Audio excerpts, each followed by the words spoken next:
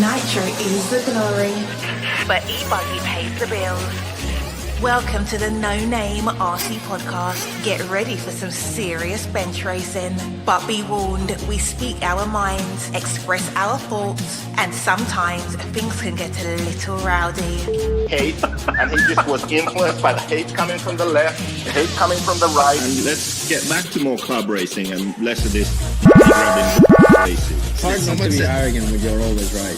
See what I mean? That's exactly why people call you arrogant, Max. You may not agree with everything we say, but it's definitely worth a listen. And our pick, can you stop whatever you're doing? Join your host, Lefty the Great, with co-hosts and guests as they get together to chat RC. Hey, after that race that I watched this morning, I have to talk about it.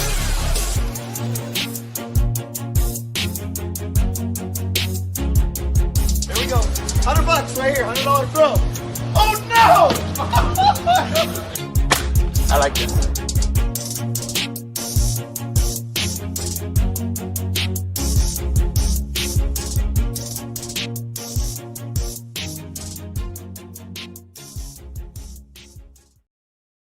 Yes, indeed. Nitro is the glory, but E-Buggy pays the bills. What's going on, everybody? Welcome back to our last show of 2025. And joining me to my virtual left is everybody's favorite Finnish driver and probably one of the most popular European drivers out right now, the Finnish Parrot, Pekko Lefty. What's up, Pekko? Well, I wish. What? I wish. No, it's good. It's good. Look, we got a super chat already. I was having a trouble with DHL. Maybe there is someone that can relate with me. That's why I ran late. Oh, I mean, it is Christmas time. You will experience problems. I was already 1 week late, so. All right. It was express. Well, you know, look at that. We got a super chat right off the bat. Thank you, Axel Owen. And congratulations, recently getting married here. Good friend. He's vacationing down in Orlando. $19.99. Super chats will get your questions answered a lot faster. Happy holidays. Merry Christmas, everybody. I hope you all had a very good Christmas. We are back for our last show of the year. And we're just going to have some RC news, talk to Pekko about his trip over his 7 weeks over in the Far East, over in China. And just probably see the year out and have a look at what he's got coming up with Silver State and all that good stuff. And have some fun with you guys. So thank you all for joining us. Before I get started, I want to say a big thank you to all of the NNRC squad around the world. I think we've been doing this for about almost, I'll be 8 years next year. Yeah, 8 years, because I started in 2018. No, 6 years. Sorry. Oh, hold on. No, 8 years next year. Yeah. So been doing this for 8 years. Thank you guys for all the support. We greatly appreciate that. Thank you to everybody on the Patreon and on the YouTube YouTube members. You guys go the extra mile. Pekko did receive his Patreon, his super chat money as well. I forgot to tell you all that he did receive that. He received pretty much all of it, to be honest. That we made over our world's coverage. So thank you everybody that pitched in and became a member. We greatly appreciate it. For the cup of a price of coffee, you can support this podcast, and it really helps us out here if you become a patron or a YouTube member. But for free, you can hit that sub, like, a notification button. We're at 8,300. I'd love to get to 9,000 subs here by March or earlier, and then we can make that chase down for 10,000. And I think then 10,000, it's all done. It's all like just getting up, and then you just, we keep on going. So hit that sub, like, notification button. Big shout out to these companies. Some of them have been supporting us for a very long time. Some are leaving. Some are leaving next year, or when we get into next year, we'll have some new sponsors coming out as well. But for now, they still are sponsoring the podcast, and we greatly appreciate their support over the last year. They are J Concepts, High Tech RC, Sidewinder, Latara Racing, Invisible Speed, ML Toys, Side Piece Racing, Dollar Hobbies, Elite RC Productions RC Project, Mayako Techno RC, Beach RC, Racecraft USA, Clinic RC, and Fly Sky. Thank you for all the support. We have links for them in the written description of this podcast. You're smiling. What's so funny, Pekko? What you looking at? Are you looking at the chat? No, it always takes longer and longer to make the intro. Hey, man. we had to say thank you to a lot of people. So It's fine. before we get into anything, I just want to say some shout outs real quick, and we have some somber news. Shout out to David Runnerfolk, and congratulations to him and his fiance on the birth of their baby boy, Colin, the little mini Viking. He told me back in Portugal he was having a baby, and I completely forgot about it. And I believe he was born on the 19th. So welcome to fatherhood, David. Hopefully you get some sleep. And life, children change things. So life is about to get a little bit different. So congratulations to him and the Runnerfolk family. And in some sad news, I did see quite a few deaths in the RC community. I didn't really know all of the people, but one hit me the other day. Well, yes, 2 days ago, I think it was Sunday, but I'm not sure actually when he passed away. Our condolences go out to the friends and family of Stephen Bess. So Stephen Bess, if you came up during the RC magazine days, you have read some of Stephen Bess's articles. I believe he at one point worked for every single RC magazine out there. I believe he was the editor for RC Car for many years. Avid RC racer. He created this whole break-in method called the Best Method, which people still use to this day, heat cycling and stuff like that. He's just been around for a long time. I used to read his articles. I had the pleasure of meeting him. I had the pleasure of interviewing him too, here on this podcast. And he would reach out to me every once in a while and be like, just keep doing what you're doing. Because, he's a media guy, and he had his stories of him fighting with the manufacturers and all this type of stuff. He survived cancer, had bone marrow transplant. We talked about that. And unfortunately, he passed away suddenly. He has a wife and a young daughter. So it's unfortunate. And this one kind of hit me hard because I kind of came up in the RC industry reading his articles, got to meet him. I got to interview him. I'm actually going to remaster that interview. Unfortunately, I didn't do it when I was doing video, so it's just audio. So I gotta just put it up. I'm gonna remaster it, put it up his interview, and it was a good chat with him. And we always said we was gonna do a part 2, but we never got around. No, unfortunately, we won't be able to do that. So my condolences to Stephen Bass, his family. It was very sad. I was actually very much on Sunday when I found that out. So unfortunate, man. Very nice guy, awesome dude, wealth of knowledge. All right. Yeah, that's unfortunate. All right, so we got Pekko here. We're going to talk to him. We got to pay some bills. A big shout out to J Concepts for all the support. And I'm going to come talk to Pekko. Actually, no, Pekko, we're going to get into should we get into RC news right off the bat? I think we should. I think so. We're going to get into some silly season, but it's just silly season stuff, but it's not much. But yeah, and the stuff you are the best at. But I'm glad you finally admit that. He goes, you know why you're always right at this? Because people tell you everything. I said, don't be mad if I get all the hot scoops. You said that you're guessing, but in reality, you're not a lot guessing. of them are guesses. You know already. One thing about a magician, it's like you're betting for something, and you already know what's going to happen. Hey, let me tell you something. One thing about a magician, he never reveals how he does his tricks. He just does them. Don't hate the game. Don't hate the player. Hate the game. All right? J Concepts, thank you for all the continued support.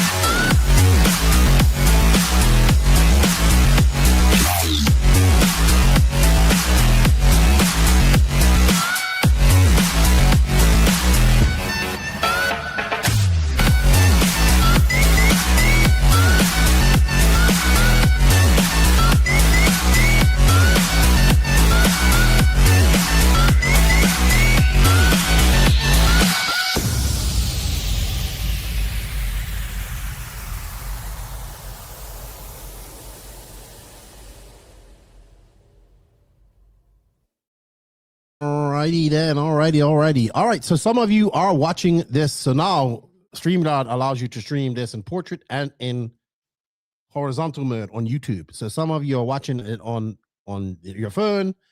It's on this side, like on portrait mode, and then you can also have it here. Well, if you go to the landscape side of things, we actually have a poll going on, and it actually says what part of a pro RC car driver's program interests you the most? And your options are chassis, tire, engine, or ESC or motor, or personality.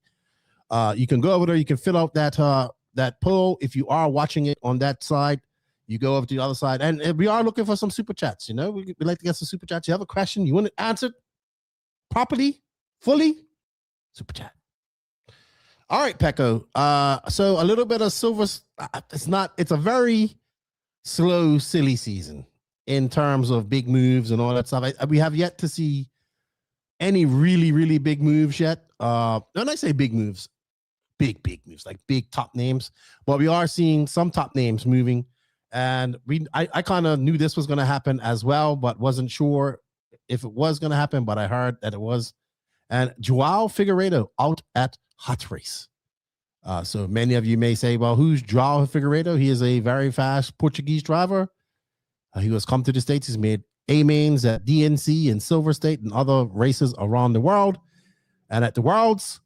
And he's been with Hot Race for a few years and very close to Nicola. And he is out at Hot Race. With him, Boots, Marco, been with Hot Race for some time, all out. And we had a podcast with Nicola. I don't know if you saw it, but he expressed his feelings on this. And, you know, and these guys are going. The rumor is that Joao is going to pro circuit. Really? So, yeah. So probably go in there to race pro circuit. I would assume that there's going to be some money involved in it because it's not like Nicola wasn't paying but helped out otherwise. Or somehow that deal. I don't know what the deal is. I haven't talked to Joao. But that's sounds like where he's going to go. Something like that. Maybe pro circuit. Maybe join like Josemi Sanchez and David Todd in that pro circuit, you know, like that Model X, you know, where they run all the kind of same stuff and all that there. So that's what I did here. And Dwayne Fetcher, I have my mop chop Pekko. Mine is coming. Oh, thank you. $1.99. I really do appreciate it. So Joao out of Hot Race. Rumor is pro circuit. We'll see how that works. If that comes to fruition. Next up is Andrea Trezevan joins Matrix. Now a lot of people may Trevisan. I knew he was gonna say it wrong, and I was like, I gotta say it right. Trevisan. Yes. Because Pekko would lose his head if I don't. So many people might not know who Andrea is, but he's a very fast racer. He drives for WIRC. He's made Euros. He's a good driver. He was your nemesis at. Yes. He was your nemesis. Was he your nemesis at the Worlds? Not at the Worlds, at the Euros in Italy. You know what I do remember from the Worlds was that he always had a flat tire. Yeah. When they were left, they always had a flat tire. Twice in a row, but they found out I think it was the wheel or something that happened to it. So he is out at he joins Matrix, which is kind of natural, I would say. Italian. A lot of Italians are joining.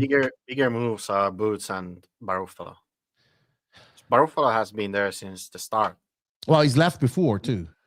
Well, yeah. And then Boots just came out of nowhere.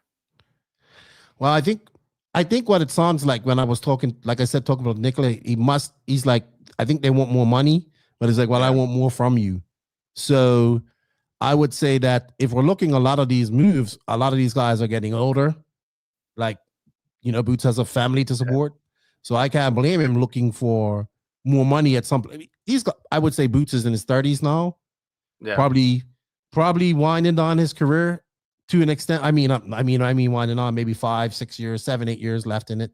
But gotta make that money while you can, right? To support his family. Did Barufalo join Jetco?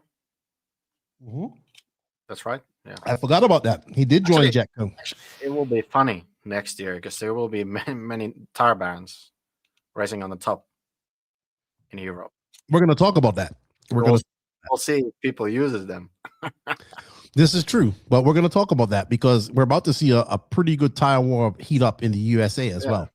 So, good point. Also, going out of who else is next? So let's get. I'm sorry, I'm just getting a little confused. I see that today's news well, yesterday's news, last week's news. I see that Mayako picked up Logan Toya, and I actually think that's a very good pickup for you guys over there in Australia. Oh, yeah, New we did. Zealand. One New Zealander. Now we have both. Yeah, Faster him and his and slower brother. one. He's a good racer. Yes. Both of them I are. agree. So I think that's a good pickup for you. Yeah. Ungaro makes a move to EM batteries, which is Eric Anderson Motorsports batteries. He's making a push in off-road as well because he's an on-road guy, but making a big push in on-road. But I think the most surprising thing which popped up today for many was this one, which was Jorn Newman after 8 years at S-Works and joining S-Works when S-Works was pretty much like at the beginning. Well, the beginning of this next phase of Probably S-Works. he was the first like proper driver. This one. Well, no, because you on this phase of S-Works, yes. He was the first proper driver. Good driver, really good driver. So after 8 years and successful, 8 great and successful years of S-Works, our time together has come to an end. But they won the GT World Championships in Nitro and Electric in 2020, followed by successfully defending the title in 2023 in Sydney in Electric. So those are some of his highlights. And he's won countless German championships, 2-wheel drive, 4-wheel drive, 1/8 scale. You can't count out Jorn Newman. Like he's got pedigree, right? He's got a lot of pedigree. So my question is, where does somebody like Jorn go? He's still good enough to make finals. He's still good enough. He's good. I think where Jorn is good at is testing stuff and developing things because he's been doing that for quite some time. And I think where does somebody like? Yes, exactly. He has a lot of knowledge. Where does somebody like Jorn Newman go? Where do you think he's off to? I would say Sparko. As they don't have that many drivers in Europe, and I think he would be good help for the guys that are driving Sparko. Well, you did see that Adrian Parente joined Sparko and won his first race ever driving the car, the last race of the Spanish National. So, I was thinking about Sparko, right? But where Jorn is also useful, I would say mostly is in 10 scale. He seems to be. Don't get me wrong, he's very good in both classes, but where he seems to really shine is in 10 scale, and 8 scale. So what does he do for 10 scale? Does he go the Schumacher route? I don't know. You should know. You're a Schumacher driver. Doing more. I don't know. It's hard to say. What else? Does Schumacher have the money to pay Jorn Newman to drive their 10 scale cars? I don't know. So I thought about that. I thought Mugen would be a good fit because they have 10 scale. Mm-hmm. And they need somebody that can go to these races with Burak and help develop their new 4-wheel drive and their 2-wheel drive car. That's a good point. But it depends what he's going to race. If he's just doing 8 scale, then probably Sparko. If not, then maybe Mugen. This is true, but he is also another driver who is on the back end of his career. So it will be very interesting to see what happens and if he can still forge a way in RC because he still has some value to give to a company, a lot of value. So it'll be interesting to see where Jorn. And I like Jorn. I don't want to see him out of RC at all. He has given a lot to RC, and I think it's time to give him back to some RC, RC give him something back as well. So we shall see. I think that's the biggest thing. What's your thoughts on that? Where else do you think he could possibly go? I think it's either one of those. I don't know. How about Schumacher, Infinity? He drove Schumacher like, when was it? Like 4 years ago? Mm-hmm. I think it was before COVID. Yeah. Then he left during COVID. I think so. Kakalapin says Burak and Jay never. Hey. Well, I don't know about that. Never is never until money's involved. Yeah, that's true. I don't think he has. Like if he wants to do both, then there's like AE and what else? It's not about. I'm pretty sure he could get a ride at any company. Oh, yeah, the point that's is, true. can he get a paid ride at any company? Yeah. So we shall. Or maybe see. Serpent. Back to Dude, Serpent. they. It's possible. I mean, 'cause they got they that signed, Spanish guy. They got the one Italian guy. guy. Yep. So maybe they are doing comeback. I don't know. And he could do on road with Serpent as well. Yeah, if he wants to. So someone says, "What about X-Ray?" I don't think that's. Well, yeah, could maybe. be, but Maybe. they already have quite big team in Europe. So Do they have I don't think they anybody would give the money that besides? Do they have anybody besides Runafalk that does 8 scale good enough and 10 scale good enough? Bayer is the reigning European champion. Maybe Jorn comes in. I don't know. Maybe. Could be. I think Serpent would be cool. Come back. So, man, I think he could. I just want to see Maybe him Hong Nor? continue. Hong Nor. Well, I mean, I have a theory about Hong Nor as well. I don't know. It's like I think someone signed with Hong Nor. Did they? Wally, Oh yeah, Wally, but I Well, think someone else also. maybe. But I think Hey, that do you know, did you hear why Wally got kicked from AE? Oh, yeah, I Did you heard. hear the story? Yes, I heard. Dagani told me. Nagani lapped him 7 times. Yeah. According to Dagani, he messaged me telling me that. Dagani is fun. He went practicing. He's getting ready for Silver State. Yeah, he was practicing and then he went racing and now He went to Thailand. the Silver State. Pool Yeah, but he went to buggies. Thailand too. Oh yeah, now he's in Thailand still. So he'll be back. Did you What see do you the guys chat think? Excuse me? Did you Yes, see the I did. post I did. from the- People that are was living crazy. there. Yeah. So people are living in the old 2010 World's 2010 World Driver's track stand. in the driver's stand. It's like Revelation. Someone Yeah. lives in the driver's stand at Revelation too. Do they? Yeah. No. Last time there Yeah. wasn't anyone. Well, when we was there was. Oh really? Yeah. Uh-oh. So Nemo could use a development driver. I don't know. We'll see. I think he can go to any of those places. Yeah. Any of those places, to be honest. So we shall see. All right. So I want to get into it. So let's get into, we're talking about tires, right? We're going to get into some news here. Do we want to go into this wild possible rumor that you've heard and I've heard at the same time? About Fendt leaving Yes. J Concepts. Yes. That would be We should. big news. We should. You know what? We're going to talk about that, but first we're going to pay some bills. Thank you to Techno for all the support. Techno RC. Techno RC is a championship-winning manufacturer of high-performance 8-scale, 10-scale, Nitro, and electric RC buggies and trucks. With a worldwide dealer network, USA and Europe-based headquarters, comprehensive warranty program, and global race support, Techno RC is excellence in RC. View the full lineup of Techno RC race-proven vehicles by visiting www.technorc.com. Thank you to Techno for all the continued support. You guys can find links for Techno in the written description. So let's look at some of these things that's been happening. So I think there is a big move going to happen. It's not going to be a big chassis move or anything like that. It's going to be a big tire move. It's going to be in the USA, I believe.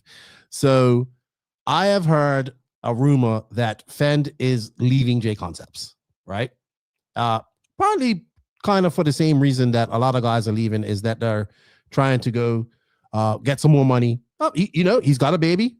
He's thinking about that. He's almost also 30 as well, probably thinking of his future. So he's trying to find something where he can make some good money and continue on with his career and make good money in the last next years. Now, I do know I was told that he was hunting for, everybody's looking, right? Come up to the end of the year, last 3 months of the year, people are starting to search, making your approach. This is just like any other sport when they start going back and forth and all this type of stuff. And there were a couple of companies after him. Now I heard he was done. I haven't found out what he was testing in Florida yet, because I heard he went down to Florida.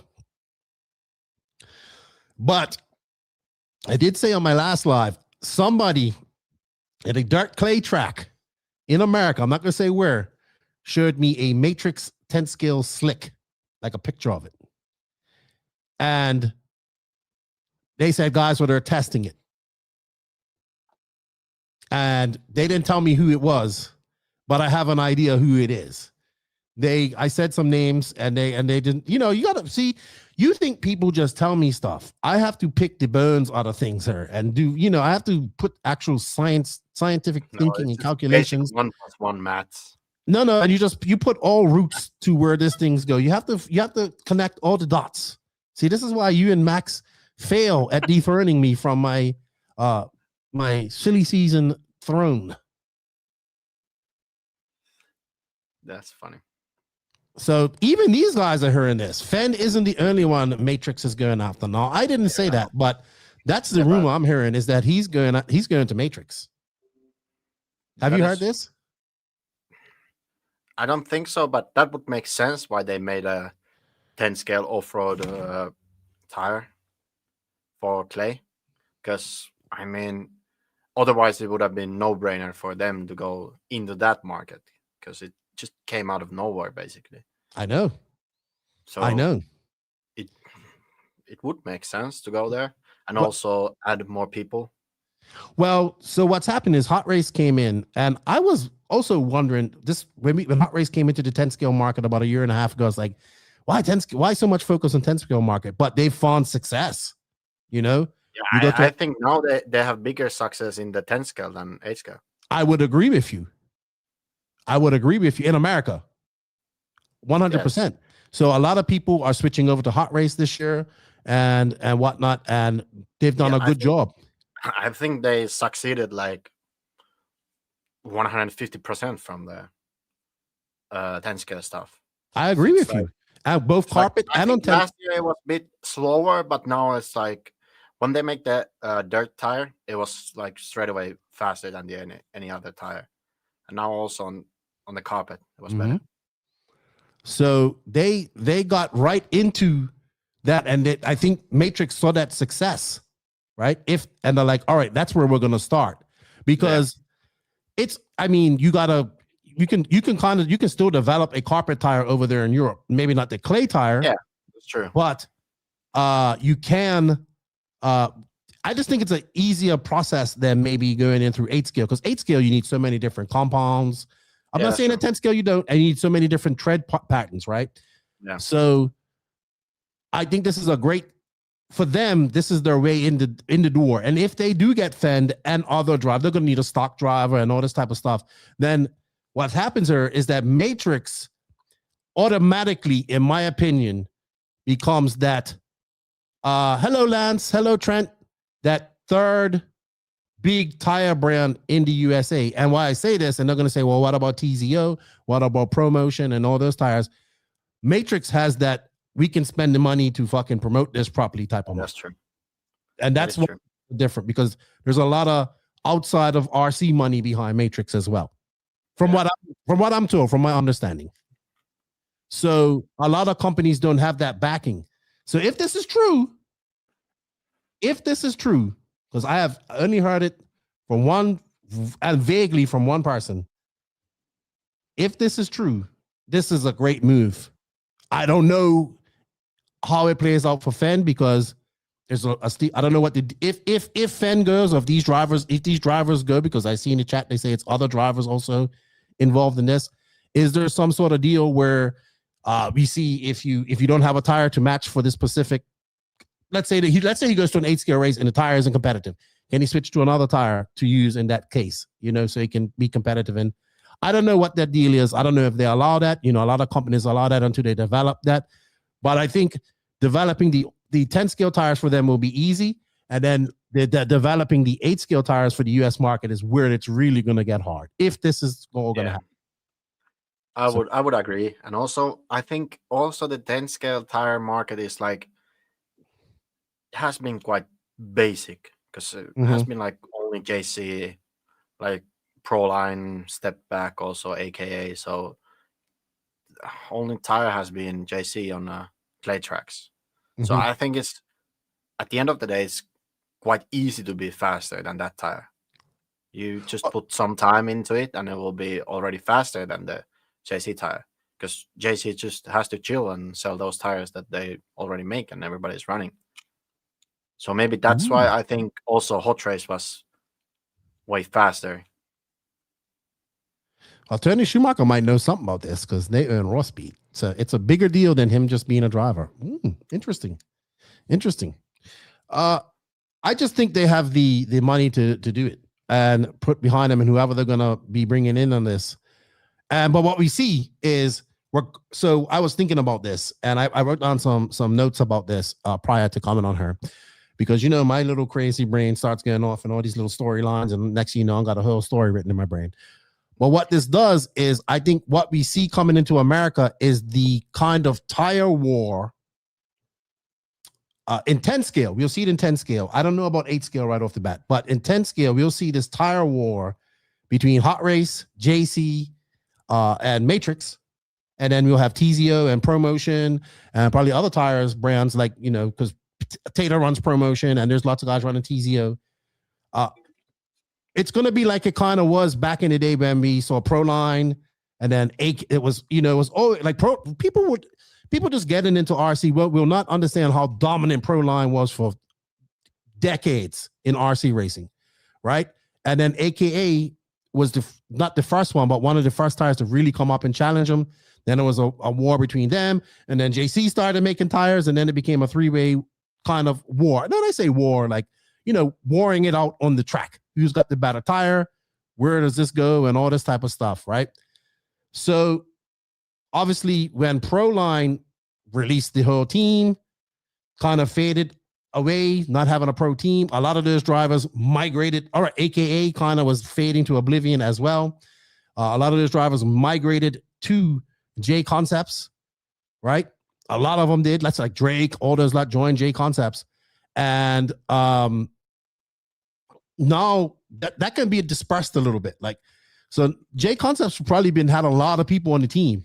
They'll probably say, now, if you're J Concepts, do you need Fend on your team to promote your product? Because you have such a stable of drivers behind him and in front of him that are out there representing and doing well with your product.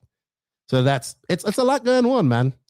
So, but I think we're setting up a stage where we're going to really see in the 10 scale world a battle between these three companies. And it's going to be good. It's good because it's more than just a chassis, right? And then I don't know what's going to happen in 8 scale. That's going to be the hard part. Maybe not outdoor racing. Like when you go over to California and all that type of stuff, where you're outdoors and those type of tracks, it kind of all equals out a little bit. But when you're indoor racing, it's not that big of a difference. So, I think, Tony, when you're dropping the news, I'm trying to figure out what Tony hasn't told me anything. You did see that AJ bought and these guys bought Raw Speed, right? Hello? Echo. What? I was reading Bauman's messages. And that's actually 100% true. This one? Matrix Yes. Hot Race is a tire producer. J Concepts Promotion are just marketing department resellers for Chinese companies. Dollar loose and import costs will kill them. 26, 27 on marketing spending. I think they will die, but the point is actually good because Matrix and Hot Race are own tire producers. They make everything in-house. And I can say that working with Chinese people is never the easiest thing to do. So you would know that firsthand. Yes, it can be a one patch that and everything is bad. So it's true. I think that will be the hardest part, and also now the problems in USA and that kind of things not going to make it any easier. Well, and then Hot Race can produce tires right there in the UK, in the USA as well. Yes, that's true. But this is why I think. Did you see that J Concept signed that deal with A-Main? Yes. So this is why I think this is the caveat that I think that's for me. I haven't really talked to anybody about it, but I was thinking about it. I'm sure they signed that exclusive dealership where A-Main has to have a deal where they can keep a certain amount of stuff. They have to keep a certain amount of stuff in stock, and they have this space on both sides because I've been to the warehouse that they have in Charlotte. They have the space on both coasts in America to cover both coasts of America, and also keep the amount of stock that they need. So with this whole tariff situation where we don't know 1 minute where a tariff might be this much money and this might be not much money, they can have it in stock. That will even that out, but still there is the problem that how they're gonna do the tires. Like, I think now when they are doing that many tires, I think it will be fine. But if they are doing smaller quantities, then it can be a problem between patches. We'll see. It's going to be interesting. It's going to be interesting. But I think that's where these Hot Race and Matrix benefits, that they have their own factory for the tires.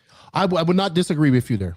I would not disagree if they can make changes on the fly like that, and they could produce like that as well.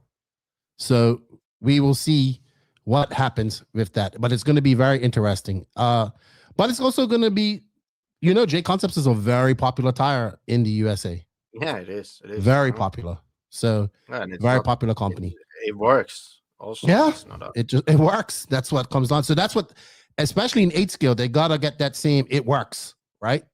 Yes. They gotta get that tire that works in every situation. Yeah, the thing is that JC is one of the safest choice in all America. I would say, if you go there, you take JC. If you are racing in Europe, you go with Hot Race. It's the easiest and safest choice for you, I would say. But if this all happens, it's going to be interesting. Yes, I think now also in Europe when there is more tire brands, I think it will be cool.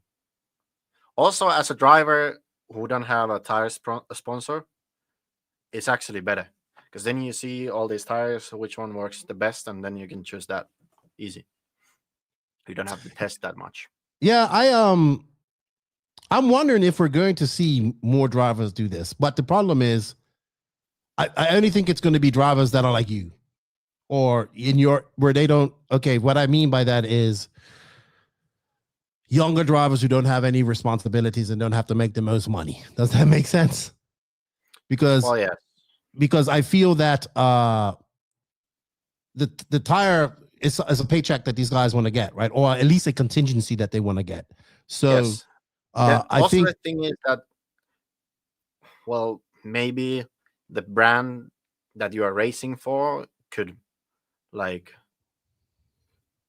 pay a bit more, that you don't have to take the tire sponsor. That's also I think for a car brand, that would be a good way to do it and better way to do it. Because then I think if there would be a car brand that, like, for example, it's not winning the races, but could win the races with some guy, okay? And then he chooses to take a tire sponsor. The tires are not really working, okay? Like anywhere, maybe somewhere, maybe his home track, it's amazing, but anywhere else, not really. And then that car brand would suffer for this. I don't know. We've seen that happen. We've seen that happen. We have seen that happen. But like, then I think it would be worth it for the car brand to pay a bit more for the driver, so he don't take the tire sponsor and make a contract like that. I think that would be for lower car brand. I think it would be better. I would agree with that. Maybe if it's like a top brand that has top driver and some other top driver and stuff like that you have more chance to win. I think then you can have them have a tire sponsor. But in the other case, I think it's better to not have a tire sponsor and just go free tire. Free ball it. But then you miss that paycheck, right? So, but that's you kind of don't miss the paycheck well if the at team this moment. pays At more. this moment, you miss it. Okay. Yes. That's what I meant to say. That's what I meant to say. But that would have to be with a lower tier team, like kind of like what Mayako kind of done. Yes. So I would agree. So, but I would agree with you there. What do you guys think? Because the chat's going crazy ever since we started talking about that. Tyrone is right. Raw Speed is also an American-made company. But you did see that AJ Schumacher bought that, right? Yeah. That's actually pretty cool. I thought that was very cool. Young guy, buying an existing company, getting into it. So I expect big things. But I was talking to him. I saw him in Arizona. And he was like, "Nah, we're so busy. Like they got to get everything set up. They got to get going. It's not easy out there." RC Life 25-8. All right. So, anything else about silly season before we move on? Do you think anything else? Have you heard anything else? Because I haven't really. Not really. I don't expect any really big moves, to be honest. Most guys in their contracts, most of them chassis contracts are pretty much solid for the next 2 years. And I think that we will definitely see some changes going into 2027. But not I think after the Worlds, it will be more stuff happening. I would agree. Thank you, Pete. We greatly appreciate it. Always dropping those super chats. We greatly appreciate it. And he never asks a question. So I can't answer him. But I do talk to him.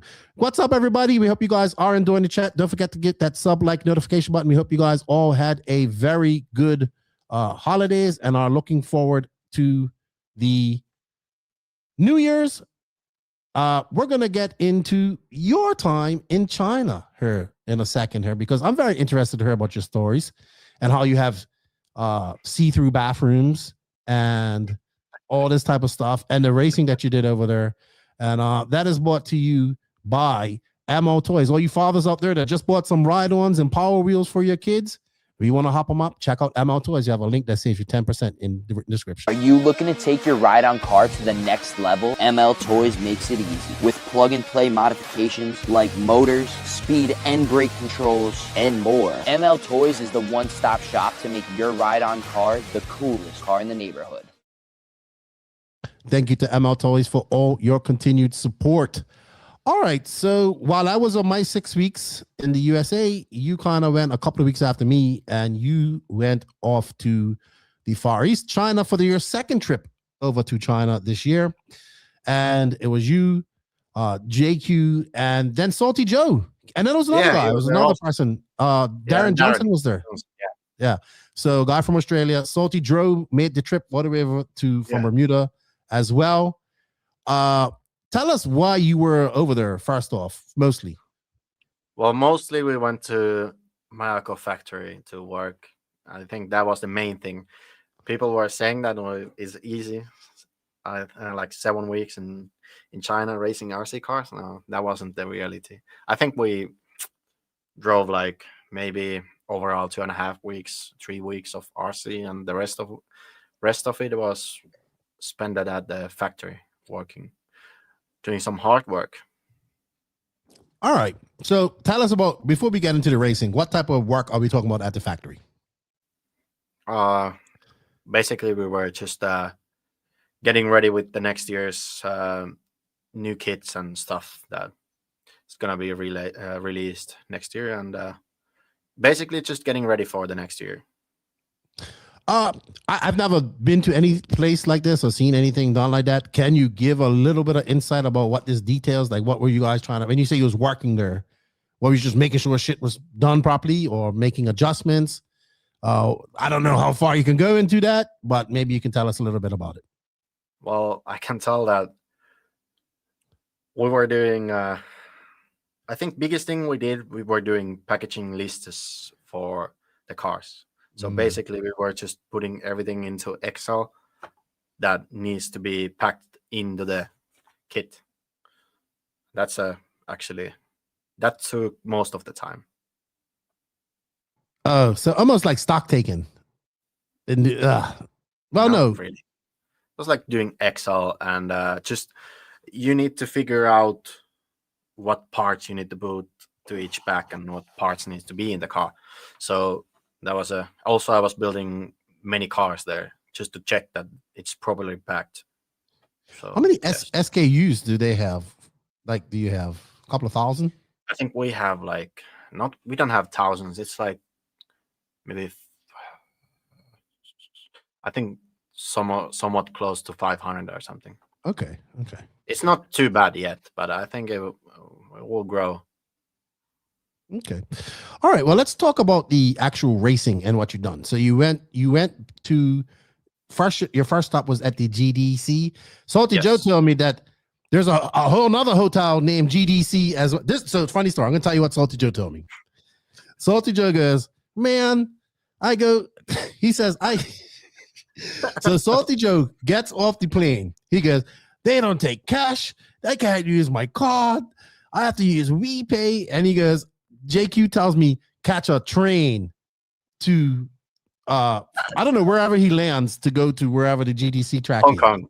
Oh, the airport to to the track.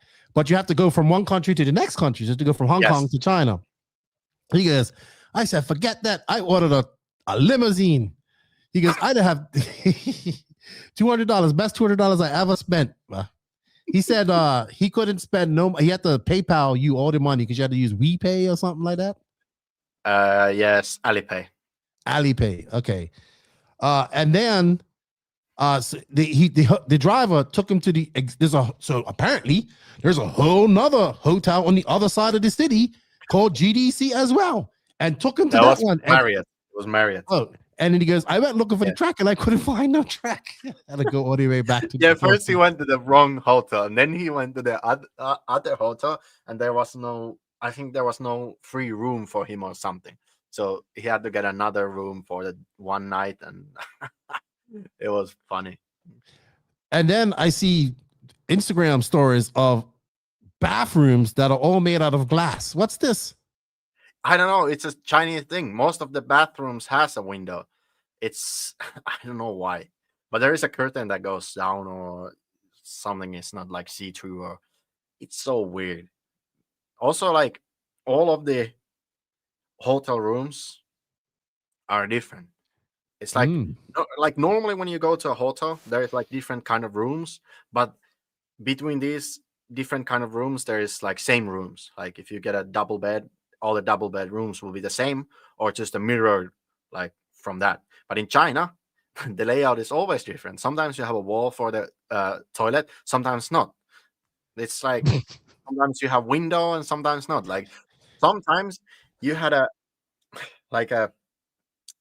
toilet there and like glass walls covering it, but nothing else. So basically you can see someone having a shit there. But not like glass that's kind of like clouded out enough and just just like see-through. It's so weird. Like I don't know. Yeah, that's kind of. We didn't have that happen with JQ. Never that there would have been toilet see-through toilet. So we never had to do that. Tyrone goes, were there squatting toilets there, like in Italy? Yes, there was a lot of monkey toilets. Like mostly in public, they were that kind. Really? Yes. So you have to cop a spot. Sometimes there's the one normal toilet, and then all the others, those squatting ones. I used one of those in Italy. I can imagine. Also, the stupid thing is that the toilet is super close to the door, so you need to squeeze through the door to fit into the toilet, and it's just so weird. Also, oh my goodness. Funny thing, we went to the zoo, see a panda. I saw a panda, and it was super nice. And in the zoo, JQ went to the toilet. He had to take a shit, and there was no paper in the toilet. Then we were with one Chinese guy, and he was like, "Oh yeah, you need to take the toilet paper from here." There was a machine that scanned your face, and when it scanned your face, you get 4 pieces of toilet paper. What? And only 4 pieces. JQ had to scan everybody had to scan their faces to get enough toilet paper for JQ. Oh my goodness. Always That JQ. was so funny. Always JQ. It's crazy. I'm hearing myself come through there. So, all right. So let's get on to the racing that you went there for. So you went there to do. I got a video of you racing on the indoor track, the dirt track. So was that the first race you went to? Tell us about that. Yes, that was the first race. There's a lot of stuff you did. I saw pictures of you doing some coyote stuff, all that. Yep. Tell us about all that cool stuff. Well, first off, we went to the GDC opening race. Nothing really special. It didn't go that well. It was like an opening race, and also the condition was really weird because it was like super loose and stuff like that. So was Ronafalk there too? Well. Yeah, Ronafalk was there also. Okay. Maybe say some of the guys who were there, please. I think Ronafalk and Bruno was there, and then the Korean kid. What is his name? Hang Yun. Yeah, Hang Yun, I think. And then I think no one else. But also the same guys went to the SIGP in Xiamen. So then after that race, we went there. I was close to making podium in E-Buggy, but I think I rolled over or something. I had a stupid mistake or something. So Ronafalk took me out in the final. Yeah, that was it.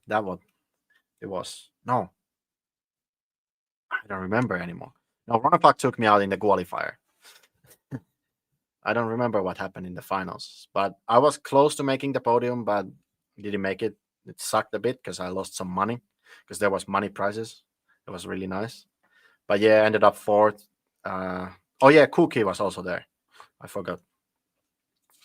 And I think Ronafalk won E-Buggy, Bruno won Nitro. No, Koki won Nitro. And the SIGP was quite hard race. It was quite bumpy and it was like medium grip. And also we were racing quite late also. So I just wanted to let the viewers know. So GDC place is this new place with where the 10 scale touring car worlds are going to be. It has an indoor track. You race there. I think that's where you race with Ronafalk and those guys. That's the place that's right next to the hotel. And then the following week or the next weekend, basically. You went down to SIGP in Xiamen. That's the track where it was 2017 Worlds, 10 scale 2017 Worlds. Yes, when Mayfield won both. Yes, and they have that race every year. JQ's been, Ryan Lutz has been, Ronafalk goes every year. Next to the Sambado factory. Yes, exactly. But two complete different tracks. It's a lot bigger. It's outdoor. It's different. Yeah, it's like I would say proper off-road. Yeah. And whereas the GDC track was more like a indoor. Did it groove up at all? Indoor. No, it was like they were watering it way too much, so it got like super loamy. And okay. I think without water, it would have been a bit better. But yeah. Okay. But the Xiamen track was a bit weird because the jumps were a bit facing the wrong way or something. I don't know. They just seem to not be able to build jumps. No. So there's something wrong with that. All right. And then it was a cool race. Okay. Who won the SIGP? Was it Koki? Koki won the Nitro, and I think it was it was actually Bruno who won E-Buggy. Yes. Something like that. Koki's good, dude. I like him. Yeah, it was really good. I like him. Ronafalk blew out. Really? Yes. I think he was leading a lot, and then he blew out. You know what happened to me? What happened to you? I think I was like fighting for podium place or something like that. Then I started to hear my rear gears cracking. So I don't know. I actually still haven't checked what happened, but they were cracking. So I was at that time I was fourth, and the guy who was behind of me, he was super far back. So I was just like driving, and suddenly I can start to hear my gears cracking in the rear. And I was like, okay, I need to take it easy, just get the money basically, because there was money prices. So how much did you win? Yeah, I won 6,000 RMB, which is like $800 or something like that. So That's it not was a bad. good money. Yes, it was a good money. So I didn't want to retire because I know the car still drove. So I just barely finished. It was actually amazing. At one point, it was funny because Salty was my mechanic. Okay. At one point, I was like, "Hey, Salty, how far back this one guy is from me?" When I was fourth, and then the other guy was fifth. He was like, "He's 2 seconds behind of me." I was like, "Dude, there is no one behind of me." It's like, "Oh, I was wrong. It's 2 minutes." What software were they using over there? Live RC? Live RC, live RC. So my question would be: Was Kuki as fast as Ronald Falcon and those guys, or did he win that by Yes, luck? yes, Okay. it was. It was. Okay. All right. I hope he comes over to America to race and Europe to race some Yeah, more. I hope so I like too. him. It was I like him. super fast. So we might have a special guest with us. He's threatened to come on. You spent 6-7 weeks with him. Yeah. All right. So I saw you doing something with Coyote. I saw you was maybe doing some sort of course or teaching people. There was a Coyote Cup, basically. I got invited. And that was also. That was where? In Shanghai. It was actually super nice. And where's that? Shanghai. It's like more north. Okay, and that's a different track and all that type of stuff. Yeah, it was different. It was like AstroTurf 10 scale track. Okay. I don't remember the name of the track. But you did a no. Is that where they're based? It was DRS racing track or something like that. Okay. Yeah. Is that where Coyote is based, their factory and all that stuff? No, the factory is based in Shenzhen, but that was the track owner is something related to Coyote. I don't know, but he kept the race and it was like all the Coyote people were there. Because Hara was there. Yeah, Hara was there, and Mark Reinhardt was there, and then Oscar also. It was really nice. It was really nice time. So we were racing. We were racing stadium track with Mark, and I beat him fair and square. Did a backflip every lap. Amazing. There you go. Did you do a clinic for the people there? There was we were teaching these people, and there was actually, I think, like maybe 100 entries or something. There was a good amount of people also. Do you enjoy doing the clinics and teaching people how to drive and all that stuff? Actually, I like to test people's cars. I don't know why, but I like to drive different people cars, and also different cars it's quite funny to just test and try to help people. Now, do you find like what we used to find a lot in the clinics was basically the people don't have the basics done? Do you find that? Did you find that a lot as well? Yes, that's a normal thing. They usually just start with the basics and then deep dive more after the basics are done. Okay. And while you was over there, Oshin was over there from Red RC, right? This whole time? Yeah, for the touring car race. Okay. And also SIGP. Okay, yes. Yeah, he covered both. Yeah. So I wanted to, I don't want to, before we get into the touring car side, I wanted to talk a little bit more about Coyote. Did you get to go down to their factory? I heard, is it, it seems like looking at all the Coyote paraphernalia and all that type of stuff over there, it seems like they have a big back end behind them there. Yeah, I didn't have time to go to the factory, but we went to the office in Shenzhen. It was really nice to meet all the people behind Coyote, and it was really nice. Okay, cool. Okay, so then you participated in the official World's Touring Car warm-up race, right? Yes, I did. And let's talk about that. Now, this had pretty much, it had almost everybody there. Yeah, almost everybody. Only Mark and Volker was missing. They came after the race for practice. And then Ronafalk and Hagberg wasn't there. But basically everyone else was there. So Did you get a up close and personal look at the new Infinity 10 scale touring car? No, not really, but it's the same that they have been racing Okay. already. So that all right. But they have probably just made changes to it, and I thought they were building a whole new car. No, it was the same. Okay. All right. At least So, what I saw. how did the warm up go? And this is at GDC.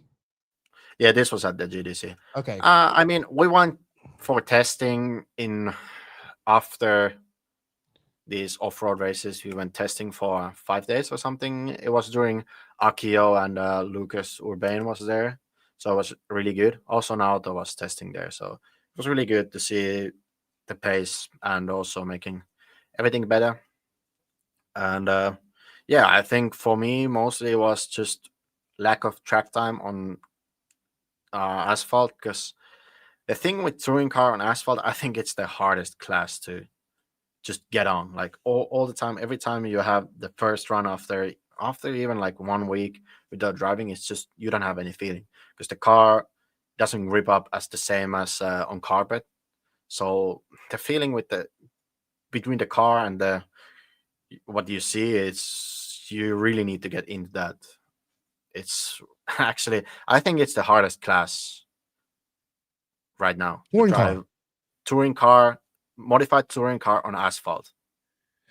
Is it just because there's no traction, or because there is traction, but the feeling is super weird because there can be high traction, but you can still spin out in the corner if you do something stupid. It's so weird. It's also the size of the track, I think, is something to do with that, but still, it's so, I don't know how to say it. It feels like you don't have any feeling for the car, but then you build up the feeling when you drive more during the day. It's so weird to say because it feels like the car is floating on the track, but it still has the grip. It's like if the car is even a bit hard to drive, then it's super hard to get that feeling for the car. So yeah, after that, I think when I got enough track time and also made the car even better, the race went actually really, really well because I haven't never done any A main on asphalt ever before, only on carpet, and mainly in ETS. No, always in ETS. I haven't run anything else. So yeah, I was actually quite big making the A main and actually at the end finishing 5th after a really long last day because we were racing, like the last run was like before 11 or something p.m. So we ran all the finals under the lights. And that was really, really funny because I don't know, they were delaying the race, and because there was raining also, that was also a bit unfortunate. So we only had I think 3 rounds of qualifiers, and then 3 rounds of finals. So it was a bit unfortunate, but it was actually super cool to race with these people and also beat some legends, and it was really nice. Good. Sounds like a great experience for you, dude. Yeah, and it was. And also, I think it proved that also JQ can set up a touring car. It was a big help. I want to ask a question about touring car and JQ, but remind me of that before when we finish. He might actually come on her. He's threatening to come, so we'll see. And I'll ask him myself. Clubhouse, if you are on the cell phone mode, if you go over, if you can change it to landscape mode as well. I know it freaks me out too. Dude, it's crazy. Like it seems like, okay, before we go on any further with the rest of your trip, well, I'll ask this question afterwards. Remind me to ask you about what you think about Asian RC and all that stuff. So after the touring car world's warm up, which I guess lasts a week, what was on the agenda for you after that? I was testing the Monday after, and then we went back to the factory to finish some things, try to finish everything, and then we just took the train to home.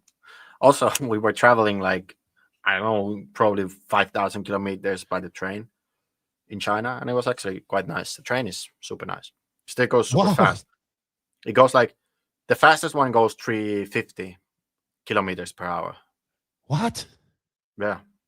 You was on one of those? Yeah. Also, How long Salty did the was train there. trip? How long did it take?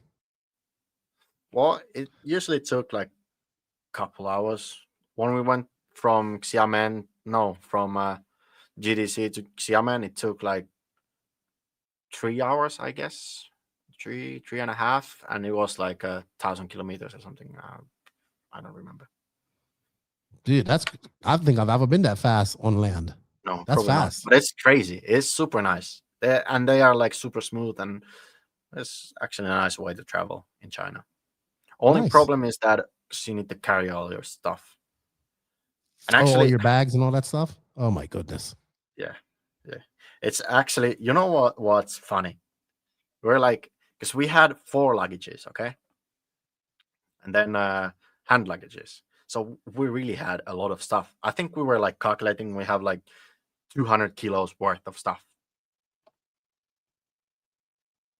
It's crazy. And then we were carrying those all those packages to like, I think we used 3 trains to get to the airport the last day. And that was thank God we can take Should a have got the shower limousine. Yes, we should have had, but it was too far away, so we couldn't have. That was a problem. But yeah, it's something different when we have so much stuff. And the funniest thing was that, first of all, when we arrived to the airport, we need to get through the bag drop because we only allowed to have one 32 kilo bag, and all the others has to be 23. Mm-hmm. And then I think average, all the bags were like 28 kilos, all 4. Then we were like, we didn't have a scale, so we checked. We go, the first bag JQ puts, it was the heaviest. We knew it was the heaviest. It was 34 kilos. And the lady goes like, the limit is 32, so it cannot go over that. So you need to move stuff from that bag. Then she was like, okay, this one is now okay. And then we start to put the others. It was like 28, 26, another 28. And then she didn't say anything. We didn't have to pay for any extra. So we were super happy. And it's probably something to do because we are flying so much that we got the best card for Finnair. So they are treating us a bit different. Like, special people. Oh, no. So I can't say that I've been through these same problems with JQ. So we didn't have to pay anything for that. So we were super happy.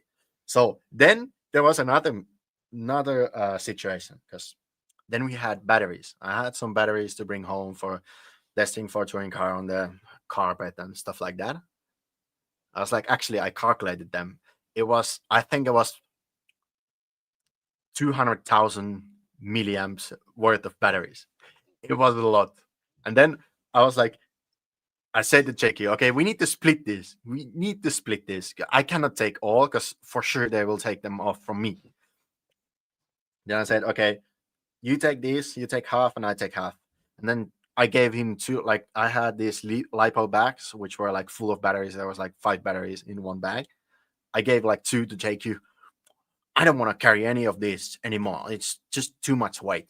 So then I ended up taking like 5 of those bags to me, and he only had 2. And then I went to the security check, and then the guy was asking like, "What is in here? Is it like what is it? Power bank?"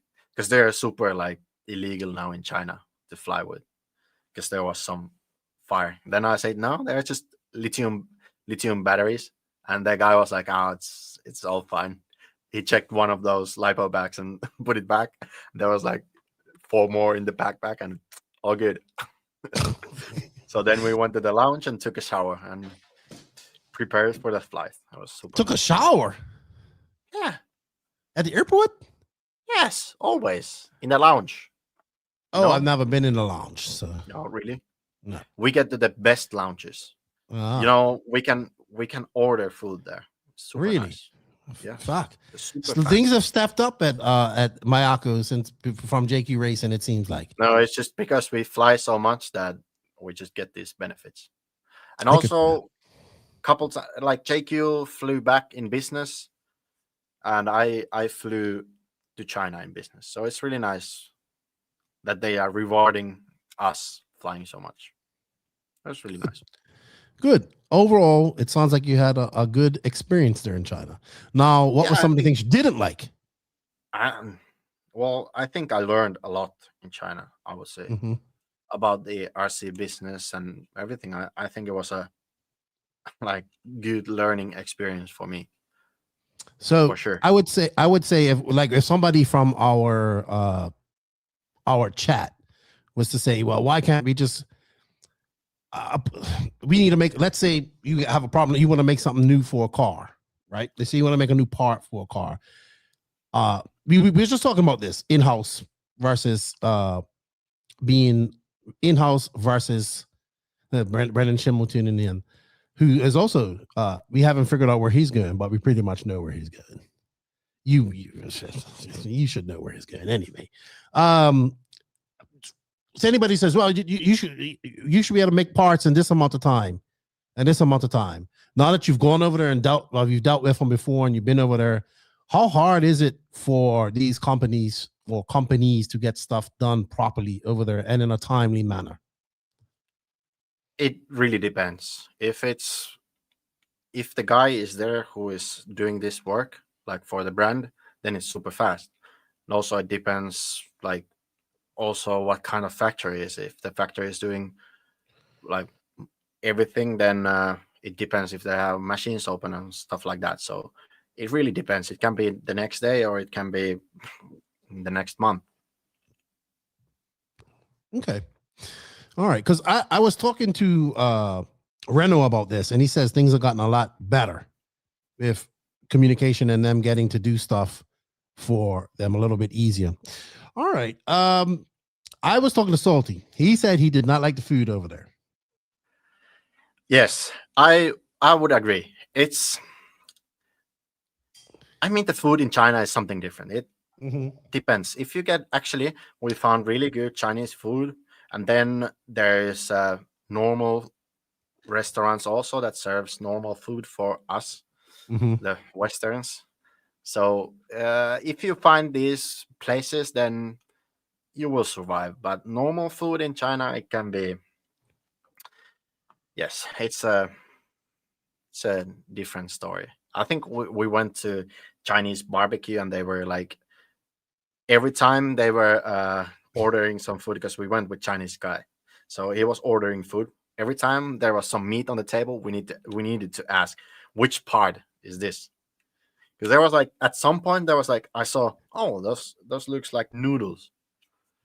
And the guy was like, thank God I asked, because he said it was a cow's throat. Ah. And I was like, yeah, not gonna try that. Like, and then they eat some like chicken legs and I don't know, all the parts of. No reindeer balls though. Nothing like that No. for you over there. No. Okay. It's like everything from inside of a cow they eat, and then no waste. I don't know. And I was like wondering all the time where the chicken breast goes. Like, they serve everything else except that. Really? No chicken breast? No. And what's this? No cash? Yeah, I mean, cash works mostly, but no cards. Because I think it's something to do that China is just trying to control people to pay with the phone and stuff like that. So it's super hard to get a card, like foreigner card, to work to over China, there. so people cannot like avoid taxes or something like that. Probably, I would say it's related to that. All right. How about, like, did you make any friends over there? I don't know. Like, yeah. Did you learn any Mandarin? I guess that's what they speak over there. Chinese. I only know ni hao and shishi is thank you, and I know one bad word. It's just, oh really? Yeah. Can we say it? I can say it. It's Zhao Ni Man. Zhao Ni Man? What does it mean? I don't think I can say it here. Okay. We But can't it say means it. it means Can you- bad. Okay. If you Cool. say actually they take that super like for real. It's Offensive? like yeah, because normally in English you can joke about it. Like you can Mhm. just joke, like say bad words and stuff like that. If you say that around Chinese people, they're gonna like no, no, no, no, no. Like only people that who speaks English they can take that as a joke. It's funny. Interesting. Interesting. Uh, come. I'm just. Anyway, what about when's the TITC race then? Next year, TNTC will be February next year. and that's in Start of Thailand, it. though, right? Yeah, middle of February. And will you be going to that? Yes. Okay, so all right, we'll get into what you're going to be doing here in a second. I wanted to, if any of our listeners are possibly thinking of going to China, or maybe somebody's going to the Onward Worlds, which is going to be happening there. We'll talk about that in a second too. What would be your advice for anybody traveling over there? Okay. I have actually this is good because these are good advices. First, the first thing you need to pay with somehow.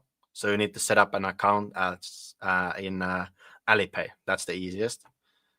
That's the first thing you need to do. And then I think you should also download WeChat because then you can chat with these Chinese people because everything else, all WhatsApp, stuff like that is banned in China. And then also traveling with train is super easy because most of the things are said as numbers and letters, so they are like normal letters. So you can get around with the trains, but also you can take the car from like if you land in Hong Kong and then take a car or train to GDC. It should be fine.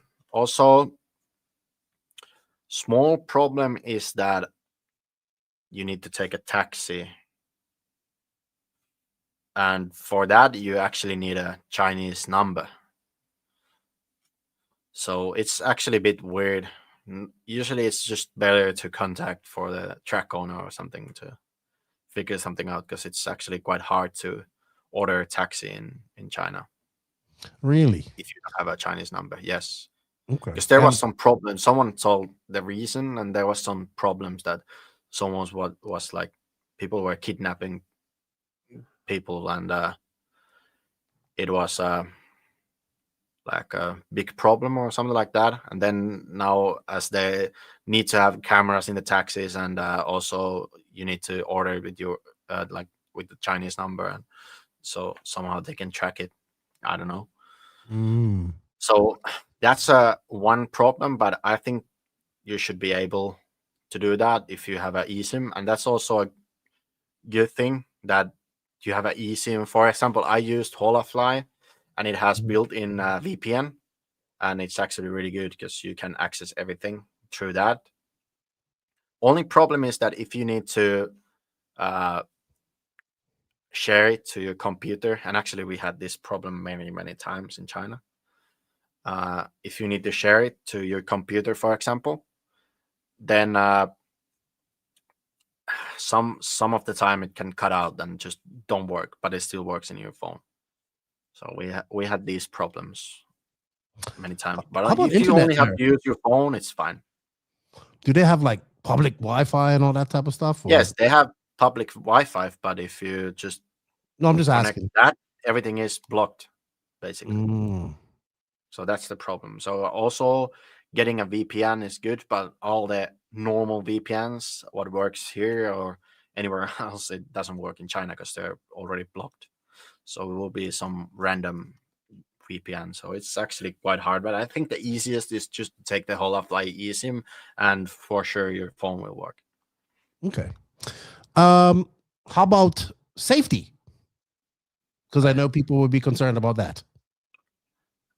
I was like super safe, and I never felt like scared or anything. It was like actually I felt it was safer than Finland, and Finland is already like super safe, but like China, you can just leave stuff outside, it's fine. Yeah, I ask this because I remember Roar made an announcement about drivers going over there for next year a couple of weeks ago. And I was reading comments. Oh, China's so unsafe and this, but people propaganda and what they see on television, Yeah, what they're yeah, told, I can imagine. compared to what's really going on over there. I'm sure, and anywhere in the world can be just as safe and just as dangerous Yeah, as that's anywhere true. else. But So, I think like China was like super safe because basically the people doesn't have anything to rob because basically everything is in your phone. So they don't not gonna rob your like only thing that they could rob is cash basically that they don't get like tracked after because there is cameras everywhere in China. really, Like, yes, everywhere and a lot of it's a whole nother level. It's like if someone steals someone's car, it will be tracked down in 30 minutes or something. really, It's- yes, because they have cameras of like on the there's actually cameras on the roads that are taking pictures all the time. Hmm. It's crazy. It's like Yeah. speed cameras, but they're taking pictures all the time. So there's these super bright flashing lights, like almost Interesting. every kilometer or something. It's crazy. All right, cool. And then after that, back home and Christmas time, few days off. Talk to me today, and then you are headed. When do you leave for Silver State? I will be leaving at, I think it's the 6th. Yeah, 6th of next. Yeah, next year. Okay, Next so month. not too much time. No, You will leave. I think I will go straight to the race, and then I will spend 1 week after the race in You'll be US. leaving next week Tuesday. Yeah, basically. And then yeah, Go ahead. I will be testing for Silver State. No, not Silver State, DNC. Basically, after. Was you going to California? Yeah, I will be staying at Degani's house. for 1 JQ week. as well. I think JK is not coming. You have a lot of fun with Degani. Yeah, You have a lot of actually, fun. it's the race is during my birthday, Yes. How old do you go? 23. Oh, so you're well legal to enjoy yourself in America. Well legal. All right. So you go. So you're going to be in the States for 2 weeks then, roughly. Yeah, one and a half, something like that. Yeah. All right. Interesting. And then back to Finland, and then Back to Finland, then some testing in Sweden, and then ETS in Dawn, and then straight after that, we go to Thailand. And you're going to be in Thailand for I think over 2 weeks. right, because that's a long race, and people go down there for. Yeah, I mean the race is time. not that long, but the testing you can go already test like quite early. That's a race I'd like to go to. It's nice 2 weeks. race. It's really nice. Also, the place is super nice. It's Yeah, I want to go to Thailand. It's really nice. Cool, man. So my question would be to you. I have a couple of questions. So after you've now just basically kind of been to you spent a lot of time over in Asia this year. You've been to Australia. You went to New Zealand. Did you go to New Zealand?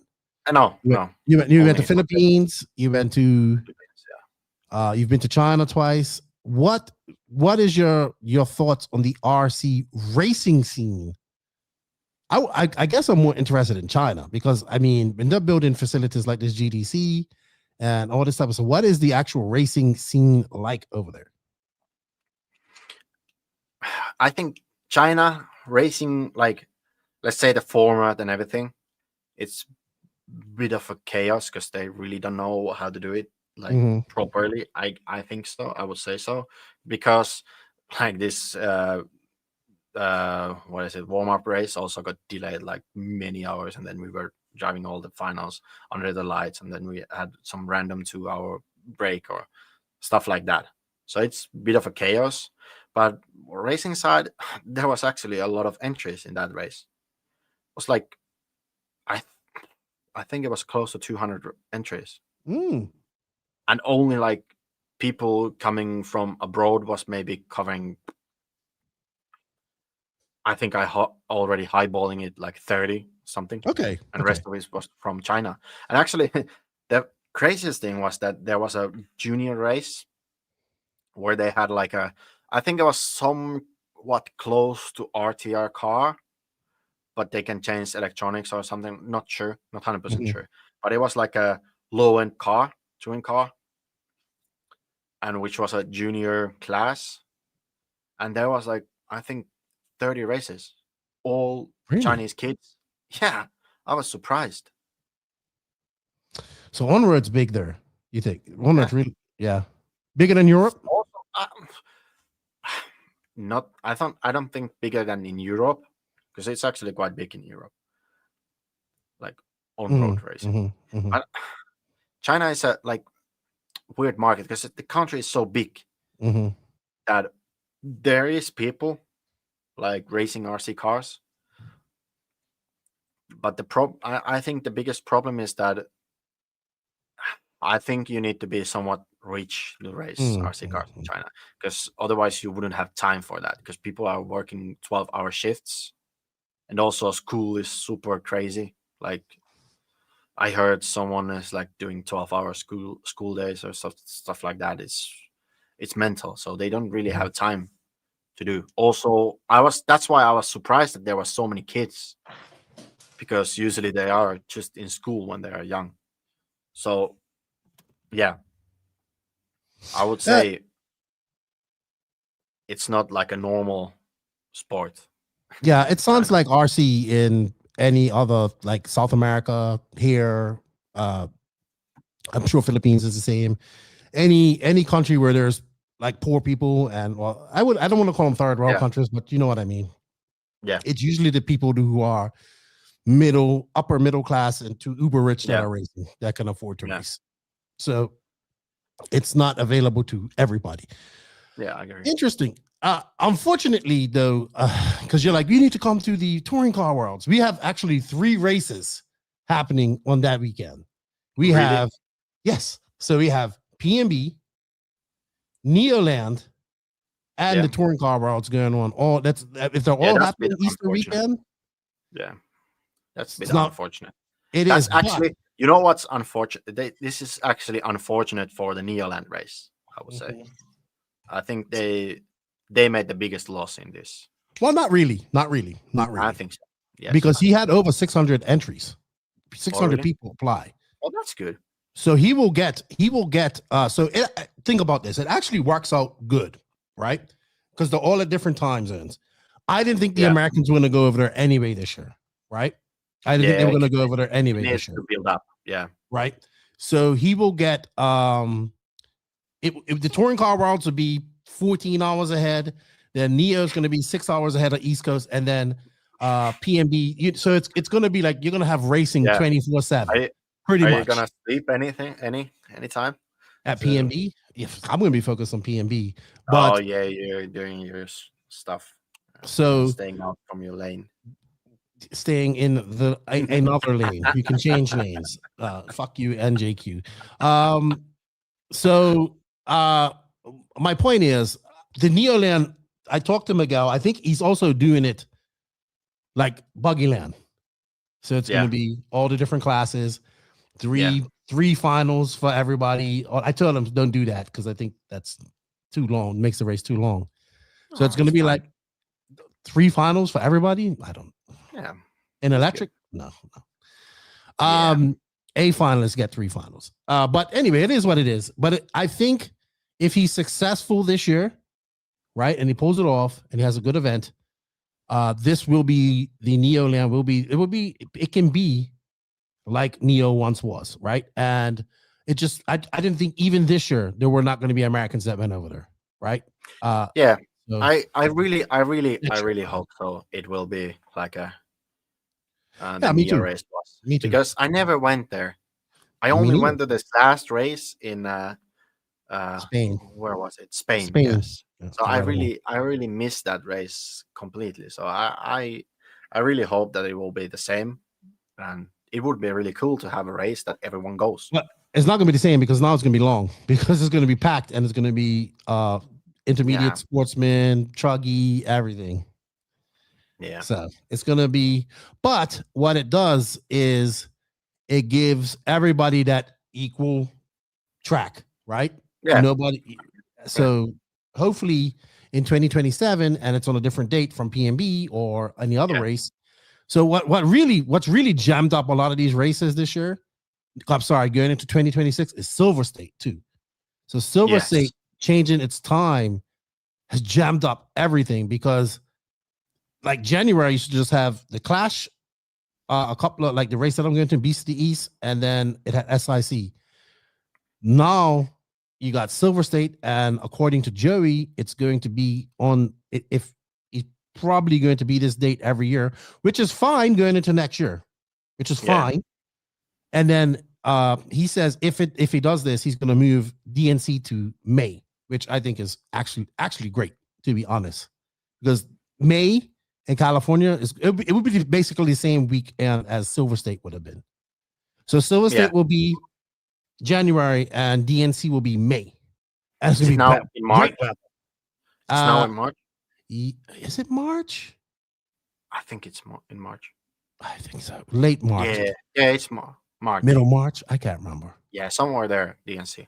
But yeah, I think it's good to have a bit better weather for that race. Yeah. Are you coming over for any testing at Thornhill? Like for anything? I don't. Have they announced any? Well, I think the Lone Star track race that Joey does is going to be a warm-up race or unofficial warm-up race. Well, maybe. I think we need to come there. I mean, the world's ain't that far away, dude. Once January comes, we're only talking about 8, 9 months, 10 months. Yeah, it's not that far away. But like the thing is that there is no announcement of it, so you don't really know. Where's Ethan Lefty? I think just made some noise. That's the plan, to do at least one race there and testing before. All right. Well, JQ's threatening to come in here. He's setting up. Anything else did you want to add about China before we move on going forward? We're probably going to do a Q&A here now. China? Maybe JQ has something to say about China. Well, we can't wait for JQ. He'll come in when he comes in here. Yeah. So, and disrupt us. I don't know. Nothing really. Oh, yes, I have actually. Okay. Some shocks. First of all, Chinese people, super loud. And they're playing their like music or whatever they are watching from their phones. 100% maximum volume, okay? There can be a kid next to you just scrolling. I don't know, it's some Chinese thing. It's not maybe TikTok. Just scrolling it through.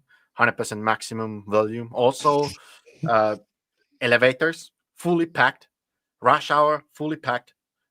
It's already completely full. 2 people goes out. 4 people comes in. How did they fit? I don't know. And also people talking in their phones in the elevator, just scrolling this stuff and shouting in Chinese. Man, it's mental. Sounds like Dominicans to me. Sounds like Dominican Republic. They are super, super loud, but it's normal for them. And also smoking everywhere. They can smoke inside. It's actually really bad. Yeah. You didn't grow up in those times, man. You didn't grow up in times when smoking was allowed in bars, and I did. No. So, but yeah, that was like they even smoked inside the hotel, like in the lobby or something. There was like ashtrays next to the lift, and it's something else. We just talked about that EKJ, Corey. We just talked about the RC scene in China. So if you missed it, you'd have to go back and check it out. All right. Well, we're going 95 minutes. I'm not planning on being on here more than an hour. Let's take some Q&A. I'm sorry, more than 2 hours. Sorry. Let's take some Q&A. That is brought to you by Beach RC. We have an affiliate link in this written description. We get a little slice of that. Thank you to Beach RC for all the support. BeachRC.com, the racer's one-stop online hobby shop. Choose from all the popular brands and variety in stock with super fast shipping and great customer service. BeachRC.com still has the local hobby shop feel with all the benefits of the internet. BeachRC.com is the exclusive distributor for Ultimate Racing, S-Works, Pro Circuit Racing tires, Nitro Lux fuels, and Assault RC performance products. So fill up your cart and check out at BeachRC.com today. Thank you to Beach RC for all the continued support. All right, everybody. So JQ is threatening to come in here. He says he's setting up. Who Lord knows how long that's going to take for JQ to do that. Pekko will know better than me. If you guys have any questions, now's the time to ask. If you want to super chat a question, you'll get some extra attention. Going on for that. And yeah, go away. We already answered this, Corey Jordan, so we are not going to answer that again. X-Tech says, went to Helsinki during the summer, and I can say, like Pekko, it felt super safe, and everybody is nice and polite. Had to say thanks in Finnish a lot of times. Nice. So let's see. We did have questions back here. I don't know if I'm going to go back and find them. We do have the first big. What happened? What was your also what JQ did a lot in China while driving touring car? He was trashing cars a lot. Well, I actually want to ask him about his post. Yeah. You should ask. Yeah, when he comes here, you should ask. I want to ask him and the race. I'm just going to be quiet. Okay, let's put it that way. Excuse me? What did you say? He went through a couple bodies. Thank you, Pete. I let JQ and complain about something. Oh, I'm waiting for him. I'm waiting for him to come in here. He's got everything. He's just got to come in. He will complain. He's not truly happy unless he's complaining. Yeah, for sure. Yeah. Ready to complain. He had his girlfriend out there. So it was like he was the third wheel for a little while. Yeah, for some time. Yeah, I know how that feels. I was the virtual third wheel that time when we drove across America, and he was dating the Filipino girl, and he talked to her 24/7 the entire trip across America, video chat, So, Jesus. I know that. Yes. Idlewide RC Racing, Techno or AE or some major brand needs to come out with an affordable RT option for new drivers. Thoughts? Do you mean ready to race or ready to run? I would say they need to bring out a quality ready to run. AE is already doing some RTRs. Yeah, I'm pretty sure. Or some like kits, but not electron. I don't know. They have these cheaper models. I don't know. Thank you, Pete. I think they do, but I would say I think there is actually in this business, RTR business, there is a lot of money involved. So maybe like doing something like an 8-scale bucket ready to run would be really clever. Like I think TLR had. They do. And they still do. 8-scale ready to run. I see them through Arma or something. They have two. But something like that would be really nice, actually. They have two good ones. They have the TLR tuned Typhon from Arma, and then I've seen a lot of them at races, and then they have this low C one. But I really think the Typhon is impressive because I've seen quite a few at races for beginner guys. I think it's a perfect car. Yeah. And it would be really nice because it's similar to the cars that we are racing. And there are many ready to runs out there. Kyosho makes some. I know S-Works has a really good one as well. But there could be some shitbox fucking RTRs out there too. Yeah, right. True. So we need a quality one. David Basement Bauman. It will be 5 hours when JQ joined, and Pekko still owe us a dance since 10 scale world. That's right. You do owe him a dance, Pekko. I don't think so. They paid for the dance. I don't think so. I don't remember anything like that. Bring back 4x4 short course in 8 scale. That's what I want. You know what we call them in Finland? What? They are mailboxes. Short course is fun. Yeah, it's fun, but they are called mailboxes. Short course is very fun. Thank you all for the super chats. We greatly appreciate it. We got 1, 2, 3, 4, 5. We are 5 away from our goal of 10. Actually, about short course, it was actually really, really fun to drive this truck, 10 scale truck. Was it a I don't two-wheel drive remember. truck? Yeah, it was two-woody. I don't remember the last time I had that much fun driving. What type of truck was it? It was AE truck. Like a red. I didn't have any of my stuff, so I just got a truck from someone, and it was actually really, really fun to race with people and doing these backflips, and I really enjoyed it. It was really, really nice. I don't like these kind of races that you just have fun. It's like it's something different because like normally you go to race, you need to perform and stuff like that. These things that you go just for fun, it feels like when you started it was really nice. I agree with you. Where the results don't matter. You're just having fun. Yeah, I know. Corey asks, with all the traveling to different countries, have you seen any innovative RC racing products that the US does not have? I'm gonna ask you about something after you answer this as well. Yes, there was a lot of tools and stuff in China that's actually funny because there was a lot of new things in China that they made, but they haven't been out from China.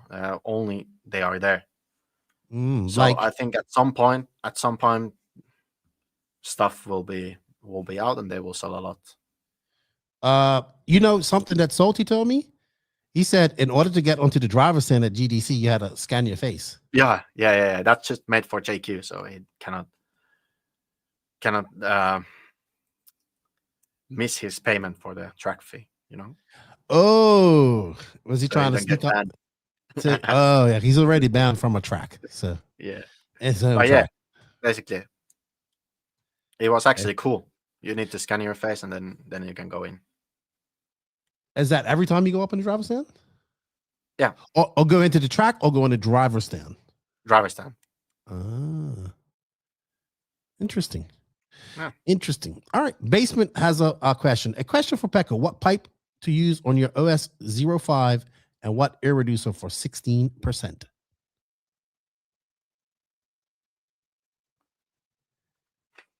I think it was. Is it TB02? I use that. And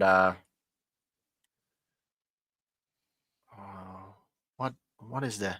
I think 7.5.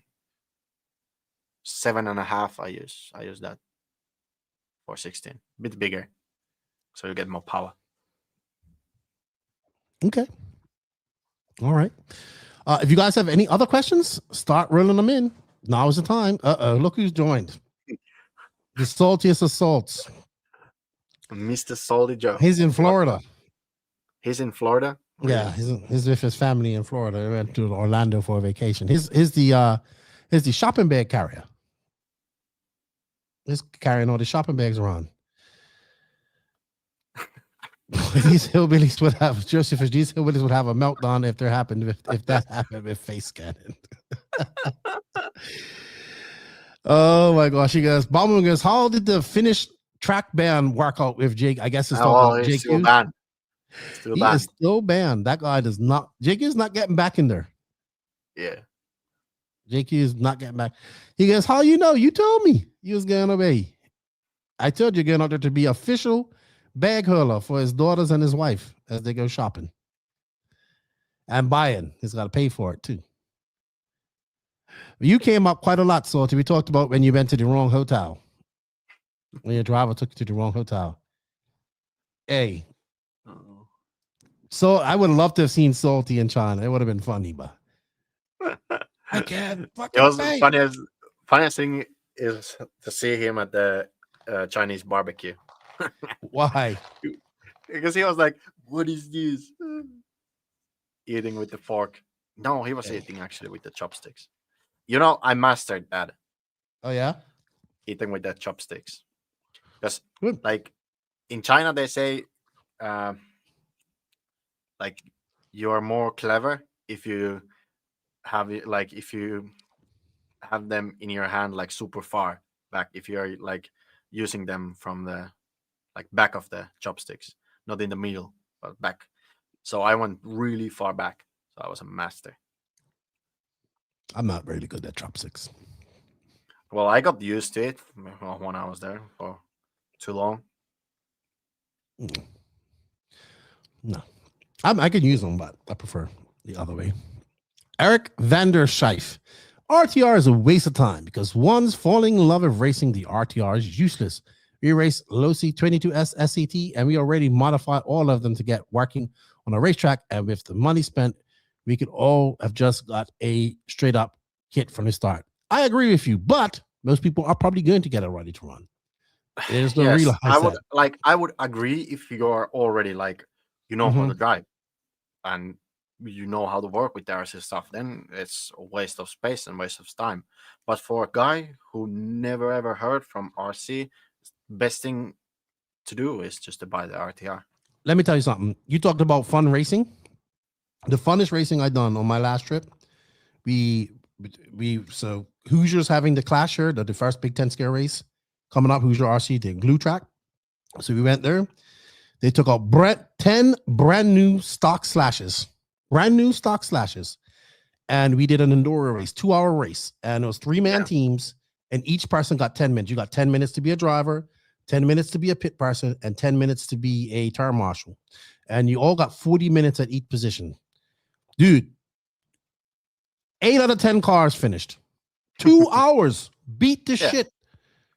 And let me tell you, I had so much fucking fun. It was like 2 hours of just fun, run out there, turn marshal, pit, up the stand, drive, just having fun. And people trash these cars, and they all, the only two that didn't make it, they broke servos. Perfect for people getting into Spec Slash is the best class for people to get into. I think Arma has this short course track, and the hobby shop that we have, they are renting those cars for people who want to try, because the hobby shop has a track also. So they are renting these cars, and they really get beaten up like completely, and they are still running. It's like they have been there for 3 years and still running. Exactly. And what these cars become, they become rental cars afterwards. Yeah. Completely stock cars. We had so much fun. You're able to bump them off people, bump them off the walls, man. That's what RC is missing. More fun races. I would agree with you. Even though I love the serious side of it. Yes. I can't tell you how much fun I had. Me too. But I don't even do when you're doing it for serious, it's like you don't get the same fun out of it as you used to when you do it as a hobby or just for fun. I would agree with you. I do. I have a lot of fun because I really get to race. So when I do, I enjoy every time that I do it. Yeah. So I definitely enjoy it. Always like that. If you do something for serious, it's not as fun as you do for just for hobby or for fun. I would agree with you. Possibly your future teammate, 3-time Hoosier Slash champion. He should be debuting his new chassis there at that race. When's the announcement coming out? I would say that the chassis brand that you're going through and your last name had the first 3 letters. Oh, here's my butt. So this dude, you got to meet this dude. You have got to meet this guy. Justin Turner. I met him at Shaw's. He goes, good to see Pekko had an authentic experience. He would have had a better food experience with a foreigner that was familiar with China. Why? Because he's lived in China. Yes, and I met him. Also, if there is a people like if you go with people who live there, it's just completely you would never ever order these things what they are ordering. Like one guy, we went to Hotpot. You know Hotpot. I think you should know. We went those places, and then one guy ordered like a meat platter that had like just I think it was a couple slices of normal what meat you would think is meat. Okay, then everything else was like stomach. And other part of the stomach, and then some just pure fat from the stomach.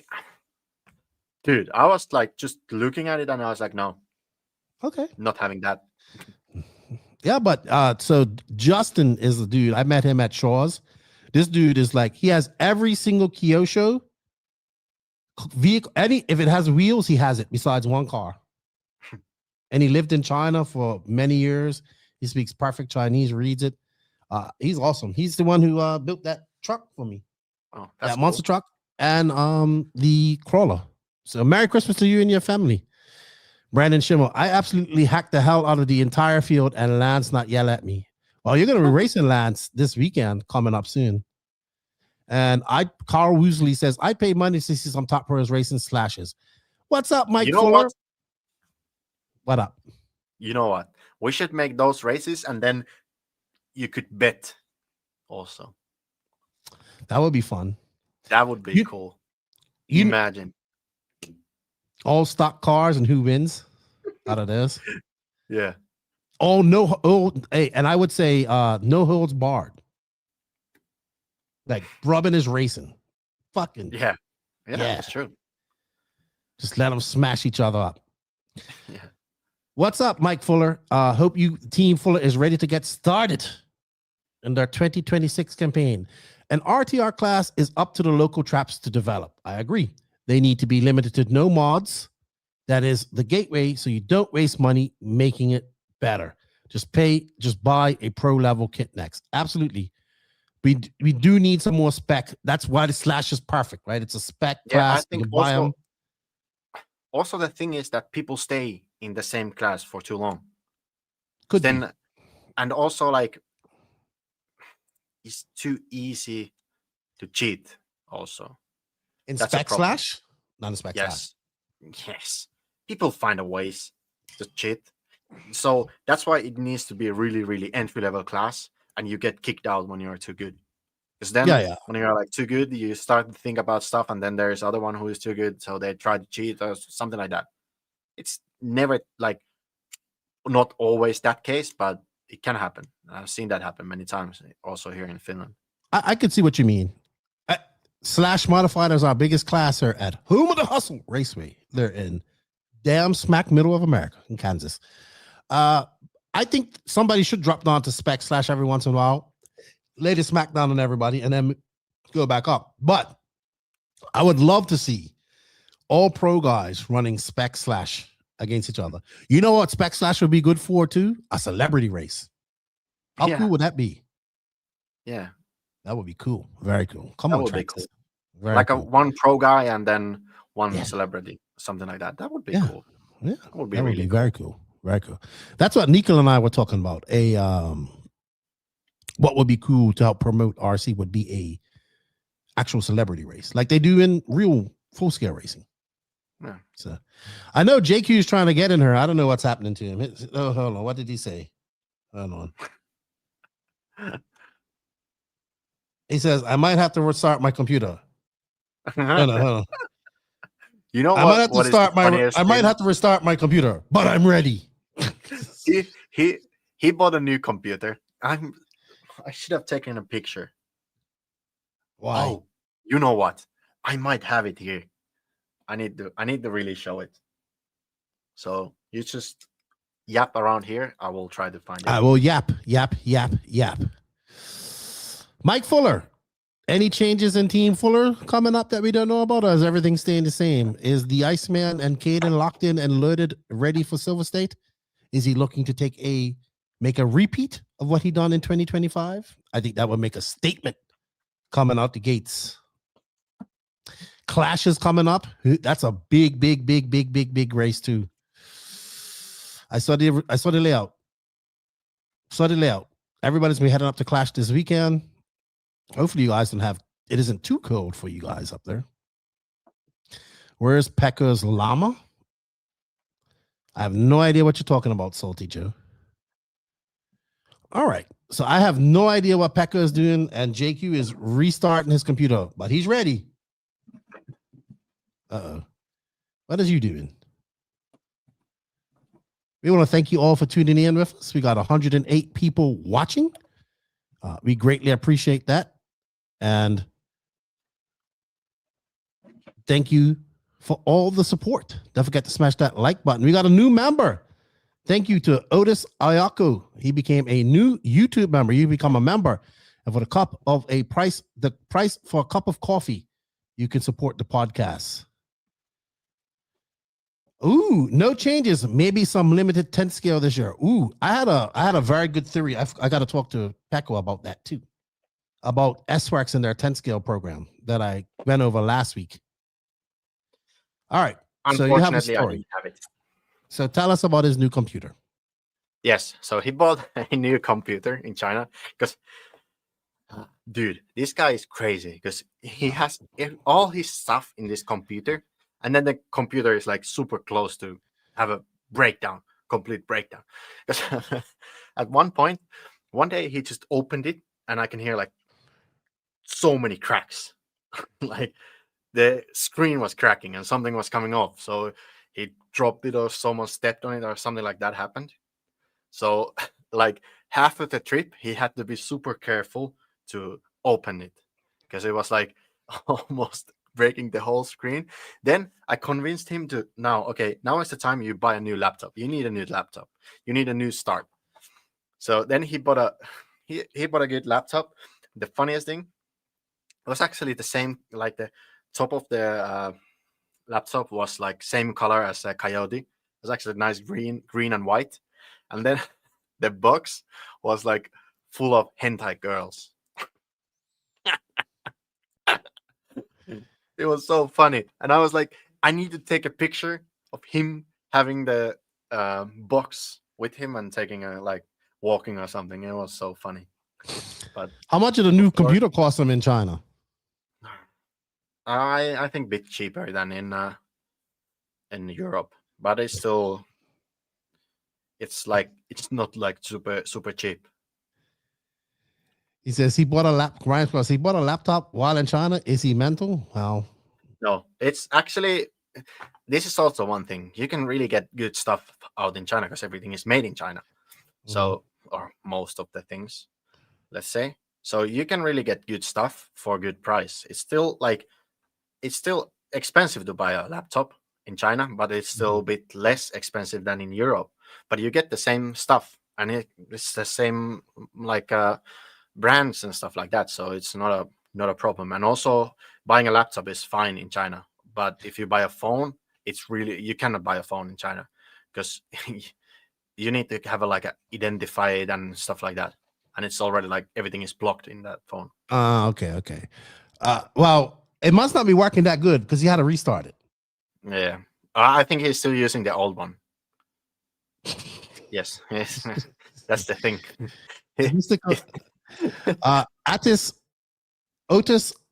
Otis Yoko, you guys want to see fun? Watch Short Course Showdown at TRCR. 30 trucks in one main. Hey, did you see the reel I did of Aiden Horn when he won with the monster? That was so funny. Yeah, that was so funny. It was cool. Oh my gosh! Why isn't he using the new one then? That's his JQ. It just takes him some time to get a change done. You know, he's autistic. He is. He don't like changes. Max is moving to France. Yeah, I heard for 6 months. So he's gonna be learning French. He said he's gonna go to Montpellier. Oh, really? That's cool.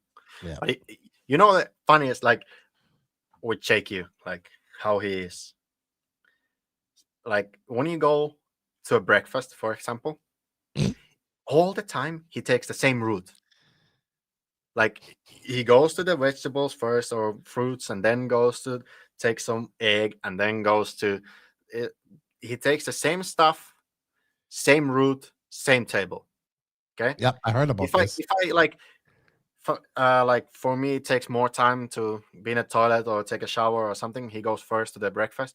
I don't even have to think where he's sitting because he's sitting in the same place as yesterday and the day before. So then you guys started moving tables. Yeah.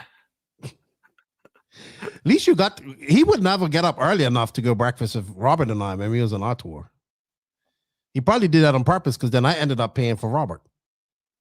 Because he's supposed to pay for Robert.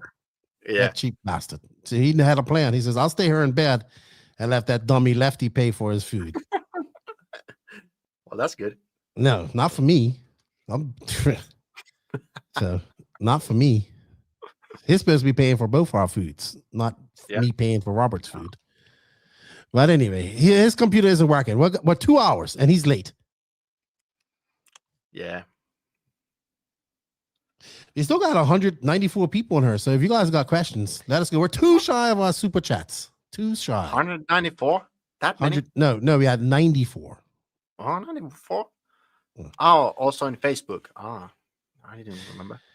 Yeah, because I got all the numbers. Eric Vander Scheif. You guys must visit us here in South Africa. Guatang. We love RC off-road racing. It would be super cool to see pro-level racing up close and personal. JQ visited us a few times back in 2013 to 2015. We also love your podcast. Yes, I am trying to get to South Africa, to Zartwarts. Me too. I want to go. I have never been in Africa.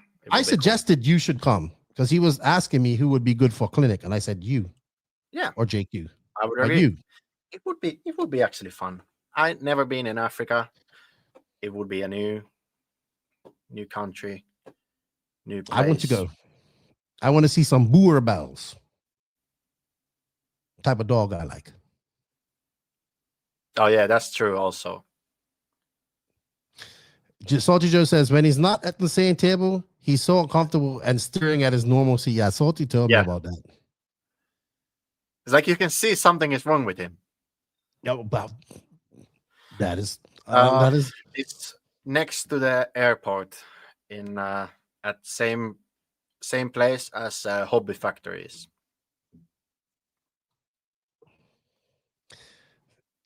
Yes, Tony Scarcella. Listen, I might have to restart my computer, but I'm ready. No, you're not. No, you are not.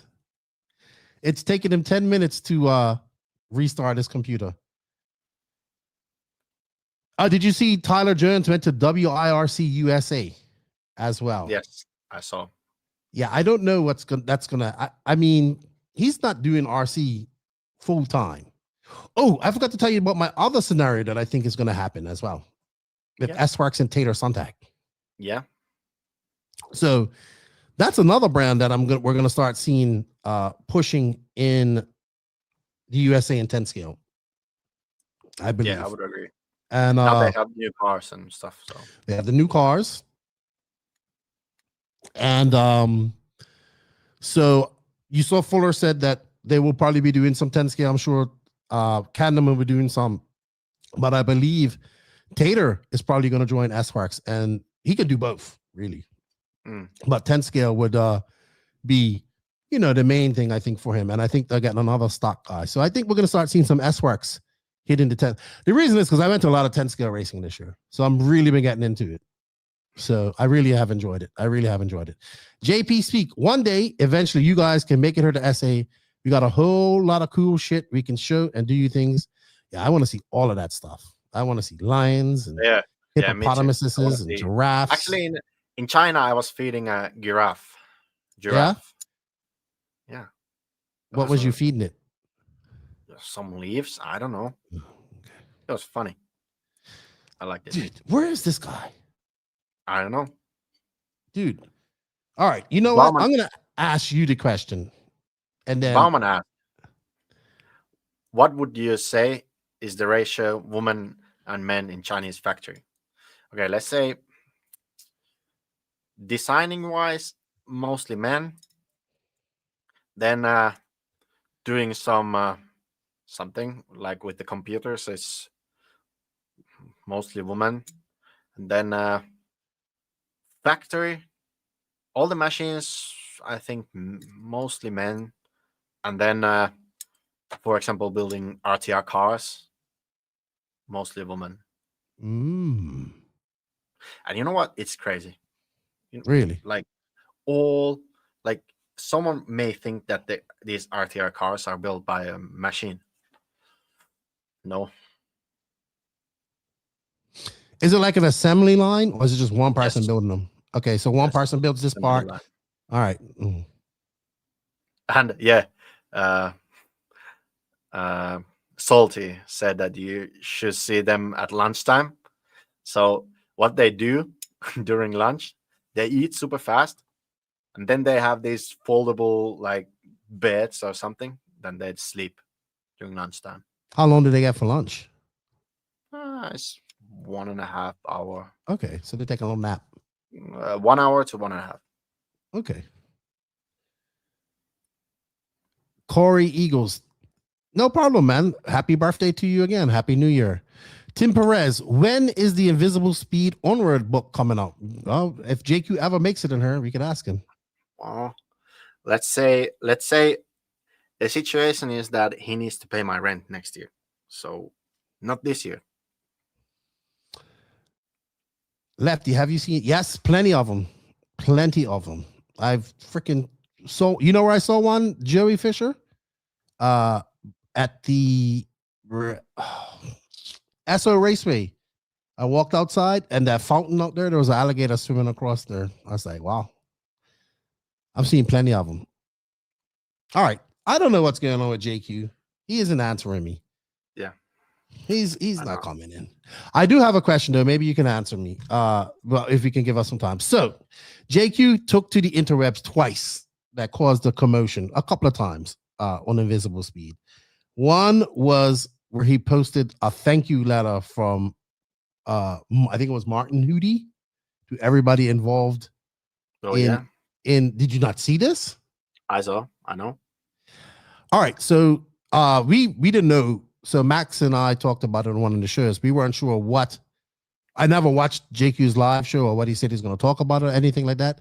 So we was trying to decide what was he upset about? Was he upset that because I know he has worked with Hagberg and Ron Falk and all this type of stuff with the touring car with X-Ray. No, it's not about that.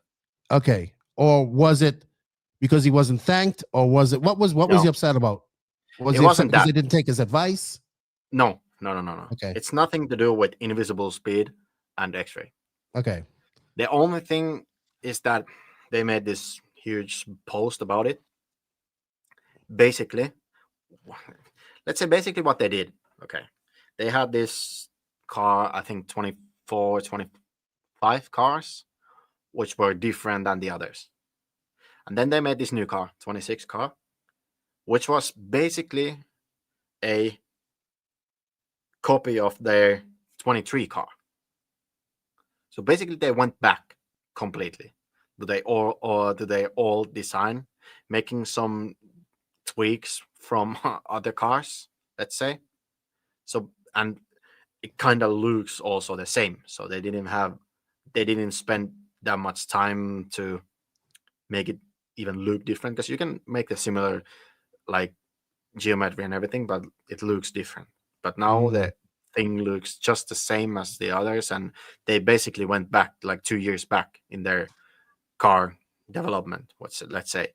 So that's why this guy got angry at the post, because it was like a stupid post, basically. Perfect timing, JQ. Are you talking shit about me? No, we're talking about the post from Martin Hootie thanking everyone, and you never followed in that. Oh yeah, what was that about? That's I made some comment like, should I say something? I think. Yes. I never did. Okay, we need to fix that. Basically, I told the story about it. Okay. All right, then he already said it. Going back I don't 2 need to years. say. Hey, Una Hotman out at Hot Race. Just announced on Facebook. Yep. Really? Just saw it myself. Really? Yep. After an incredible year working with Hot Race and Lens Body, I won't be re-signing in 2026. And how do we fix this so left is in the middle? No. I am never in the middle. Because I'm looking this way. So you're in the middle. You know? You're taking over Max's spot. Yeah, Jake, you in the middle. Justin Turner. Yeah, JQ, this is a gentleman I want you to meet. Right here, this guy. I think you and him will get along very well, subliminally, in your very engineer, autistic telepathy talk. He goes, I have seen Jetco grab a couple of good drivers in Europe since Jetco is not well known. And it says, I'm curious how big their presence in Europe is in Europe, and will these pickups help the brand? So Jetco is kind of popular down in Australia, right? They had a tire that works on clay, apparently there. Oil tracks, sorry. Yeah. it was just for that track. It worked really good. Mm-hmm. But in Europe, there is not that many. I think in Europe there is not really anyone who races on the top with the Jetco tire. So I think now it will be good because I think the tire is not too bad. So I think it will be good for them to have some top driver in Europe to race. No, they have Marco, and it's distributed by Kyosho America. I'm Kyosho Europe. So, you shall see. I know the guy who promotes him. His name's Sean Henshin. He's from Miami. He's been promoting him on the Southeast.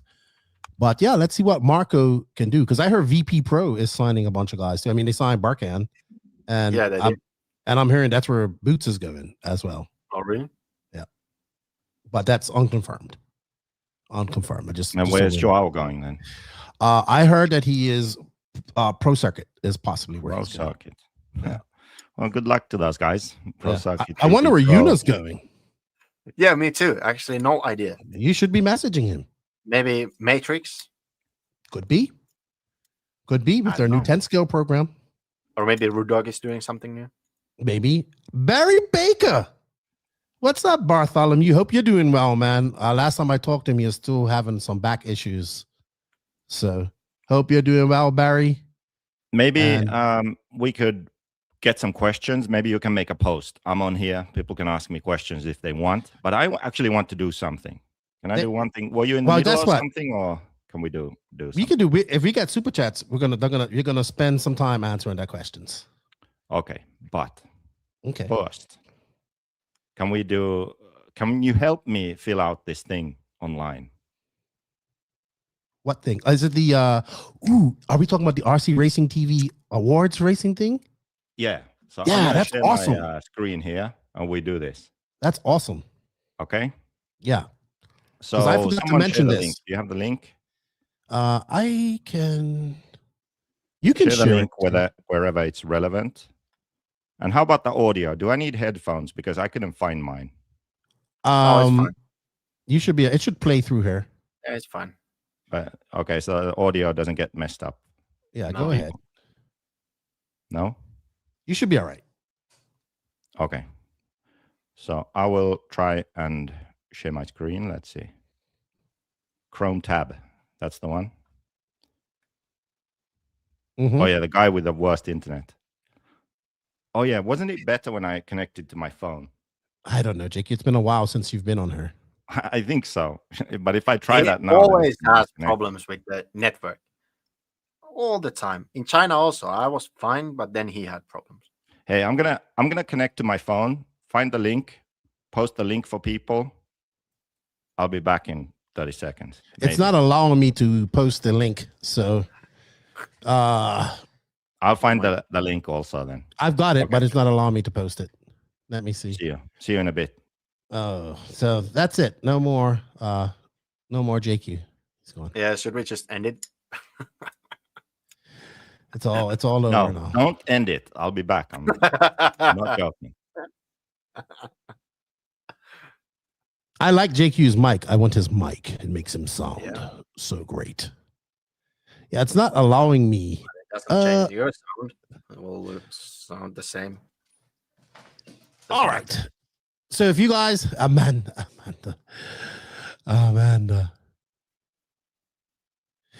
Yes. So let's talk about that. Let's talk about Yuna out at Hot Race. Matrix. That's probably a good option. Yeah. I never saw that coming because I know that I think Nicola paid some of his travels. Paid for him to go to stuff like that. Paid for him to go to Carpet Champs. Yeah. He was fast at Carpet Champs too. Yeah, he was really good. I was rooting for him. It was really nice. But he's out. Dude. Yeah, it's great. Actually, I haven't seen him for a long. It was Worlds when I saw him last time. In Portugal. Yeah, it's unfortunate when he left from Finland. Because we used to have, during winter, we have many races that we won. All right, because he lives in Germany now. Yep. What are you doing, JQ? Finding the link. I have it. It's just so long. No, it's RC Racing. I just had it here. Are we going go for another 2 hours with this guy. I hope It's not.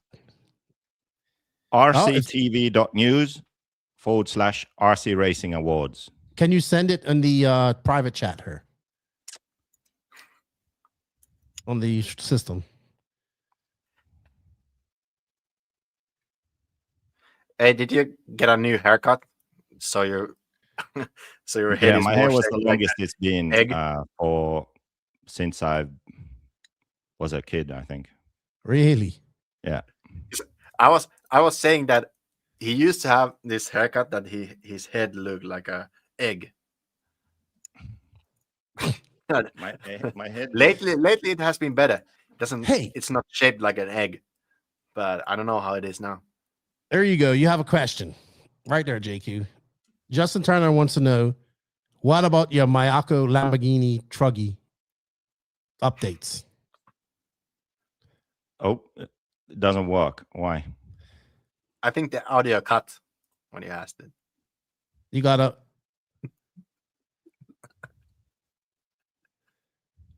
No, wait, he's focusing. He cannot get answers now. Why doesn't the link work? I don't know. I went to their Facebook and just used it and clicked on it. I have it here. What? rctv.news.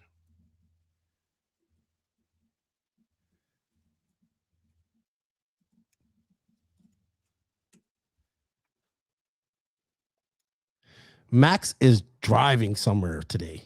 Max is in France. Not yet. Not yet. Not yet. He was at will his be parents'. practicing in France. I finally saw a picture of Max's non-imaginary brother Rex. Oh yeah, me too. Mm-hmm. I think it was a Christmas picture. Yeah, you can barely see him. Yeah, he's just about there. Yeah, just about. And you can see like it doesn't work he's in her. related to Max. The link is posted in the chat now. Yeah, but it doesn't click. You have to copy paste it. What do you mean? So it doesn't click. You have to I just copy-paste posted the link in the chat. It should work. Can someone verify? And then we do this together, okay? Well, let's go. Get it? The thing, you know what he is trying to do here? He's trying to get votes for him. I know. That's the only thing he's trying to do. Exactly. Hey, why can't I share now? Oh, actually, you can also vote for No Name RC podcast there. I think I voted for Wheel and Trigger. Hey, am I not allowed to share anything here? Yeah. It's not allowing me to share. Did you go to present or invite? I think it's just better that he cannot share his screen. You never know what's in there. Especially from his Chinese laptop that he just bought. No, I'm not using it yet. Yeah. Do you know why? The hentai laptop. I'm not using the new laptop because I don't know. I don't remember the password they set. Really? So I can't even log in now. I was actually going to start using it. And then it asked for my password. I'm like, oh, damn. I didn't write down the password anyway. So I can't get in my own laptop. I could bring this up myself, but I have it here. Yeah, for fuck's sake, that's you're gonna funny. have to do it. He doesn't want to do it on her because he wants you to vote for him. What do you mean? We're gonna coerce you to vote properly here. I vote for myself. Have you done this already? Yes. Okay, so who do we do this for then? Whose email do we know? I don't know. Can we do it for Adam Drake? No. Actually, I haven't done it. Okay, let's do Pekko's. So Pekko Livonen. Oh, you don't have it up, right? I haven't made it. Come on. So you know how to spell Pekko's name. Hold on. Let me bring it up. Pekko. Yep. Amazing. Then just the first I is capital, but come on. Pekko@mayako.com. Yes.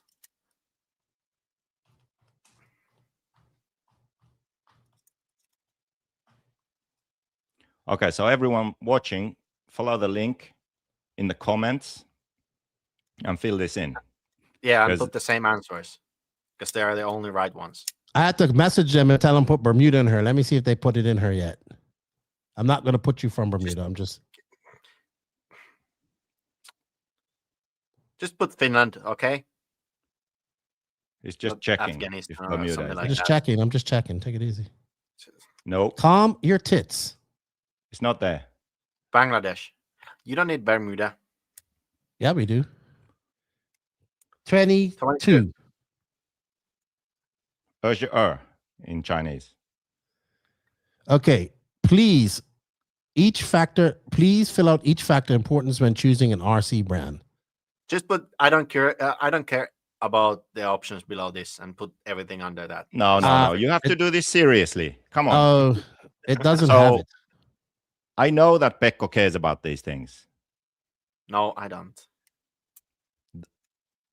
Just put the ones that he cares about. Innovations and developments from the brand. I think he cares about that. Yes, that can be first. That can be first. I don't understand how this works. And then it makes all these different Okay, numbers. let's also explain this for people. So number You can one is the also most track important them, thing. okay? Innovations.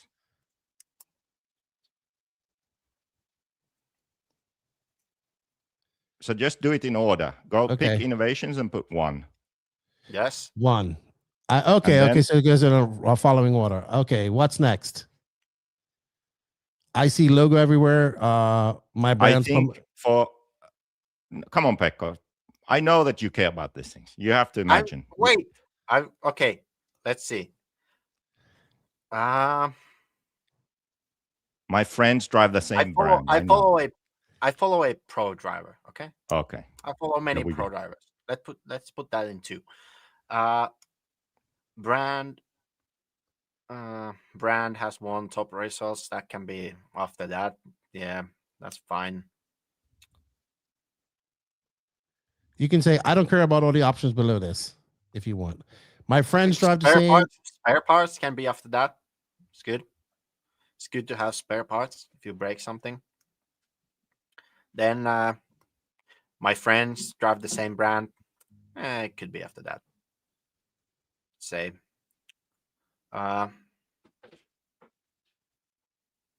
Well, I think it's just I don't care about this. Yeah, that's fine. Which organization is doing the most for our sport? Put in order from most to least. Well, my national federation you can put last. Okay, wait. I'm back right in time. First a beer, and then you have to put invisible speed number 1 here. Oh yeah, invisible speed number 1. Yeah, do that. All right, that's actually correct. Okay, that's correct. Then we can go. I think EFRA is number 2. I think EFRA is number 2. Yeah, and after that, ETS, I would say. Yeah, I would say that. Hey, when I did this, that's actually the order I did also. And then I would say maybe IFMA. Yep, and I would then say maybe that too. Roar National, Roar.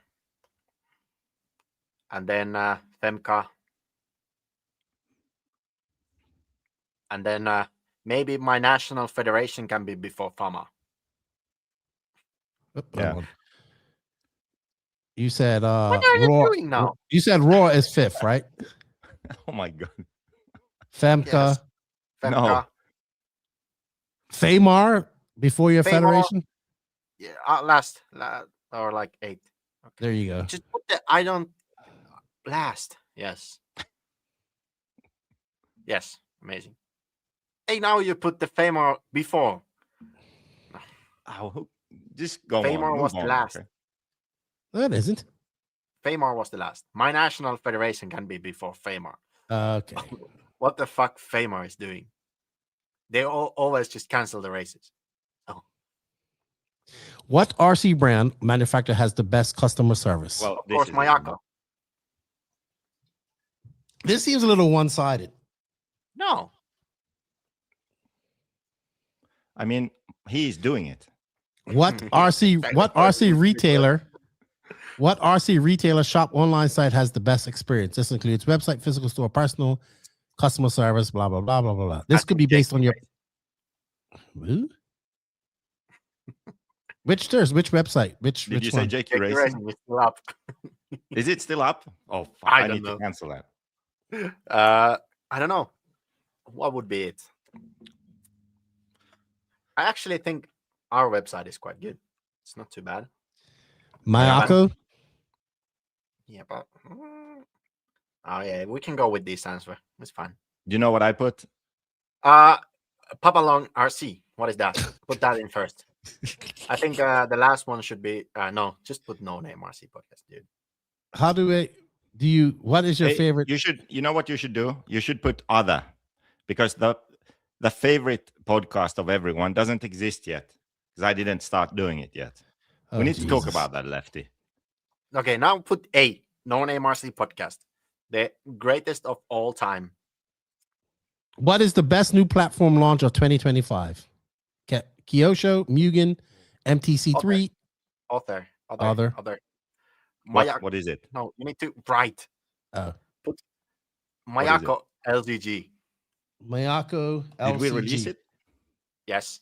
Let's say. For the shop, I put A main. For the platform release, I put I don't remember.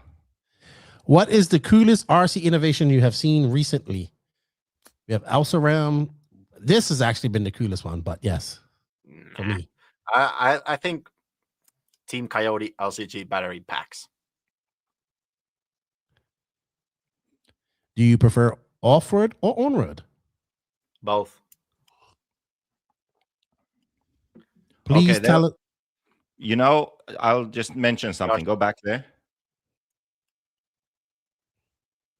Apparently, everyone needs to just put both. So if you run both, because then you can get questions relating to both. If you select one, you don't get all the questions, apparently. Oh, okay. Please tell us your favorite off-road car brand below. Kyosho. Come on. No, Mayako. Well, no, keep it, Kyosho. What? Motherfucker. That's 1 month's rent right there. Oh, see, I knew there's something going on here. We had a bet. I'll finish the on-road book by the end of the year. Otherwise, I have to pay Pekko's rent. Yeah. But that slip up, that cost you 1 month's rent right there. Does this start in 2026? No. Go back. Now you need to go back. Okay. You can still go back. Don't do this. Yeah. Easy fix. Here we go. 1 month rent. Yeah. 1 month please, rent there. Please tell us your favorite offer. TZO. TZO. Where's Nick? Yeah, where's Nick? Nick is still Vegas partying. Will 8-scale E-Buggy ever replace Nitro? One day. I agree. Oh, come on. Yes, it's gonna happen. It's never gonna happen, I think. It's gonna happen. Please rank these off-road events in order of importance to you. If my world's first, let's say. Yeah, I would agree there. Then I would go D and C. I wouldn't argue with you there. Then I would go Silver State. Wait, Raw Nationals and EFRA Euros, they're together. Yeah, why? I didn't make this. Now it can be Raw Natch and EFRA Euros. And then, why did you put it as a 5? It needs to be 4. Okay. That can be 5th. What are you doing? Okay. I think ABC can be 5th. I think ABC is nice race series. It can be 5th. And then Buggyland after ABC. And then EOS. And then Montpellier.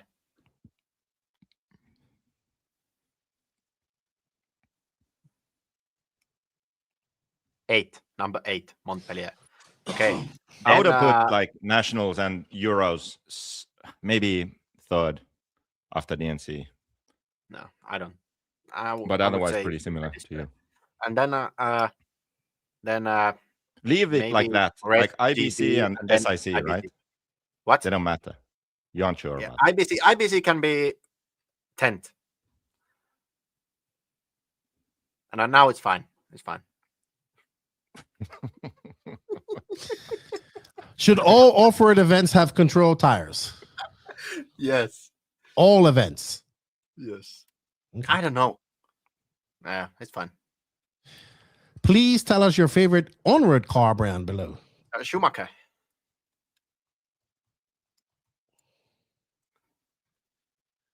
Please tell us your onward tire brand below.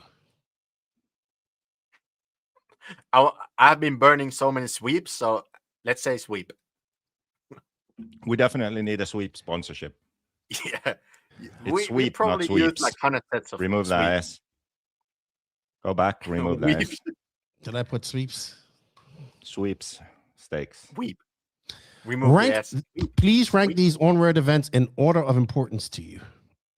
Bauman says Onward. that Pekko's email is now the official spam trash can of the RC industry. That's true. Let's say IFMA Worlds. Okay. Then TITC. And then, okay, here, EFRA Euros and Raw Nash should be different places because it's completely different. But now, third place. Are you even before ETS? Yes, ETS, fourth. Yeah, And then, that's funny. I would put ETS before those. I wouldn't. And now it's fine. Now it's fine. What is CIC? It's some American race. Should all onward events have control tires? Well, they already have, I think. Except maybe in America, but yes. Yeah, maybe. You are almost finished. What do you think is the top driver of 2025? Lefty. Didn't you do a race? Lefty. I am striving to be a proper E-Buggy. Lefty is a great disappointment. I would say, let's see. Who would be? I think let's think about it. It's hard because it is. This was easy. This was easy. Oh, you but want to know? I'm not going to say. Who did you pick? I know who. No. He picked Marcus Karp. No, I told Pekko. Fuck. I picked. I picked Brock. Schumacher. I picked Brock Champlin right now in 10 scale. But that's just off 10 scale. Actually, I would put Michael because he did so well in touring car. So Michael Orlovsky. Yeah, I couldn't argue with that.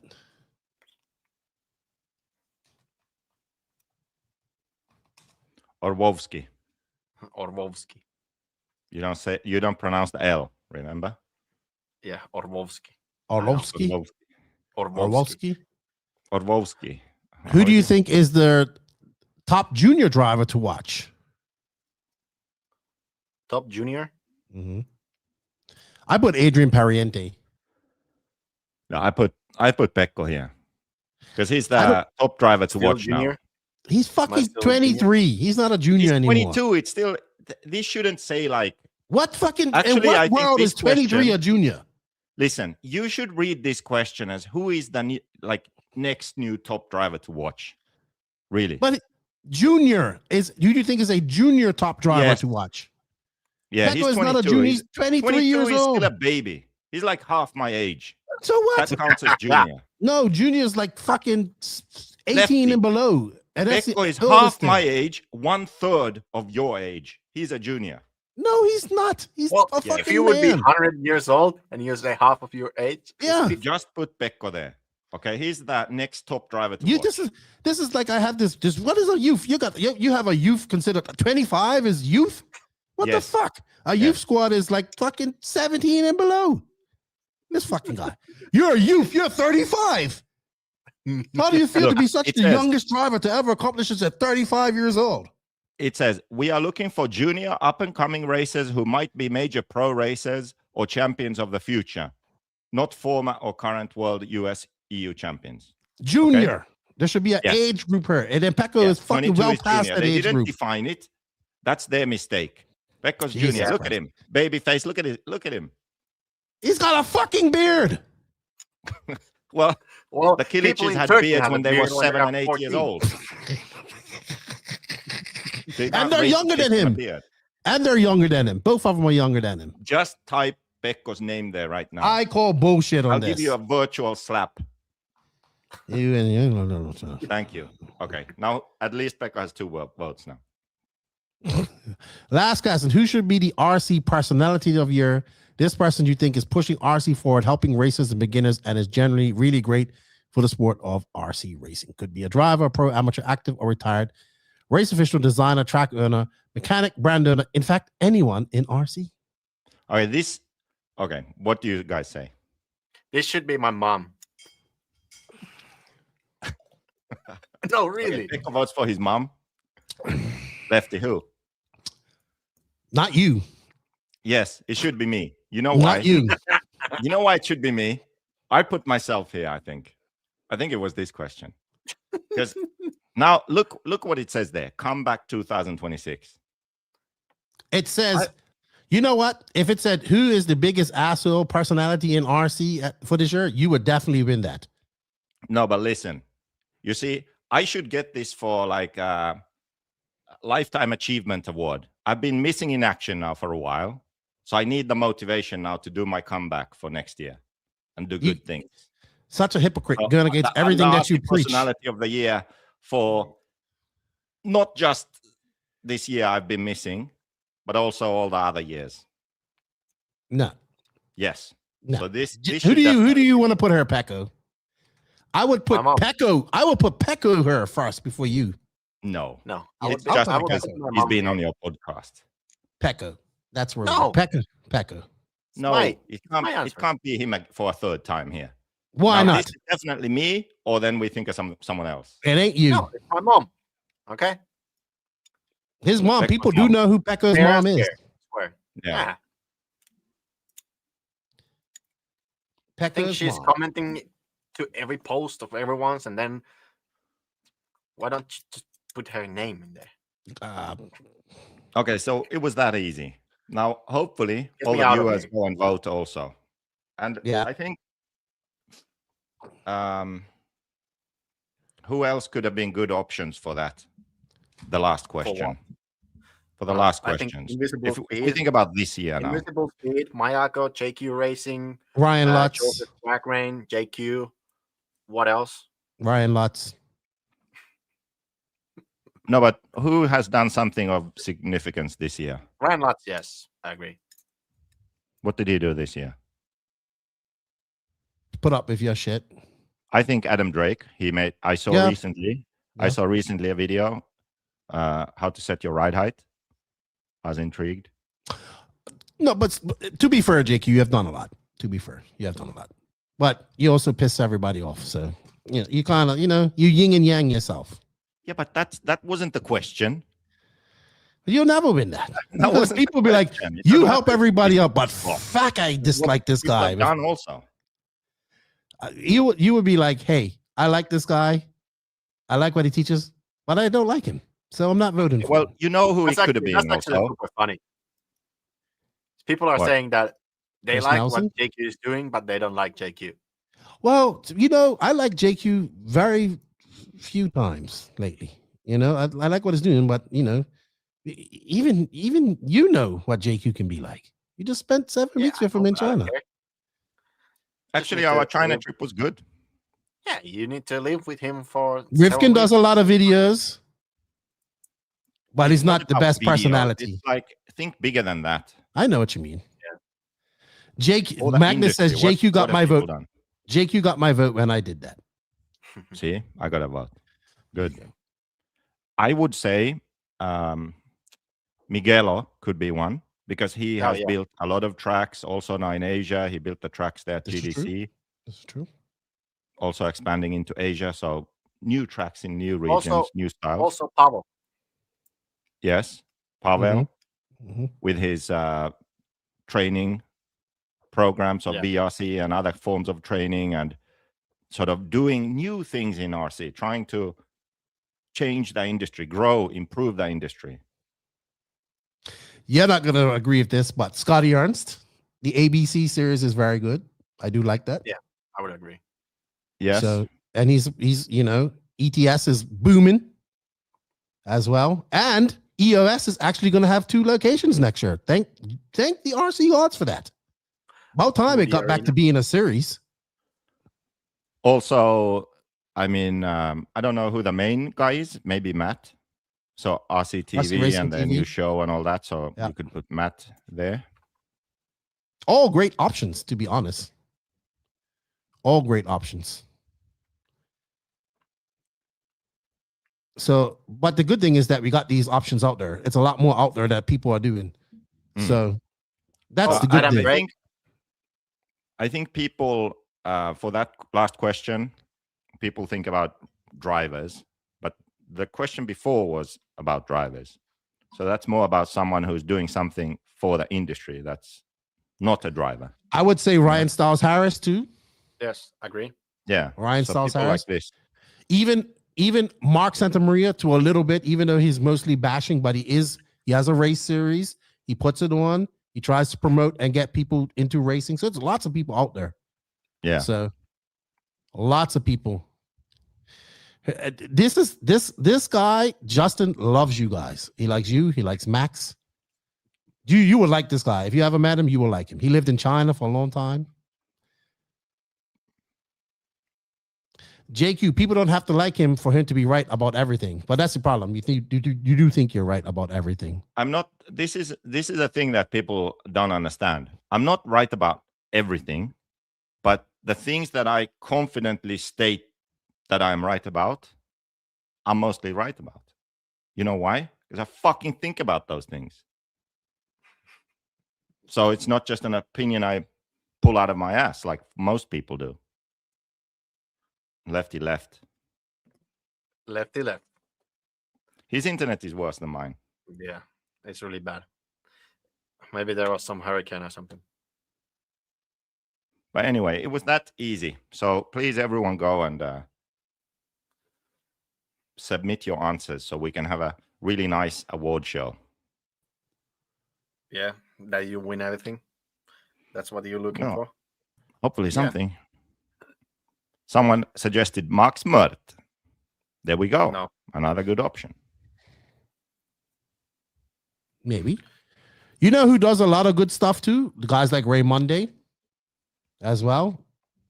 These guys, there's a lot of good guys. Maybe not. He doesn't do a lot of videos, but he does a lot of setup stuff and help with people. Tebow also. Tebow does a lot. He does a lot of crying. You do a lot of insulting as well. What are you drinking? Actually, there should have been some like who is most hated in RC scene or something like that. And I think JQ would have won that. I would say Lance McDonald too. He's doing a lot in RC. Yeah, that's true. Elite RC By Productions. The way, how do I put myself as the one person layout? Kyosho. You got a Kyosho my mug? Kyosho mug here. Mr. Kyosho. And his touring car. Beaten up touring car there. Yeah. So I think mine says survived China. I think JQ should say that his car survived China because he was wrecking them a lot. Also, my touring I car. think, Hagberg gave you a car for testing and then you just totally smash it. You know what he did? You know what he did? Do you have the picture? I remember. He made the huge rookie mistake. He didn't tighten his wheel nuts. Can you imagine? True. Can you imagine that, Lefty? Well, the man waits to the last minute to go up to the driver's stand every race he goes to. No, this was practice, even worse. Yeah, it was practice. And you know what happened? There was a chicane straight under the driver's stand, and he was going into that, and then the front tire just flew out from the car and went forward, and then the car just went forward straight into a steel pipe. So 100 Ks, boom, into a steel pipe. I sent Agberg a message. I'm sorry about your car. Forgot to tighten the wheel nuts. So you disintegrated it? Yeah, a bit. I fixed it. Okay. Insults are only insults if they aren't true. I like this guy, actually. You're right. I do like that. You would definitely get along with. He's like a Kyosho encyclopedia. The guy is super smart. Super smart. He has Someone's commenting about my shirt. It says, hi. It was on a discount because they left off the word school.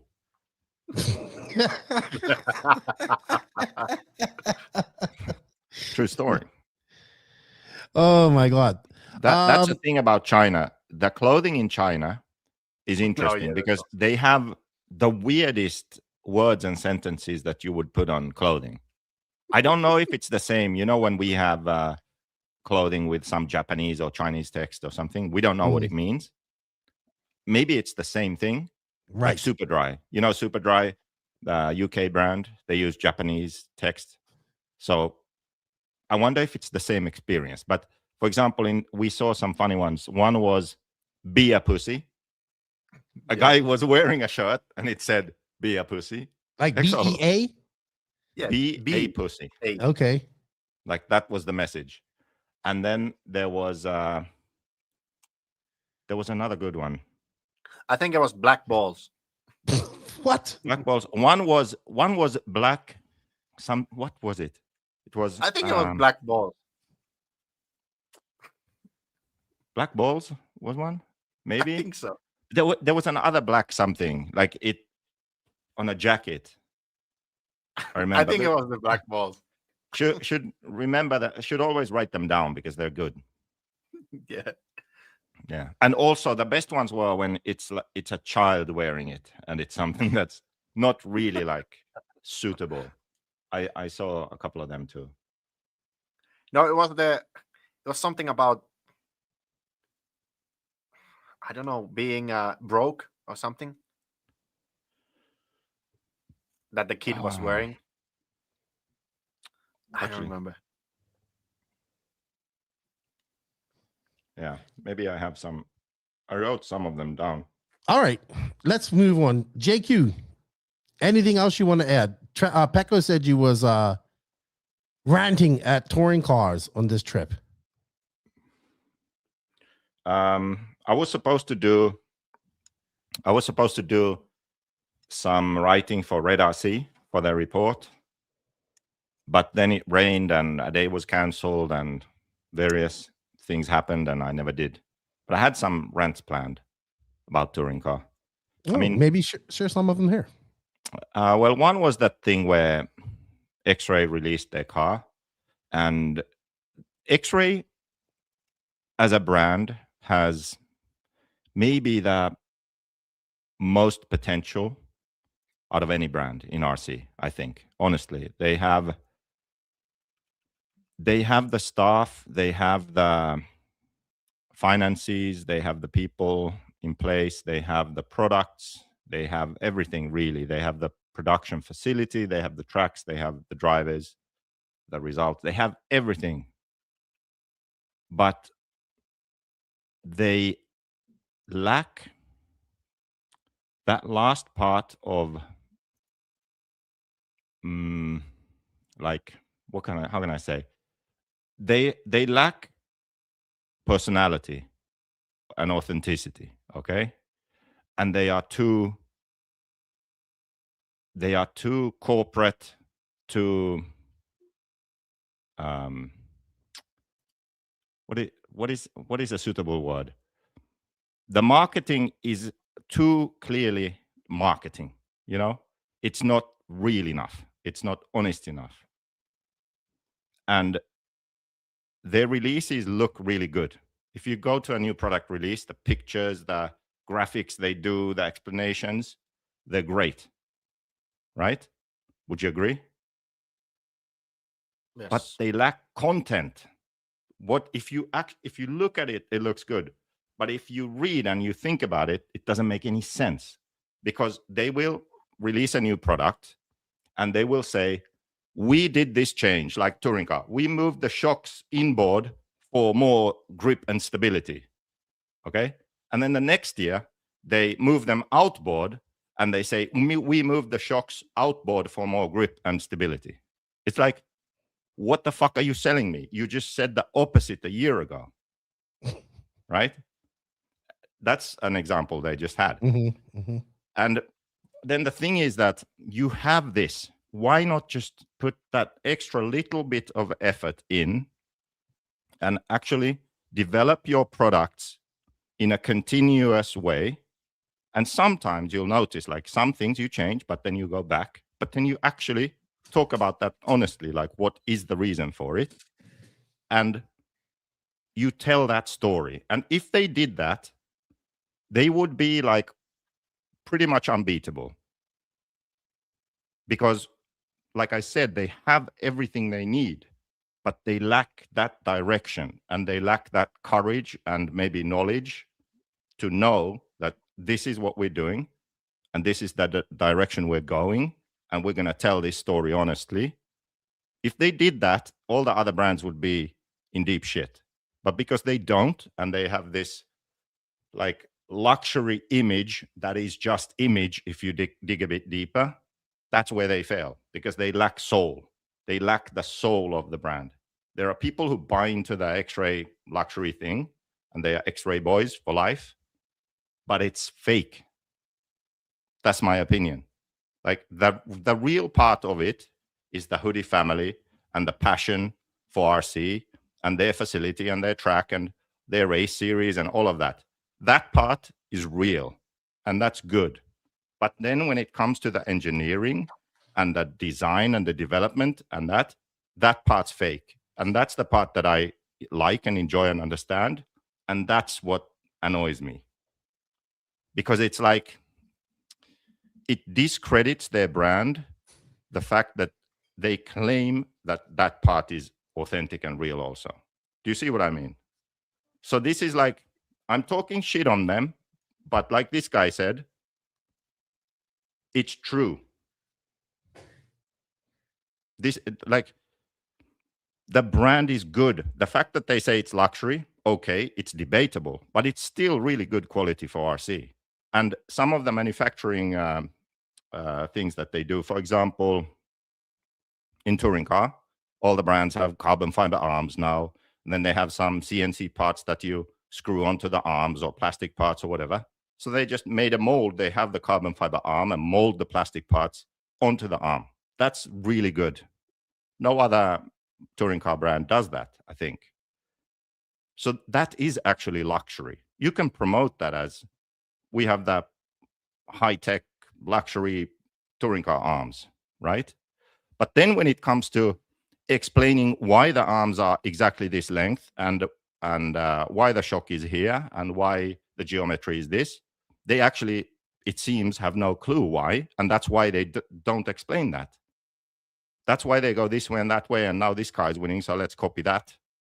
And then they create a fake story for marketing purposes, for the design and development side. And that's where it falls apart.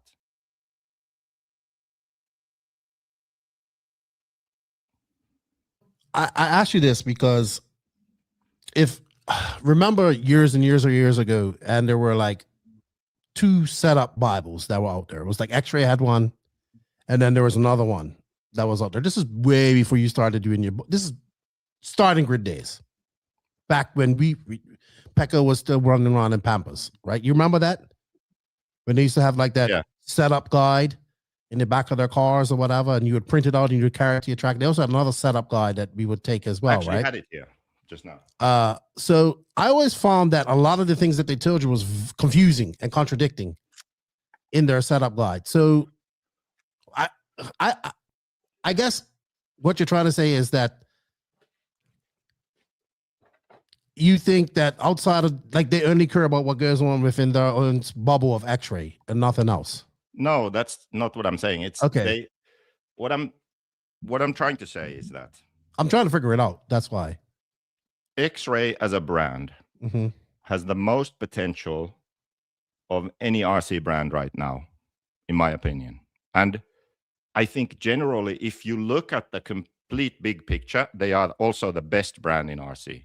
If you look at everything, okay, and the sort of the core part of it is the hoodie family.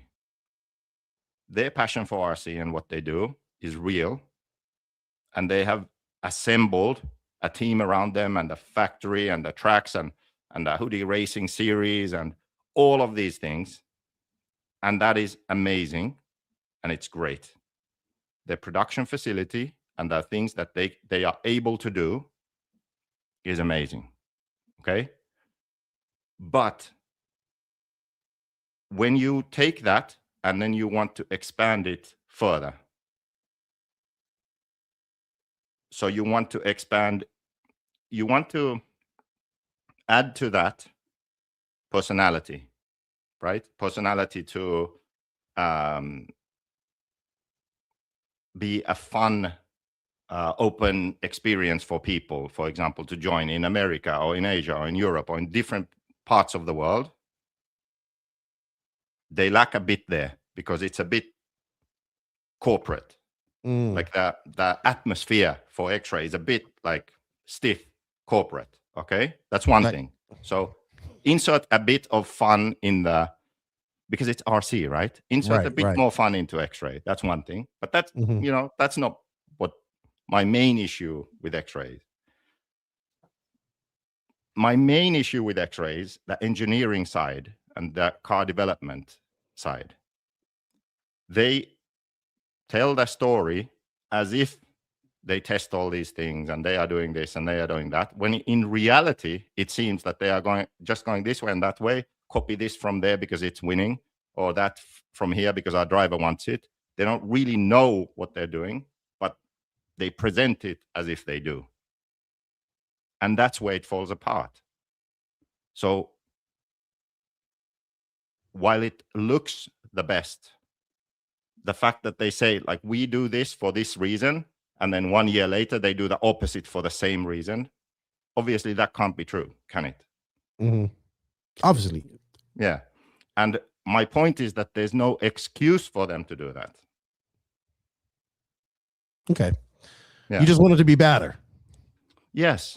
And that post, or that like major post that I think Martin Hoodie made or something, thanking his family and his wife and long nights and all this, and like the whole rambling post. Okay, cool. But like,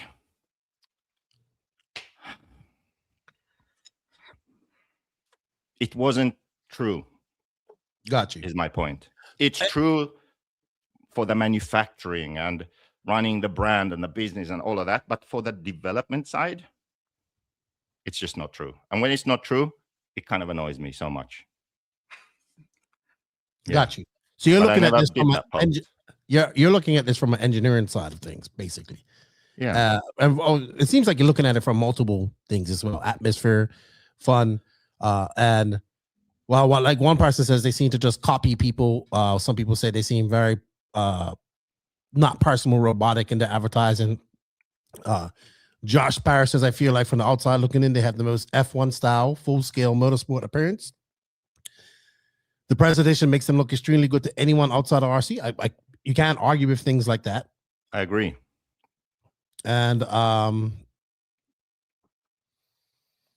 I do understand what you're saying, though. It seems very cut and dry. Everything's like this. Like at Florida Carpet Championships, they do a pizza party and all that type of stuff, and they do all that there, and then they get everybody together for a picture, and then they go X-ray, X-ray, you know, something like that. Whatever, they do a chant, and that seems forced sometimes to me, right? Like they're trying to build teams, but like I don't know. Maybe on the inside it looks a little different. Maybe not. Who knows? I don't know. I've never been in the workings of that team, but who knows? Who knows? Yeah, but they okay. How can I say this so it's really clear and no one misunderstands what I'm saying? Pekko, you look like you want to go sleep. Remind me why I started telling this. I don't know. We was asking you about that post. Imagine living 7 weeks with this guy. If you want to go, you can go. You think that he would be like only here like this, but in normal life he's always like this, always complaining about something all the time complaining. Yeah. And then like even these like small things that you would like normally slip out. Okay, don't care. Normal people like what? Care. He would be like fighting for it forever. Let's say we're in China. We go to McDonald's. Instead of Sprite, he gets a Coke. That's the end of the world. Yeah, because if I always have a Coke, then one time I want a Sprite. I get a Coke. Okay, if I would be there, I would be like, okay, I just take the Coke because I know that we're in China. It's not that easy to make it change to Sprite suddenly. So just take the Coke. It's fine. But this guy, no. It's like when he came down here and he caught COVID. He was more worried about trying to figure out if the Airbnb was scamming him than finding it. He didn't pay nothing, but he's trying. I'm going to get these people to admit that it was a scam. I'm like, you need to hurry up and get well. Yeah, but it was a fucking scam, and I got the money back.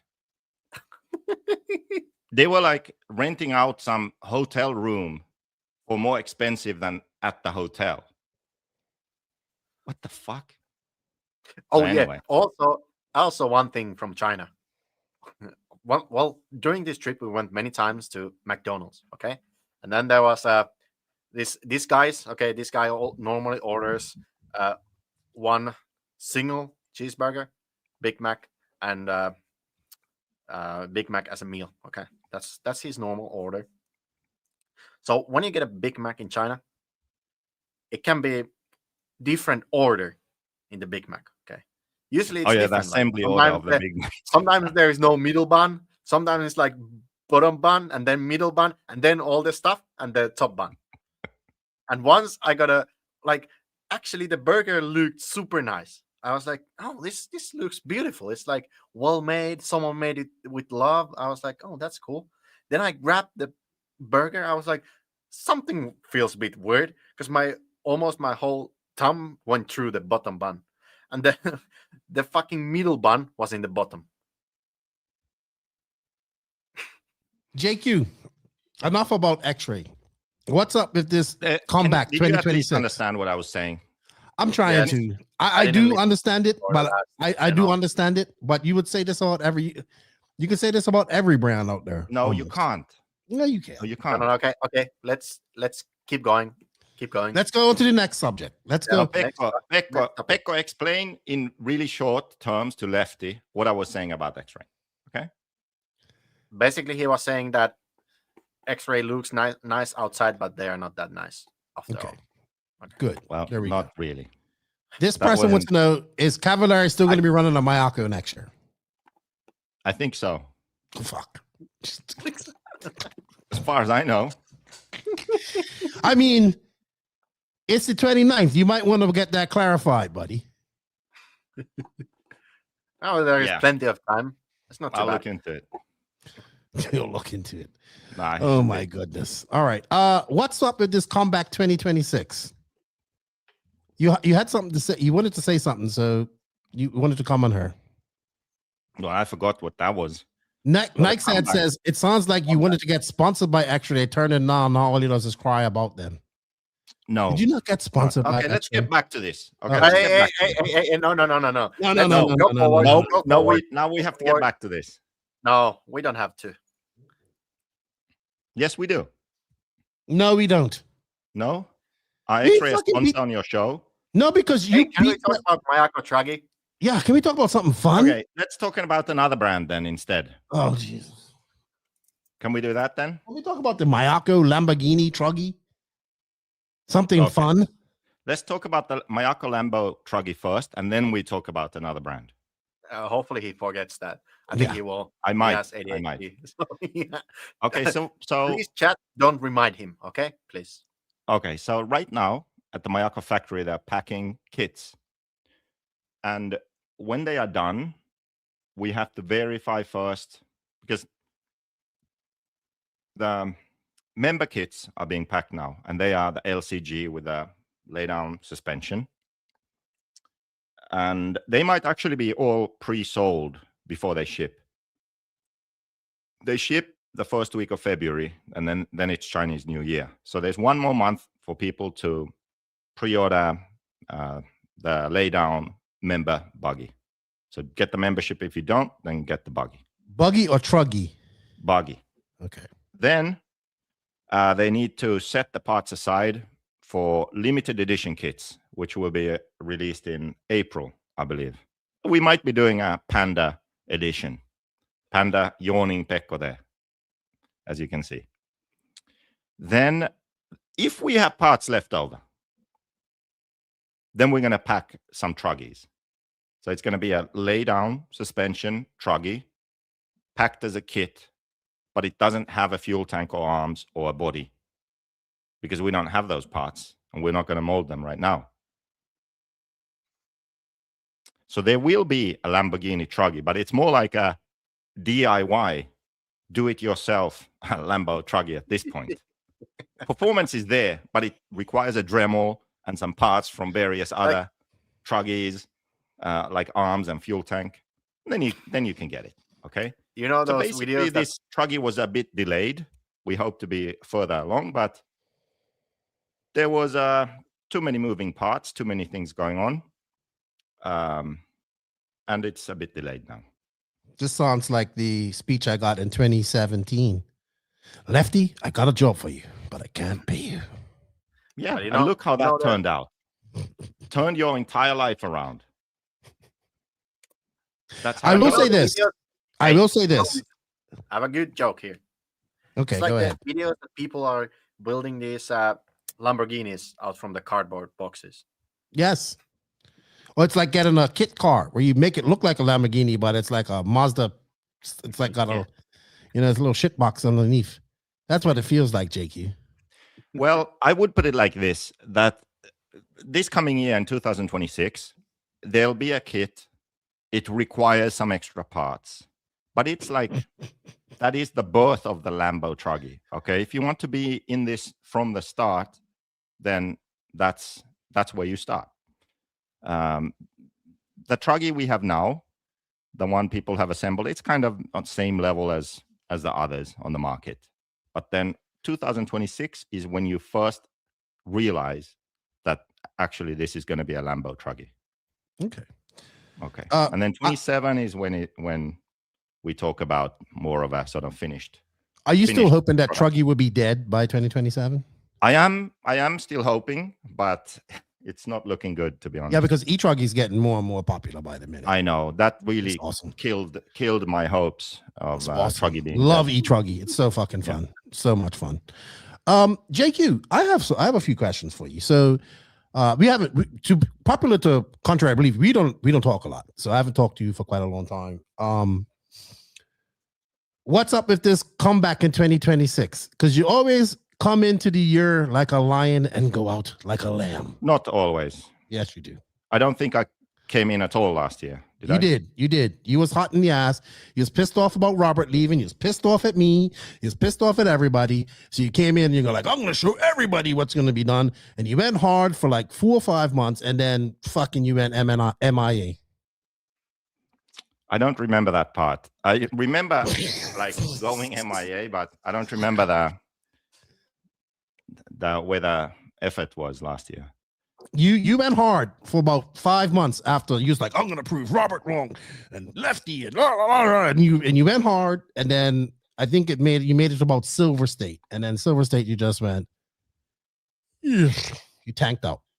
Maybe, could be, because that's probably anyway, like the last time you even came on the show. Was problem. What? I remember the problem was girlfriend. Oh yes, right. Well, we have a new one of them. Well, you can. It like when you say the problem was girlfriend, it sounds far too simple for what the real issues have been. But you can tie it to that, yes. Yes, we can. But let's say that these life issues and lessons and everything that's happened are in the past, and let's say that the growth required to still be here and be a productive human being and able to continue with life, they have been learned, internalized, and I am able to make a comeback next year. Let me ask you something. That's what the comeback is about, because the Mayako actually, so when we started, it was COVID. Then it started really good. Then Ronnefalk was available, so we had to hire him kind of a year earlier than we wanted, but we did. And then it was 2022, first year with him, and he won the European Championship, second at the world, so everything was going really good. Won DNC in E-Buggy, signed Robert and Thibaut. Then 23 was really good, but then big fuck up and ran out of kits. Then this also coincided with personal issues. That's actually never before disclosed. One reason why Ronnefalk left was that I didn't know if I wanted to continue or was going to continue. And we spoke in the summer. And basically, the question was posed that, do I know for sure that next year David will have a place at Mayako and he can be paid and everything is good? And I could not say yes. So that was that was one of the biggest reasons why he left also, because I was in a position where I knew that I might actually quit. Like, I might not do this anymore. And then I couldn't tell him like, let's keep on going. So what's involved in this comeback? So I didn't want to do that. And that was one, because he knew about everything going on. So I spoke with him about these things. So he knew that. And that was one of the reasons for him leaving. Now it turns out that everything was okay and I did continue, and but not really that actively. I wasn't that present. Last year, or at least this year, it's 2025, we started the youth mentoring program. We didn't have a top paid driver. Pekko was our number one guy. And he's not a junior, by the way. You're not a junior. You're not a junior. What? Yes, he's a junior. He's a junior. Not a junior. And 2025 has been a really good year because we managed to recover to the levels of our best time when we had pro drivers, we had championships, we were winning races. And now we've recovered to this level without winning races, without a top pro driver. Pekko has done well, made world's main, Euros main, but it was different back then because Mayako was a top contender winning races. And now Mayako hasn't been that, but we have a grassroots effort of young drivers, mentors, and a different approach, but achieving the similar sort of sales results. So 2026, you can say a comeback in many ways, because Mayako as a brand is in a better place, and I am in a better place where I can actually put effort into all the things I do. That's what the comeback is about. And you know how the comeback starts? How? Him bailing out from the first race of the year. Yeah. The comeback. So you're not going Silver State? Yeah. So the comeback starts by me staying home because there's so much work to do that I'm not going to Silver State. Pekko will go with Dugani. Not a good start there, JQ. Well, hey, I don't know. Can we have an employee of the year at Mayako? It would be you, Pavard. Yeah, we can. You want my honest opinion? You want my honest opinion? You want me to be honest with you, JQ? No, I want you to lie to me like you want me to be brutally honest? So, when you checked out, if it wasn't for him over there, Pekko, and guys like Salty Joe and Scarsella and all these guys and Wainwright and all these guys doing the things that they had to do, when you checked out, right, those guys picked up for you. And Pekko and those guys was what carried Mayako through, right? So you really owe them guys. Listen, let me finish. You owe those guys some appreciation, because when you check out, because I've been around when you check out. I've been there. I've been all this stuff that we're talking about. I've been through it for years. You forget you're talking to a guy that's been doing you for years now. So I've been through all this shit. So you need to, but then what you need to do is check yourself out of social media, because you cannot drop that addiction. And that's your next thing. I mean, I mean, completely. Those are two separate things. No. Not going on there and commenting on everything, losing your shit about people that leave the team and all this type of stuff. You got to stop getting. You'll be the first person to tell anybody you get emotional and you make excuses, but you go and do the same thing. So when you checked out, if it wasn't for people like Pekko and the people that you have put into position to do this, who believe in what you're doing and what you have been doing, and what, because this all started, years ago, and at some point, everybody on this panel, it's 3 of us, have played a part into what's going on right now, right? You got me started in this industry, which I'll always be thankful for. And now I'm not doing nothing with the car stuff, but I like what I'm doing now. But all these people are what carried you through. So okay, you got my attention again. No, because it's true. Because Pekko became kind of the face of Mayako, which is as it should be. He's a young driver. He's not a junior, by the way, but he's a young, up and coming, very good driver with a great personality who can say things that you want to say, but he can make people laugh more. So the first thing, and remember, you came to me earlier this year about wanting to do a project.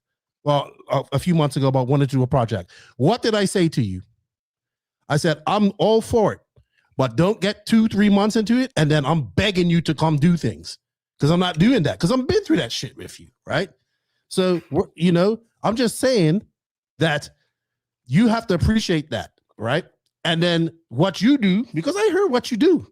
I know what you do. I heard everything.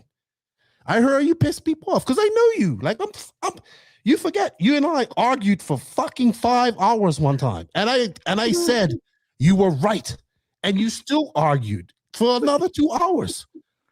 Yeah, because you said I was right, but you didn't understand. Because I understood. I just wanted you to shut the fuck up. Because I was over it, right? When somebody wants you to shut up, you shut up. And you won. You can't even accept that. I got some advice for you. Here's some life advice for you. If you constantly strive to be an underdog, you will only reach underdog status. In order to be a champion, you must think like a champion. Start thinking like a champion. That is very good advice. Thank you.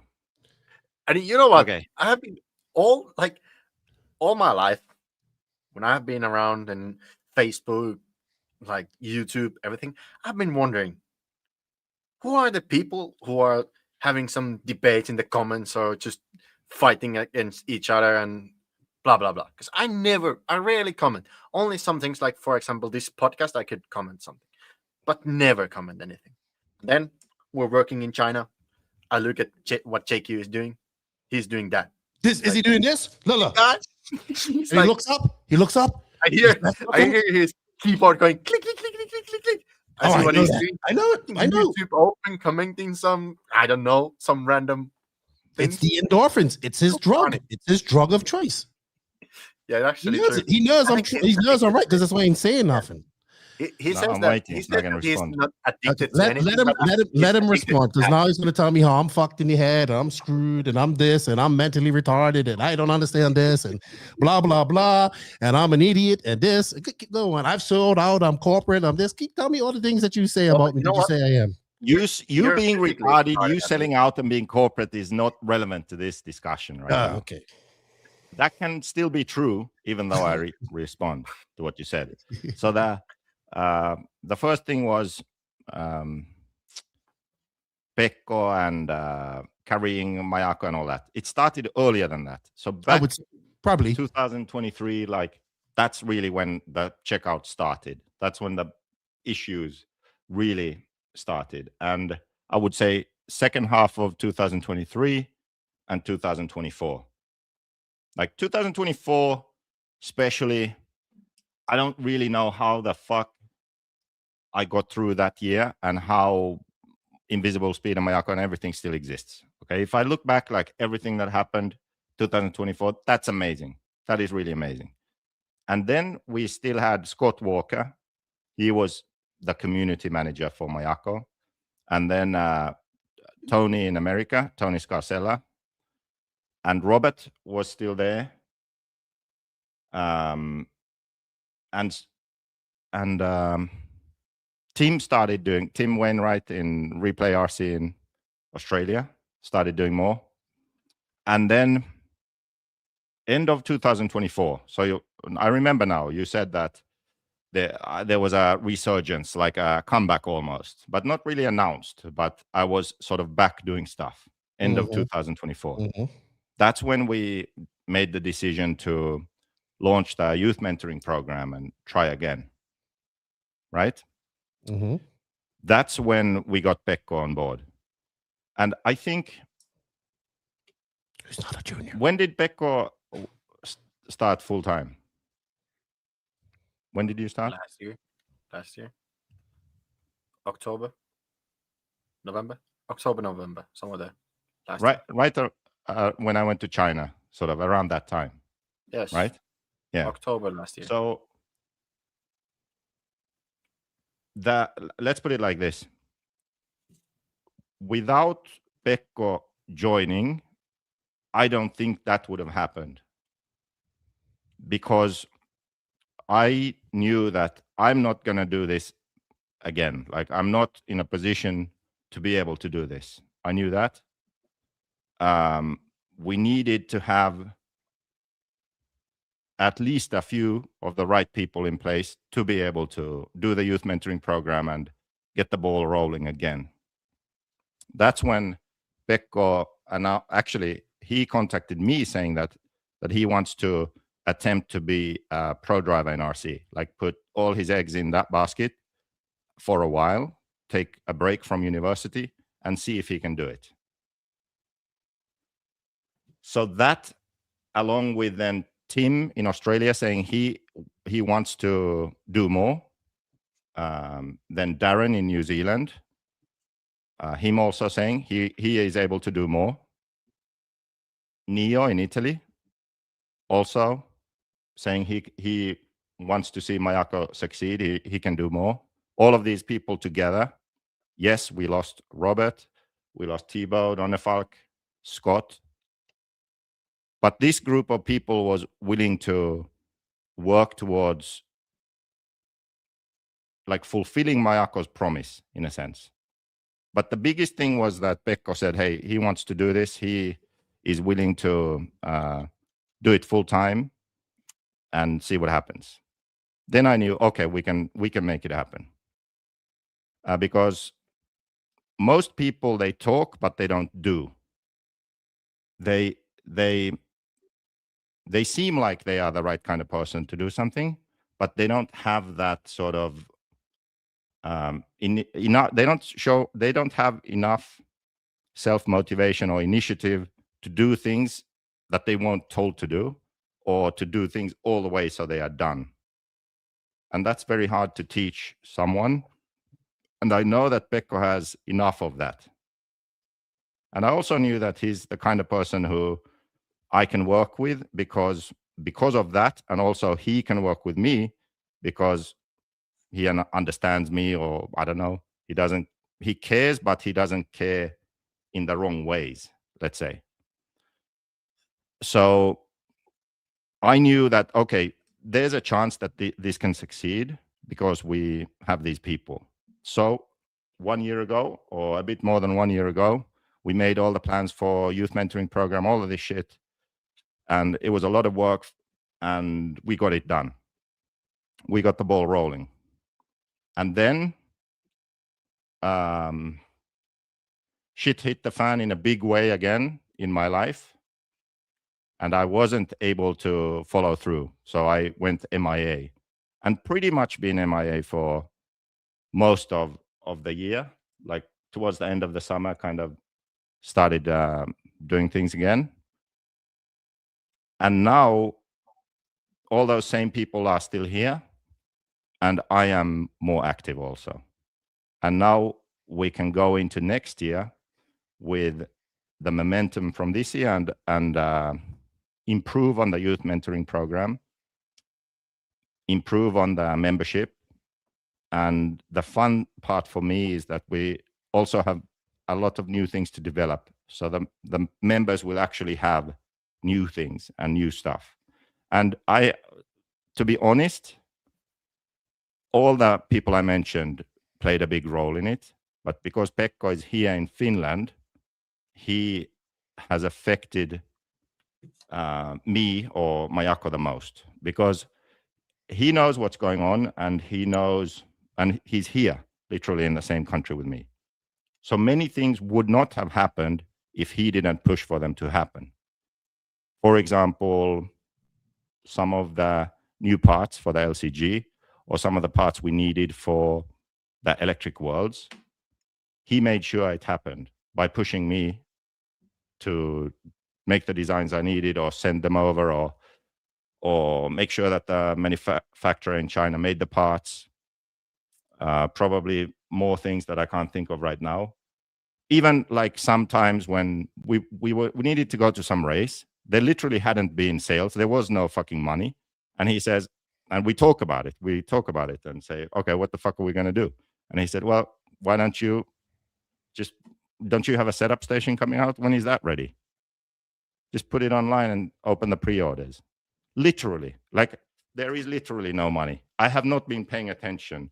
I have not been doing shit. I've been so fucked up that all I can do is go to the track with Pekko in Estonia, test some stuff. Okay. Then I just say, like, by the way, we need to go to the Worlds and there's no fucking money for anything. And my credit card's maxed out. I have like €5 in my account. And that's literally what we do right then and there. Pre-order, setup stations. Boom. Enough sales. Get us through the Worlds. Yeah, I can't say I haven't. It has been, this is the level that we have been at times. And without like his motivation and what's the word? Like motivation and support and patience. Support or like understanding. Patience, yes. Patience. What do you call that? It's not patience. Initiative. Then I don't know. It wouldn't have been done. But then he had the parts he needed. We went to all the races we needed. We had new stuff even for the electric Worlds. And he made the main there. I don't know if he would have made it if we didn't get those parts done. You know? So yes, all of those people deserve a lot of credit for getting us through this time and getting us to this point. I agree with that. Okay, good.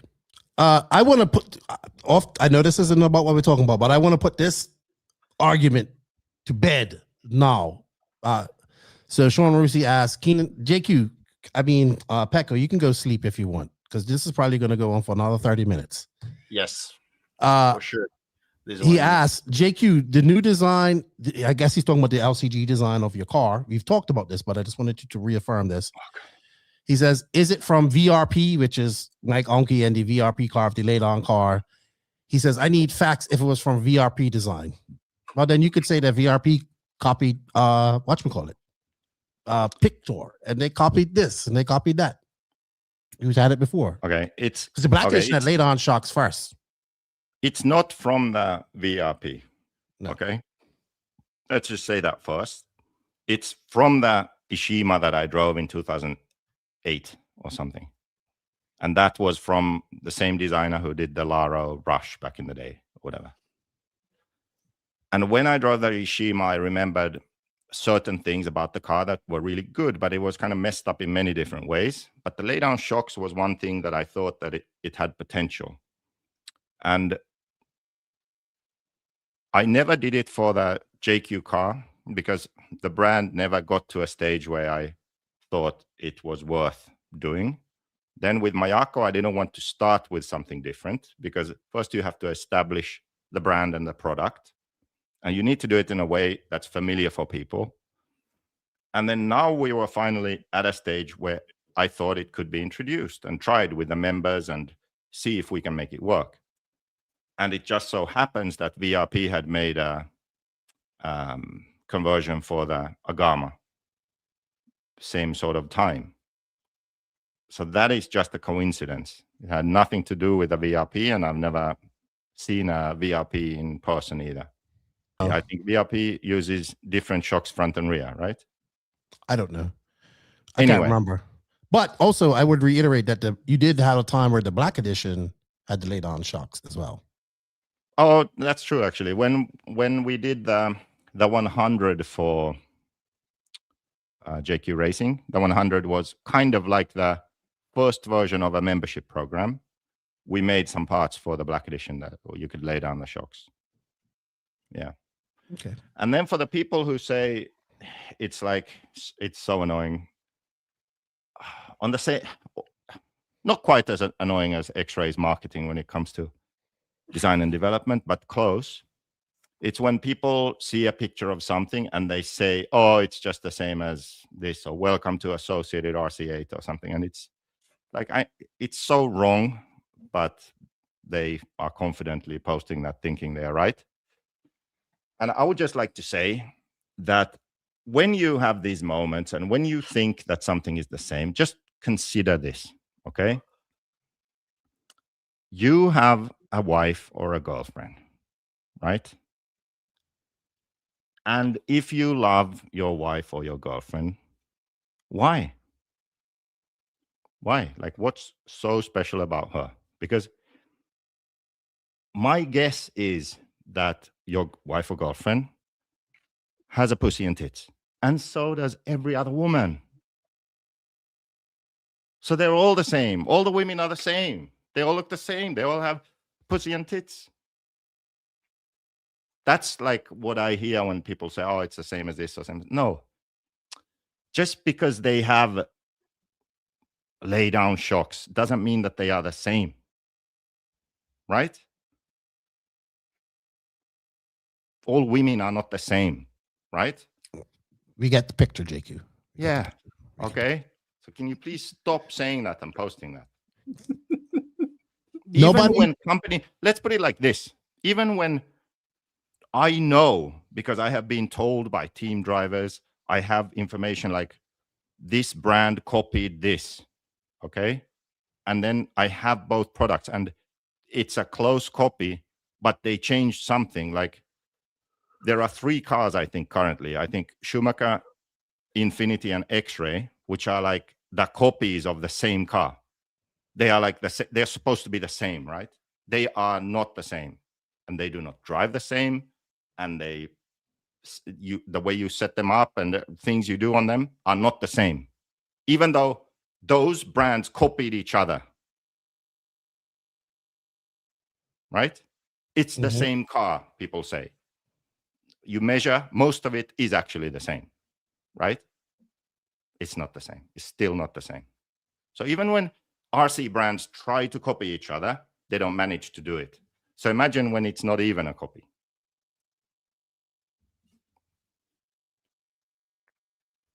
You know what? I think JQ should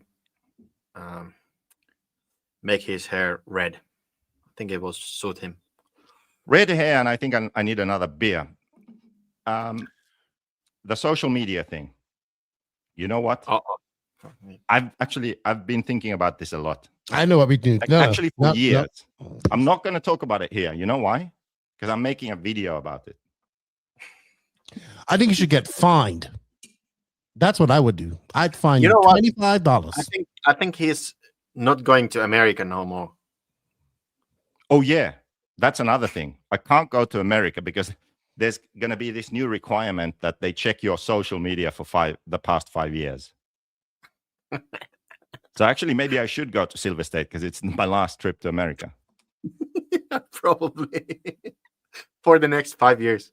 Then you need to just delete all social media. Yeah. But anyway, right. I'm making. Okay, here's the point of the video. Like, why am I making it? Oh. The point of the video is to like be able to not post on social media or not react to stuff on that I see, like not have that need to comment or reply or whatever, right? Because in my mind I have understood why it's pointless, right? That's the idea of the video, but there's one caveat to that. Oh Jesus. The reason that you have for me not posting isn't when I reply to someone or I say something rude. It's because I share an opinion. I share an opinion or some kind of values or something. And you say, I have a company. I shouldn't have an opinion. I should be neutral. And that's wrong. And I'm never going to stop doing that. I will always do that.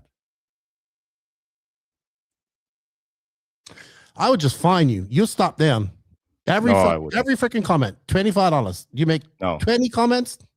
No, what I will do is I'll stop commenting. I'll stop like replying to people or just some random bullshit. That I'll stop. But I think anyone who will follow me on Invisible Speed, they will know where I stand on. I think everybody in the RC world knows where you stand. You don't need to reiterate it over and over and over again. Right? And you can't get off. If I was, you know what? The only way, listen, this is what I would do. So he said, hey, Lefty. He said, Lefty, I'm going to hire you to be the team manager of Mayako. Right? Let's say you said that to me. You know what I would say? I would say, first, you're going to pay me this much. And I said, second, you will not be allowed on social media. And the moment you go on social media, I'm not on social media even. No. Actually, I'm on Instagram now. You wouldn't even, look, listen, you wouldn't even have an Instagram. If I wouldn't even let you have WhatsApp status. That's how bad you are, right? Really? None of that shit, because you can't stop. And the moment you make comments or stupid comments, you be getting fined. And I'm just like, let him comment. You know how you have those 3-week-long fucking arguments that you used to have on Facebook? I'd be a rich man. Yeah, but that's what I'm stopping. You see, that's what I'm going to stop. You are not. You're not. Yes, I will. You did it the other day. The video hasn't been released yet. You've when I release this video, it's going to release me of the need to comment or anything like that. How many times? No, how many times did we say in the past? I said, you are addicted to social media. I am not. I can stop anytime I want. And that's exactly what a drug addict says. I did stop for a bit. You can't. You always fall on. You're like, you relapse. You know, but you know what? That's what, listen, anybody that's going to get involved in Mayako, have the stipulation in the fine print. Every time this man makes a comment on the Invisible Speed or Mayako, $25. You'll stop. Get you in your pocket. You'll stop. No, he won't care. He won't pay. No. It's like, just like he's not going to pay your rent. You know the thing that things that you should care, he don't care. That's the like, he cares about the stuff that you shouldn't care, but then he doesn't care about the stuff that he should care. Yeah, like that's basically his life story. God forbid his Big Mac is built wrong. He's gonna have a freaking conniption.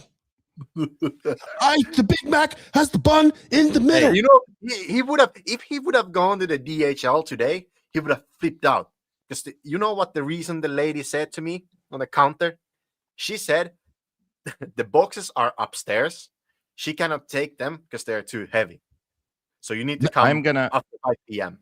Now, who knows where JQ or Mayako... If I went to DHL, then I would have got those boxes the first trip. Ray Johnson RC says, who knows where JQ or Mayako could have been if he could control himself. I'll tell you where it would be.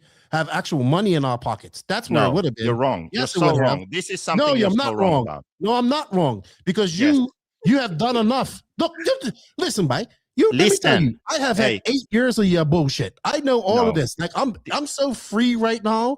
Do you know how many times we would get people on the JQ team, and then only fucking 2 weeks later, I can't take JQ in this. Listen, Pekko, you guys ain't got nothing. I had to deal with JQ when he was full on.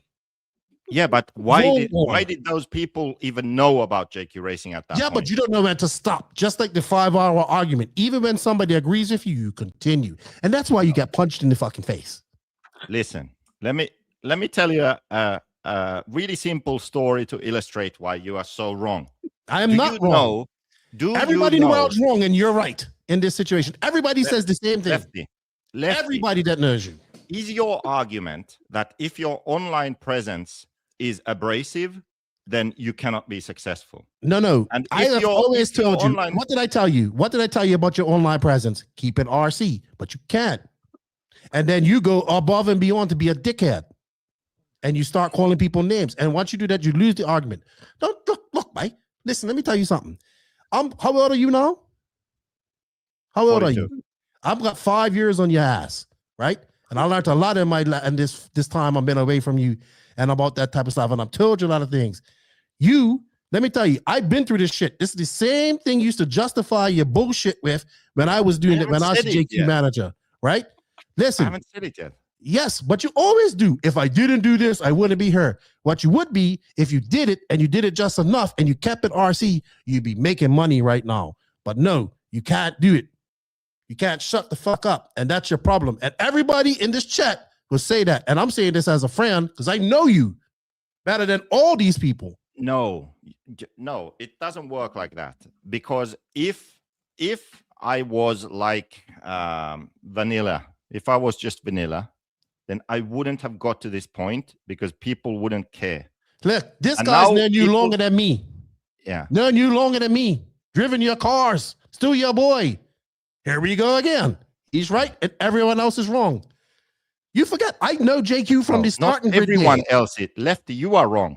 So can I give my example now? I am not wrong. Oh, Jesus, here we go. You know what? We're going to end this because this is going to be a 7-hour argument. No, this is going to be really short. See, okay? You won. I don't even want to hurt. You won. I agree. No, I'm going to say it. I'm going to say it. I agree.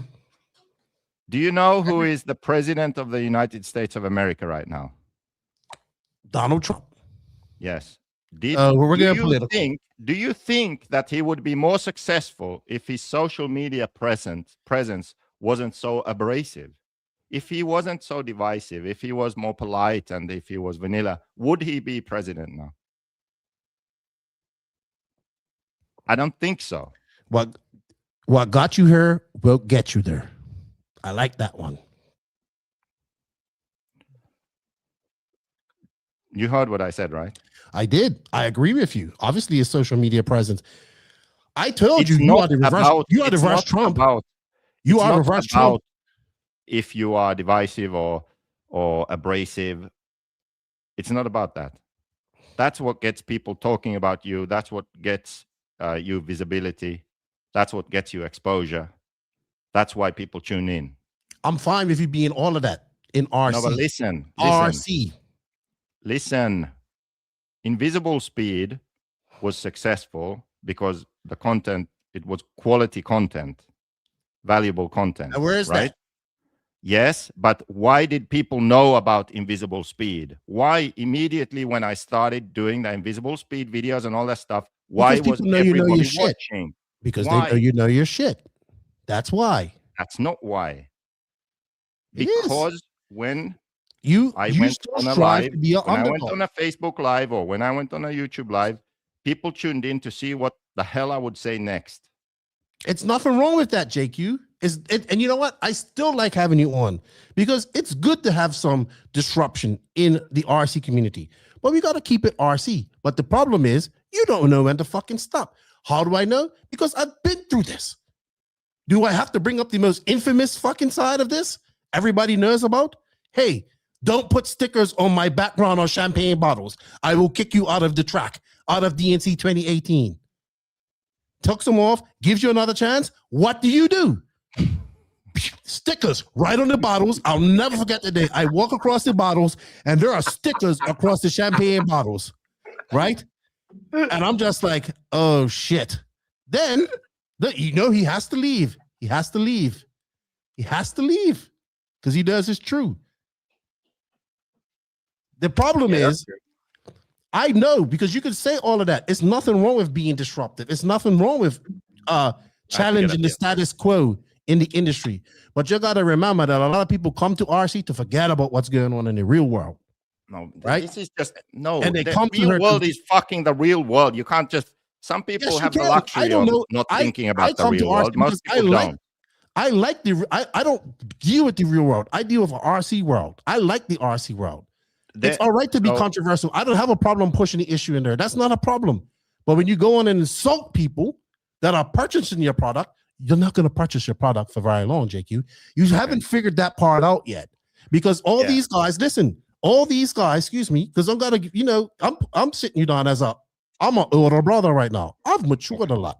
Lots of things have happened in my life, right? So I'm going to sit you down on my knee and talk to you like a little brother. Because that's what you are to me.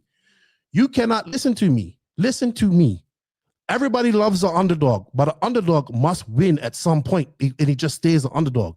You have to develop a champion mindset. If you don't have a champion mindset, you won't have it. You weren't ready mentally to have Ronald Falk, Tebow and Robert on at that time because you wasn't in a champion mindset. You're developing a champion mindset now. You did over time, but you wasn't ready at that time because you'd so long being an underdog. Now you want to win because you had a little taste of it, right? You had a taste that DNC. You want a European championship. It feels good. You like that. You want to repeat it. I agree. I want to repeat it too. I want to see you repeat it too. One of the hardest things that I ever felt in my chest was when Ronnefalk and Ungaro at the Worlds. I couldn't talk for an hour after that because I was just so, it was so much passion. How cool would that have been, right? To be a part of that. What you need to do is stop worrying about, you're not going to fix the world. The world is the way it is, right? But what you can do is help. Until you said that, I agreed with almost everything you said. You can think you can change the world all you want. I'm 47 years old. The world is not going to change in my lifetime. The world will not change in my son and daughter's lifetime. Okay?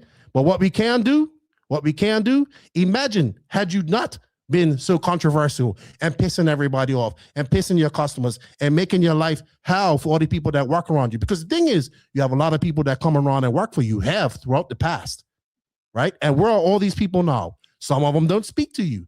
Some of them don't hang around with you. These are friends, right? There's always been people around you. And I always heard this from you. They weren't the right person for the job. It's not about the right person for the job. It's about you leading that person to do the right job. And that's where and no offense, you're not capable of doing that because you can't coddle nobody and you can't talk to nobody because you think people are supposed to do it.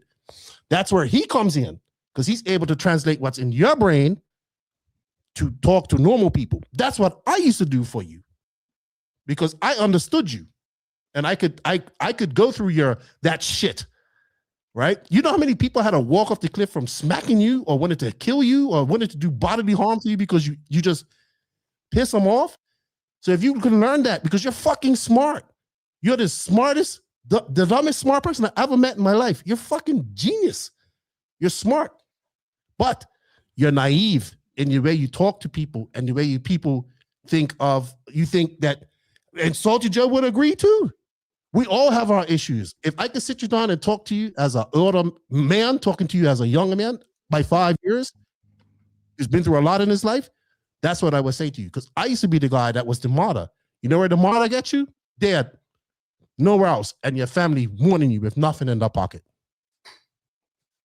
I'm very happy I came on today because we have found the old Lefty. Like there's still hope for Lefty. Like I thought we lost Lefty to the corporate machine.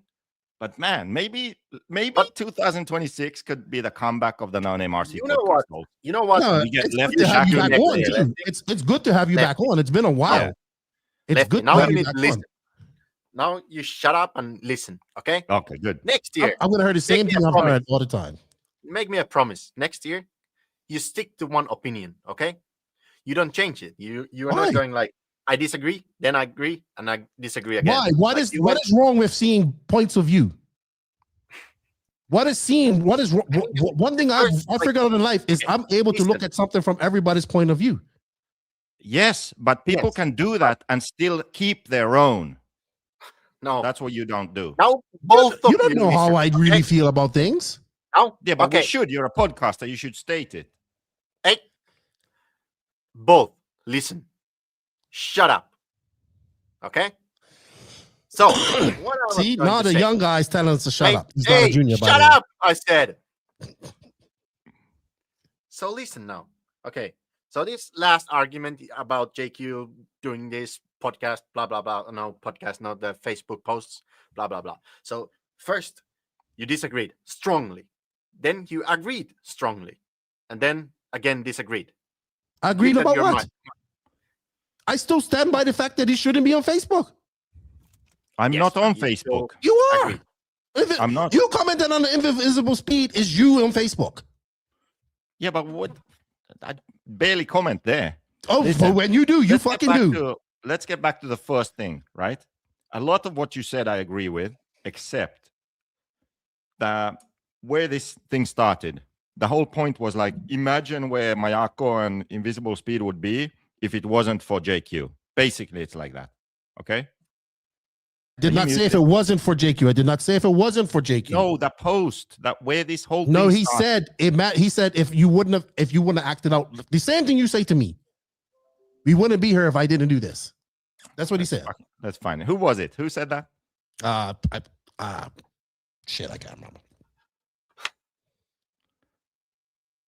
remember. Anyway, that's the one that I disagreed with. That's the whole point. No, it's not like that. If you try and please everyone, if you're just polite, vanilla, whatever, not controversial in any way, that's fine. That's one way of going through life. Yes, you can do that. For what I was doing and the way that I did it alone when I started. It was just me. There was no fucking marketing budget or department, right? Yet, Ray Johnson, yeah, he did. So, yet somehow, JQ Products, then JQ Racing, then my YouTube, and then Invisible Speed. Somehow, that got eyeballs on it. It had a following. People cared. People loved it. People hated it. People had an opinion. People talked about it, right? That part is very valuable, okay? And the reason it is valuable is that it makes people care. It gives the brand a soul. It's what I was talking about with X-ray. Yeah, earlier, yeah. I've heard all of this before. I've heard this a million times from you. Yes, yeah. So you cannot deny that. I'm not denying that. I am not denying that. Okay, but that's what the comment was denying, and Yes. you often deny that too. No, I don't. Wait, I do. wait. I'm not denying that. For 5 minutes, so let me. I'm not denying that. You're saying that I deny it. I'm not denying that. Okay, good. You are not denying that. So then we agree with that part. The next part is where I agree with you. So you have all of that. How do you grow from there? How do you keep that going? There is a limit to everything, right? There is a limit to abrasiveness. There is a limit to arguments. There is a limit to the negative side of the abrasive exposure, if you would call it that. Correct? I agree with that. But the thing, like, the issue is you can't have one without the other. Right? It's impossible. You can't have only the good things. It's good and bad.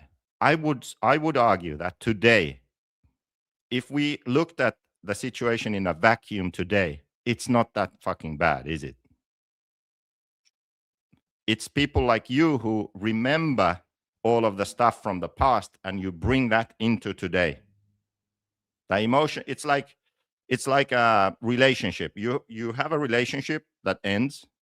Let's say there's a lot of baggage there. Let's say you get back together and everything's great. It's that baggage is still going to affect you, right? That's what's going on when you are talking about this.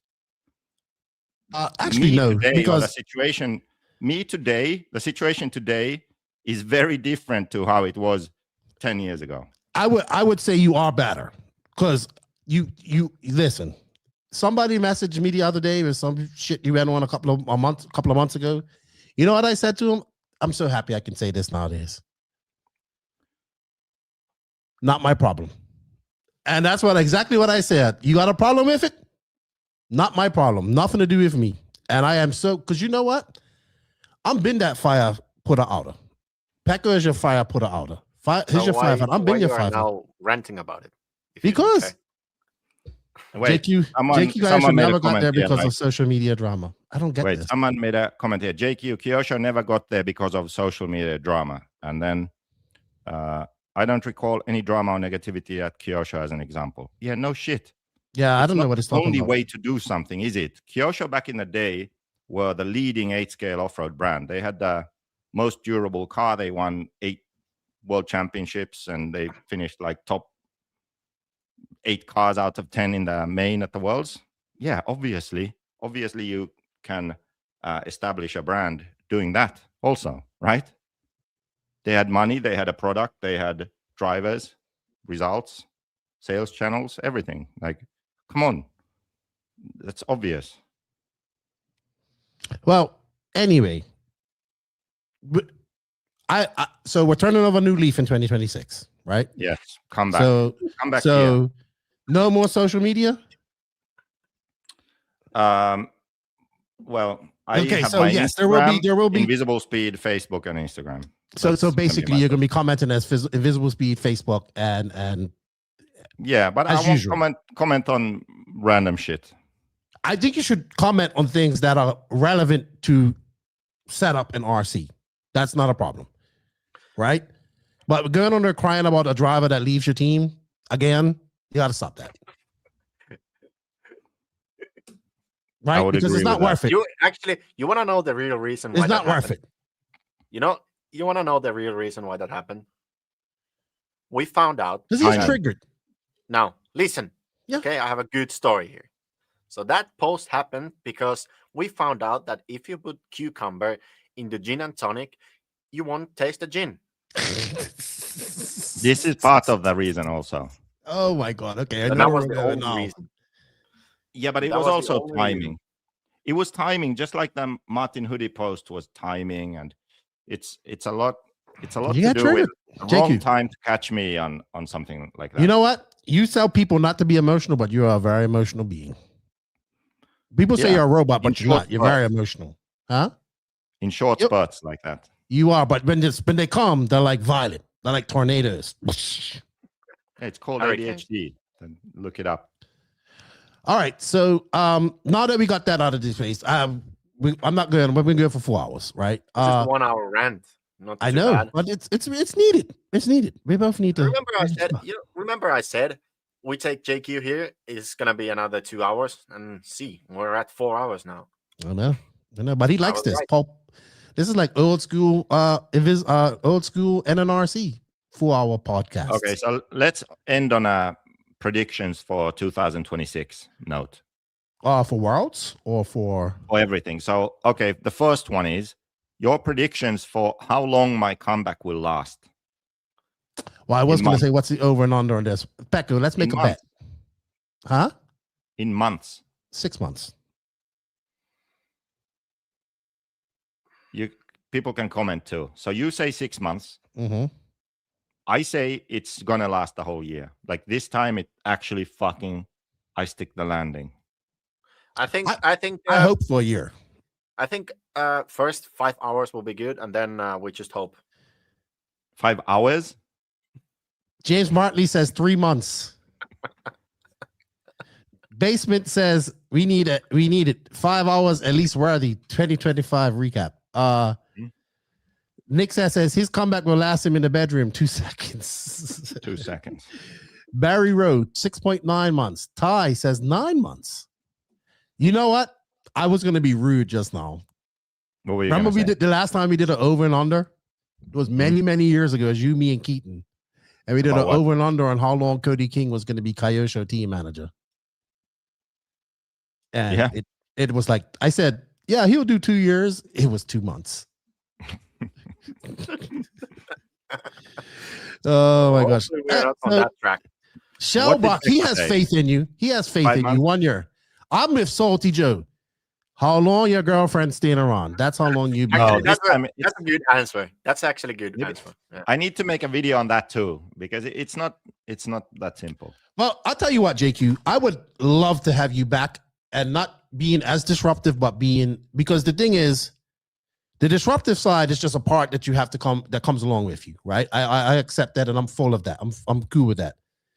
But you have to. I would love to see, because I've told you countless times that I think like Invisible Speed is the real gem out of all this. I even told you that you should stop doing my aqua and focus on Invisible Speed. I told you that. Oh, that's actually when I said that I would quit. That's what I would have done.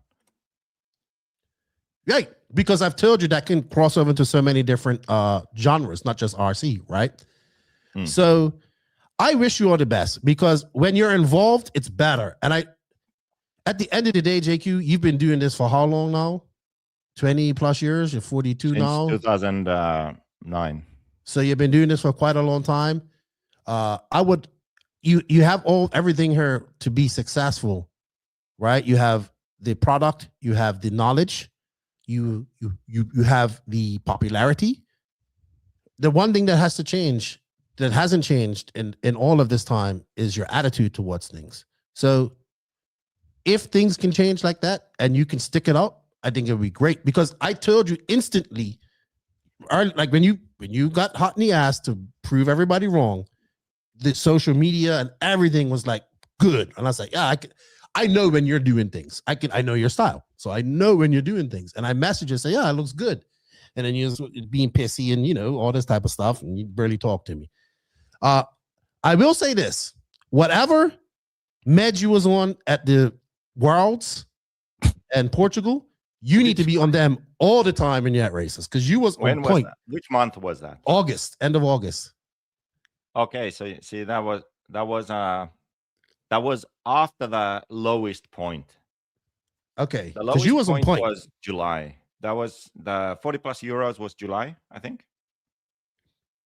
Because listen, at the end of the day, listen to me. Us three right here, we work in the industry, right? And it's not, there's many of these guys that are watching, the 129 people that are watching that probably don't work in the industry, maybe one or two do, they wish they could be working in the industry. And I know this isn't the most, we don't get paid. We all know this is a struggle. We all know it's a struggle. You just talked about your money problems. We got money problems going into next year. We all know this is a struggle, but we do this because I think all three of us here really love RC racing and love it and passionate about it, want to see it be better. At the end of the day, us three, have these same goals. Lance says work, debatable. We all have the same goals, and many other people have the same goals as us, but we all have different ideas of getting there, right? You call me corporate, I say figuring out how to work with everybody to make things happen. And that's something you gotta learn. You gotta learn to play in the sandbox and be nice and not get kicked out, like you got kicked out of your home track and had the cops called on you and escorted you off. That's not the way. Like you got kicked out of your home track. You can't do that. Sometimes you just got to let things slide. Yeah. Okay. That's actually a very good example. Okay. Harry. Jesus. I was almost out. No, because you're half right. Okay. Yes. The reason I got kicked out was actually I heard when you got kicked out. I did something which I will always do. You did. You was right. You was right. A perfect example. This is a perfect example. I stood up for someone who no one was standing up for, who deserves to be stood up for. Okay. A guy who is, let's face it, a bit different, mentally challenged in a different way to me. Okay. He's an easy target to push around and bully and whatever. Right. The level of this, let's say, this guy's situation is he has a state mandated pension. He doesn't have a job. Okay. This level. Okay. Nothing wrong with the guy. Okay. His thing is racing RC cars. He gets banned for a fucking dumb reason because he's singled out, easy target. Okay. I call them out on it. I say, this is wrong. You cannot give this guy a fucking ban from the track for this and that and blah, blah, blah. It blows up into a whole big thing. Okay. If the story ended here, it would be all good, right? But then my intention was good. What I did was good. Then from then on, the way I went about it, the abrasiveness, the there you go. All of that extra stuff is what caused the ban to be this long, right? Pekko isn't banned anymore. Thank Jesus. I'm still banned. I don't even know why Pekko was banned, to be honest. He didn't even do anything. Association. So, that is true. This is kind of a microcosm of everything. I do the right thing for the right reason, but I do it in a wrong way, or I take it too far. And that's what causes the issue. Same thing with social media presence. Yep. It's not the issue isn't that it's controversial or that it's abrasive or divisive. That is not the issue, because it brings eyeballs and it has people form an opinion or care about the brand or me. The issue is that I take it too far. That is the thing. Okay. It's a perfect example. You did take it too far. Maybe you just shut up. You'd probably be back there. Okay. What's the next prediction. What was your prediction on his how long it's gonna last, Barrett? Hopefully a year. He's like, I hope it's a year. I hope it's a year. I hope as long as possible. Yeah, me too. Let's say it that way. Because it's better when he's involved, right? And he's into RC. Because then things get pushed. You push out good content. You do a lot of things, and that's better. I think the big thing. Also, funny thing is that he says that he don't care about racing. Then he's racing these touring cars or series, shaking on the driver's side. Was he? Yeah, what the hell do I shake in touring car? It's so annoying. I can't do the best I can because my hands start shaking. Really? You got the shakes? He's shaking so much that probably the parts inside the radio is gonna unsolder or something. Yeah, really? You're like it's Patrick. pretty bad. You're like, So are you how like many Rick months did Paxton Pekko shaking? say? He said, as long as possible.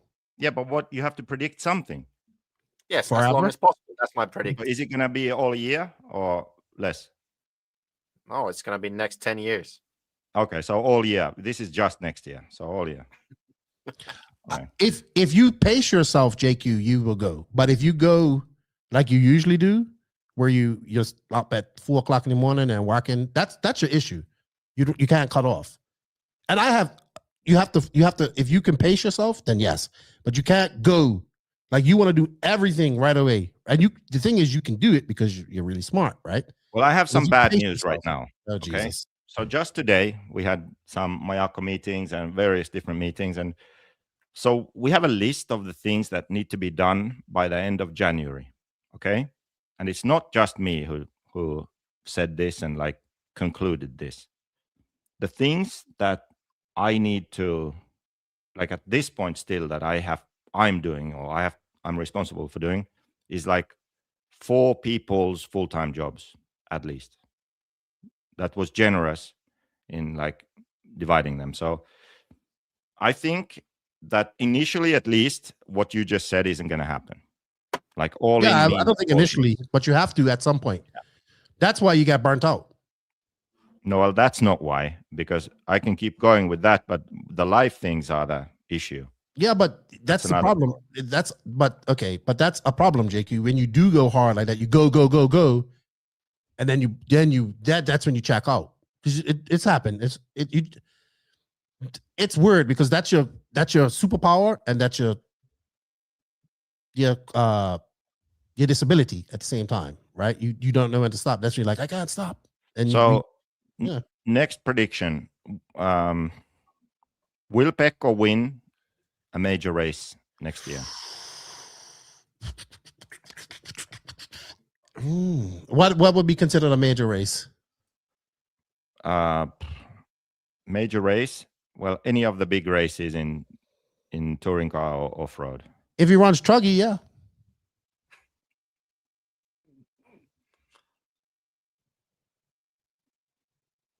Truggy. What are the races we're doing, Pekko? I don't remember. Euros, Worlds. Euros, Worlds. Everything, I guess. I think the electric 8-scale Euros are in Estonia. Oh, so yeah. That can be a good option. Yeah, I think you could do really well there. Really well there. Yeah. Nitro Euros are Madrid. Buggyland track. I think Estonia is like right up your alley, Pekko. Touring car is TITC and Worlds, an ETS or 2. Are you doing all the ETSs, Pekko? No, 1 or 2? Probably only down. Okay. No, but no 10 scale offer it next year, right? So I will say that yes, Pekko will win a big race next year. I think he could win the E-Buggy Euros if everything goes right. I'm just saying, I think E-Buggy is always good. E-Buggy was good at the Worlds. I agree. We'll see. Does Pekko believe he can, or that he will win a big race next year? Yes, I believe. There you go. It In can order happen. to achieve, you must first believe. There are many races next year. Mm-hmm. Yes. I can win. You know what Finnish race Masters. isn't happening next year? That sucks. Philippine Masters. Yeah, now it's in Malaysia though. So yeah, I would go there. I'd love to go there. Is it because they just don't have they won't have the track ready? No. In time?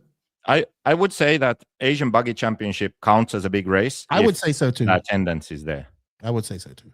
Like in Team Infinity are there if someone Ongaro, Polito, like I don't know, some of those guys, if they show up, it's a big race.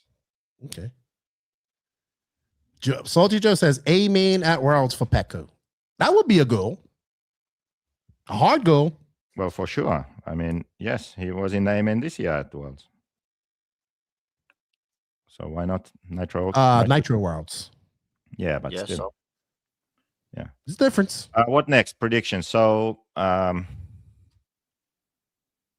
what would be an interesting question? People can also comment questions. Will Cavallari win a major race next year if he's driving Mayako? Will Cav, should we say win or make a main? I mean, he made mains this year. The guy finished second. He finished freaking. He's still doing well in 10 scale. Oh, yeah. I forgot about 10 scale. Hey, Frankie Contreras says, "What's up, JQ? How have you been?" Frankie, is that him or? I think this is the dad. Or the dad. Yeah. Oh, yeah. The kid is junior, right? Yeah. The dad likes you. One of the few California people that like you. Yeah. They do exist. It's David says can happen, Pekko. Yes, it can happen. Championship mindset only allowed as Mayako employee. Glad I'm not paid. The pressure is heavy when JQ's eyes are watching you. I think there's no pressure on me. I think you need reading glasses or something. I have them. I just don't have them on. You literally missed the point. I said it is not can happen. It is yes it will happen. Championship mindset early on. Oh, sorry. Yeah, I get it. It should be say yes it happened. That's how it should be said. Not yes it happened. That's why I read it. That's why I was off. Yeah. English is my first language. Proper English too, by the way. Yeah, so the King's English. Cav can win again. I think it'll happen in 10 scale first, though. I think 8 scale. Yeah, I think it's possible. If all the stars align and everything goes good, yeah. Yep. Pudge, where did he go? He went to P. Probably. All right. You know what? We're gonna end this when he comes back. We've been here for 4 hours. Yeah, I think we have been here long enough. I was supposed to clean my house. That's not gonna happen. Well, that's not gonna happen. No, it's 5:30 now. Her. How do you use like a vacuum cleaner? I don't have a vacuum cleaner. Oh, you don't have? Oh. I don't have carpet. I have full tile. But how do you wipe your floors or what? You sweep it with a broom, and then you mop it. You go with like one hand, like this.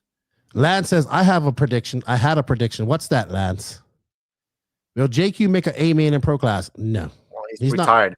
He's retired from Pro Class. Maybe touring car. Only possibility. That JQ's last chance of making an A-main shipped in 2018 when he got kicked out of DNC.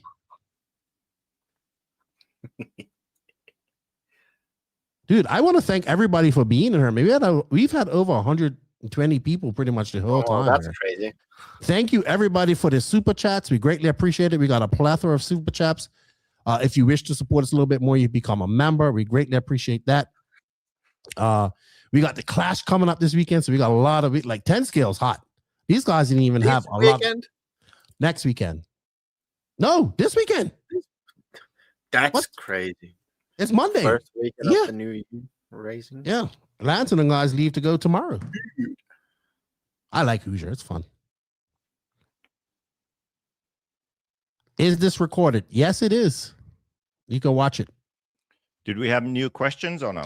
Have you guys got? We're gonna take 5 minutes to get some questions because I gotta leave her too. And Pekko is ready to go. Oh, I'm sorry. Where was that? That was a question. Yeah, part of the comeback, the 2026 comeback, I didn't even really cover everything that's involved. Part of it is new attitude, especially now since Lefty ranted at me. So I need to be present doing my Mayako work, invisible speed work, with a new attitude online, less arguing and ranting. This includes videos which are like 3 years delayed. I think there are like 7 or 8 videos for the course that are filmed, just need editing, so they'll be posted. I'm making a comeback to YouTube, so a bit of an update to the branding and new YouTube videos. One of the first videos is an interesting one, actually. Gyro video. Pekko tested the gyro also. Finally. Yeah. So we have the data, we have video, we have lap times, we have comments, and we talk about gyros and if they work for a top driver. Interesting. And that style of video, there will be a few throughout the year. There are a few different things that we want to test and provide information for people. Something to do with tire testing, that's one of them, because 8-scale off-road, we don't have control tires yet, and there are different tire brands, so we want to do something with tires. And then also, there are some things to do with setup that people seem to have very different opinions on, like anti-roll bars, for example, what they actually do. So there are some kind of experiments that we'll do and film and talk about. So if you know, like the jacking video I have where there's the coin under the car and then I show how the car stays up, the geometry holds all the good car stuff. up. All good stuff. Yeah, so that all good stuff. type of stuff showing how the car actually works. And what else? So yeah, come back on YouTube. Then there's the, should we announce it now here, Pekko? Should we? What? We are going to become competitors, but maybe actually joining Lefty in the podcast, that Lefty's podcast universe. We're trying to butter him up so we can have a bit of a No Name RC podcast. What is the word? Spin-off? No, we're gonna have we have a Name RC podcast. Yeah, we'll have a name. We have a RC podcast with a name. No, it's like it's the same family, but a bit different. You talk all of the bullshit here, and we do the technical stuff. Yeah, it's like a Toyota and Lexus. You know, you're the Toyota and Lexus is the whatever. You are the Fiat, and we are the Ferrari.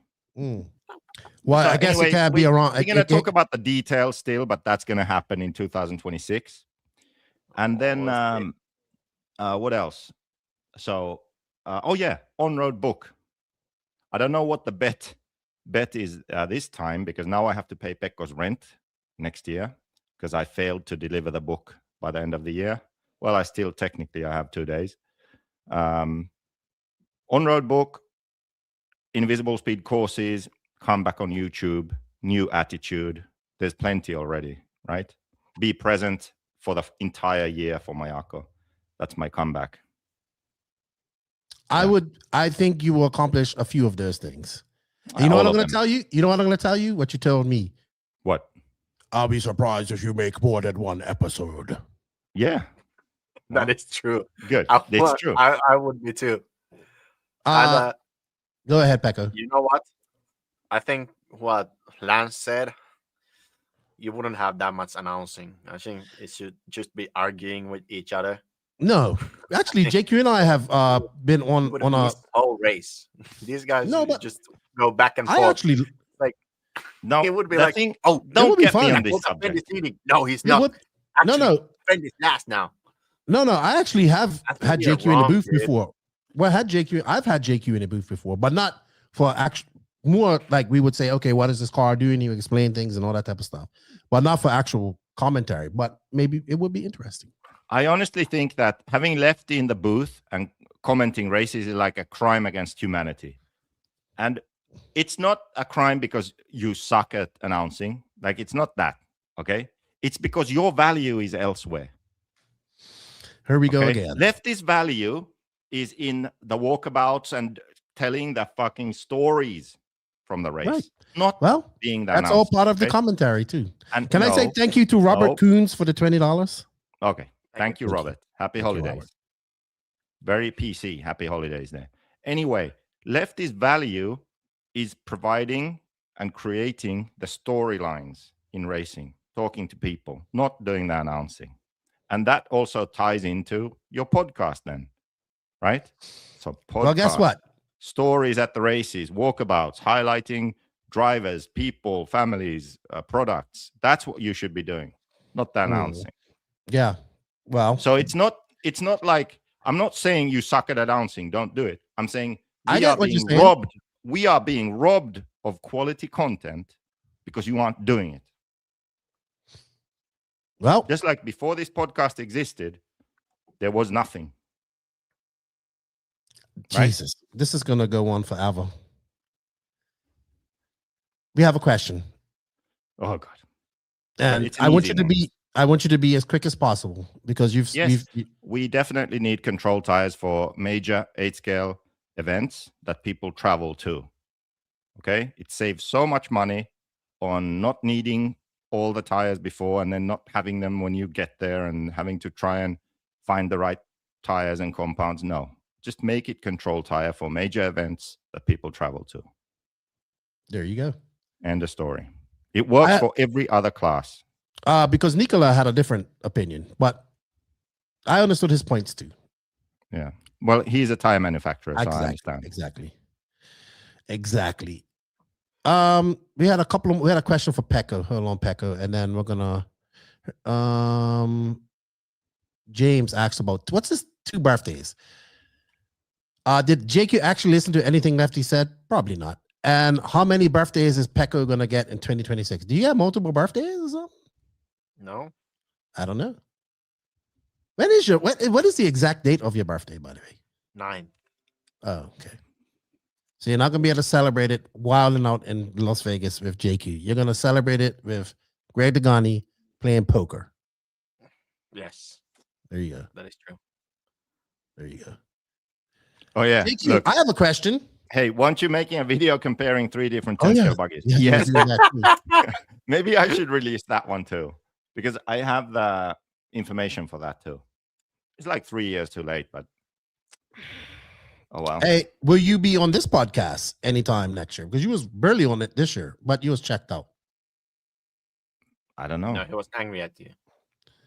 That too, because he was all Why about. was I angry at you? What was that about?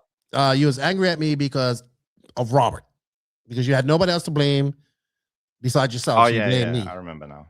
Yeah, you let everybody know. You knew, and then you posted it like you know. I'm like, you idiot. That's but it never went public. It never went public. Yeah, we already know that, but he says that he doesn't know. Look, let me tell you something. I was at races and everybody was telling. I'm 100% right. Everybody was at races telling me that he's leaving, so it's not like it was a big secret. Everybody knew. Yeah, but you was pissed off, so you had to take it out on somebody. And I was read this, Lefty. JQ Gold is invisible speed line. I know top engineers who watch the videos and have his books focus on that. I've told you that a million times. I've told you that a million times. Phil Fernandez, you can watch the replay of this on YouTube and Facebook. But yeah, you and I have a message for Lefty from Lance. Stay in your lane. Yeah, but even you know what? Yeah, but guess what? Don't put him in the booth. Listen. And there's what Lance says. Where's the other comment? Let me find it. There we go. Well, that doesn't pay the bills if you don't make it. Have you tried? It would eventually pay the bills, I'm sure. Well, you know what? You guys can come and donate your time at the next race to make it happen.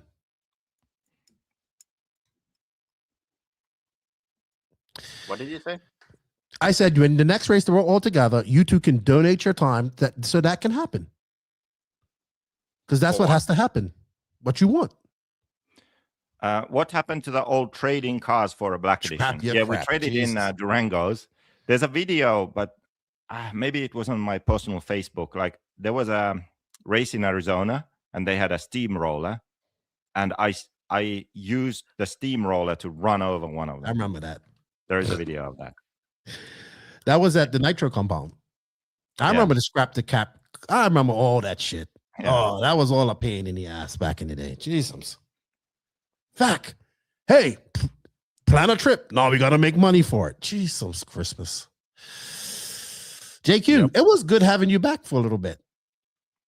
For a little bit. Engaged. The last time you came on her, I missed everything you said.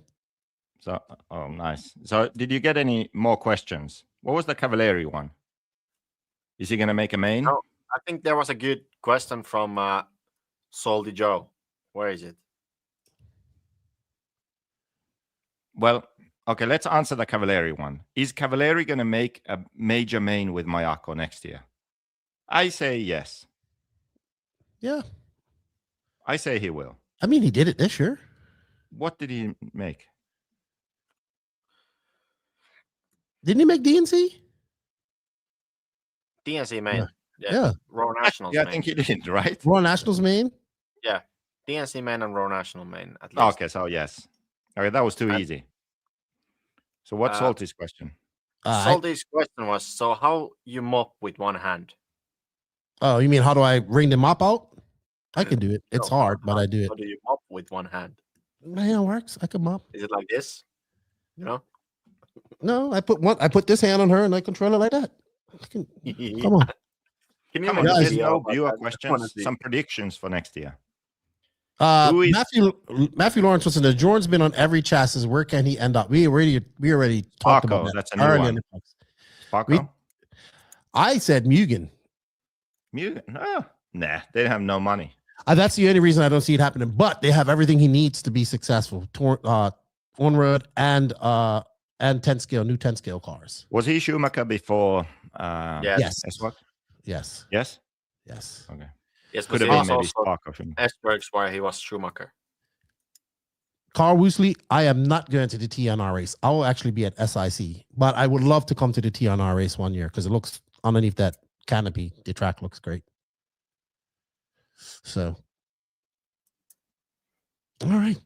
Any more questions? Pekko is ready. What time is it there? It's got to be 12 something. 20 to 12. I still need to visit JQ after this. JQ, I hope you do get engaged because you know what? You take my strong hand. Let this motto take my strong hand.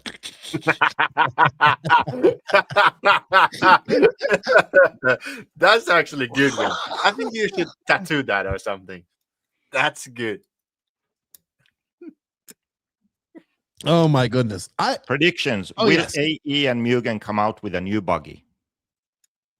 I think AE, yes. And I think, you think we're going to get to the 9 finally of Mugen? I think so. It's a world year. After. When was the last one? It's been a couple of years.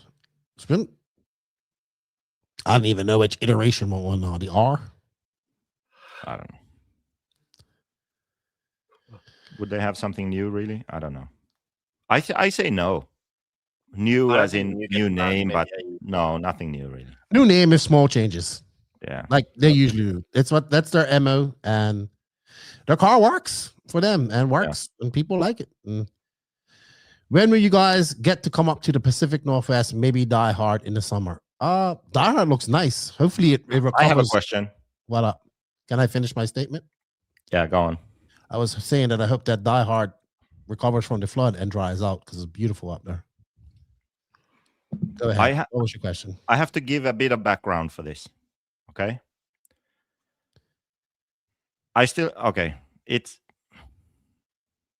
okay. So I failed at explaining what I meant with X-ray already. We're not going to go back there. Thank you. Probably going to fail with this too. But Infinity is a brand that is run by a backer that literally has enough money to do whatever he wants. Okay? So that means Infinity can do, at least in RC terms, whatever the hell they want. Okay, now we settled that.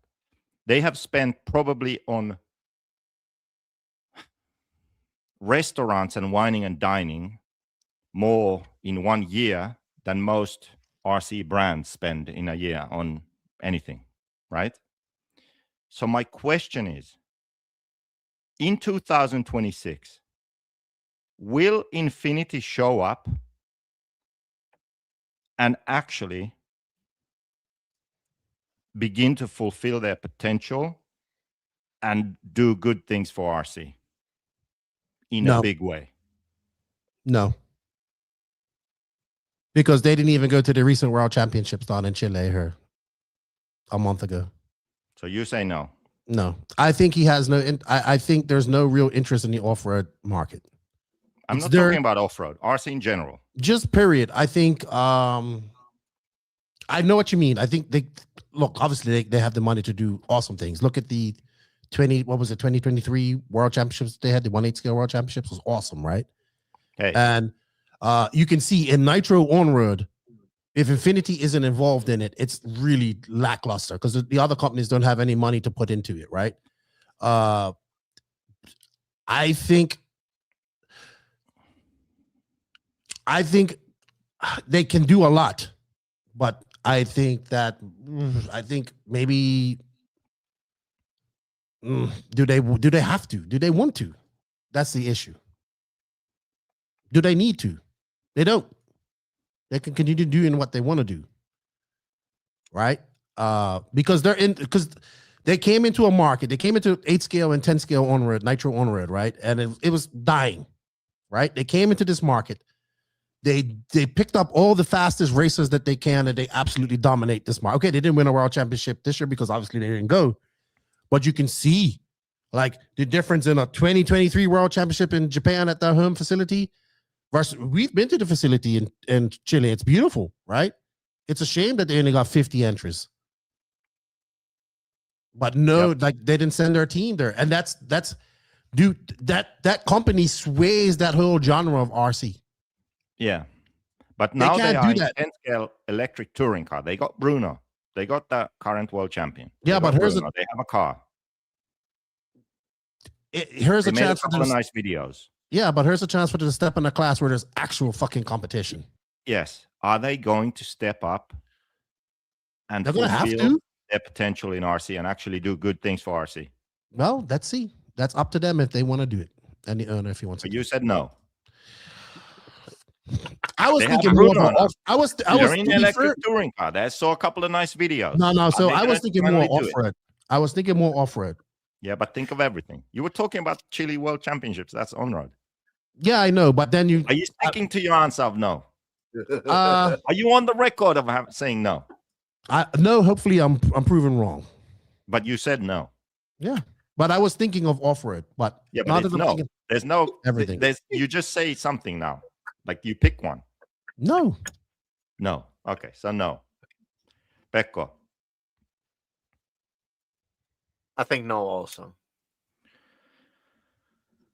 You know what? Actually, this is actually a good question. I'm just gonna mind fuck everyone, and I'm gonna say yes. Okay. So here's a good question. Something's gonna change, and they're actually gonna do something. What do you mean by good things for RC? Asked Brian Cross. Well, spend some money on something that actually improves RC in a big way. Like you have all that money, right? You have that budget. People have money like that by not spending it. Are you passionate about RC? You have Infinity? Okay. Do something. Come on. Really. Well, like what do you want them to do? Give an example. There's so much they could do. Really. Just if you look back at the last 5 years, positive things that have happened in RC, think about them, whatever they are. They could do them all easily, no problem. They have the money, they can get the people. Like if you look at like RC Racing TV, Matt from Control, RC Racing TV, like the things he's capable of doing, okay? And he doesn't do more because he doesn't have the fucking budget or the money, like trying to get sponsors and advertisers, and they can do like on a minimum budget, they put something together and it's great. Yeah. So imagine if Infinity were like, you know what? We have drivers in all these classes. Let's just elevate the game for coverage. So how much did we spend in restaurants? Okay, let's just match that and put it into media in RC. How much better would media be for all the races if they did that?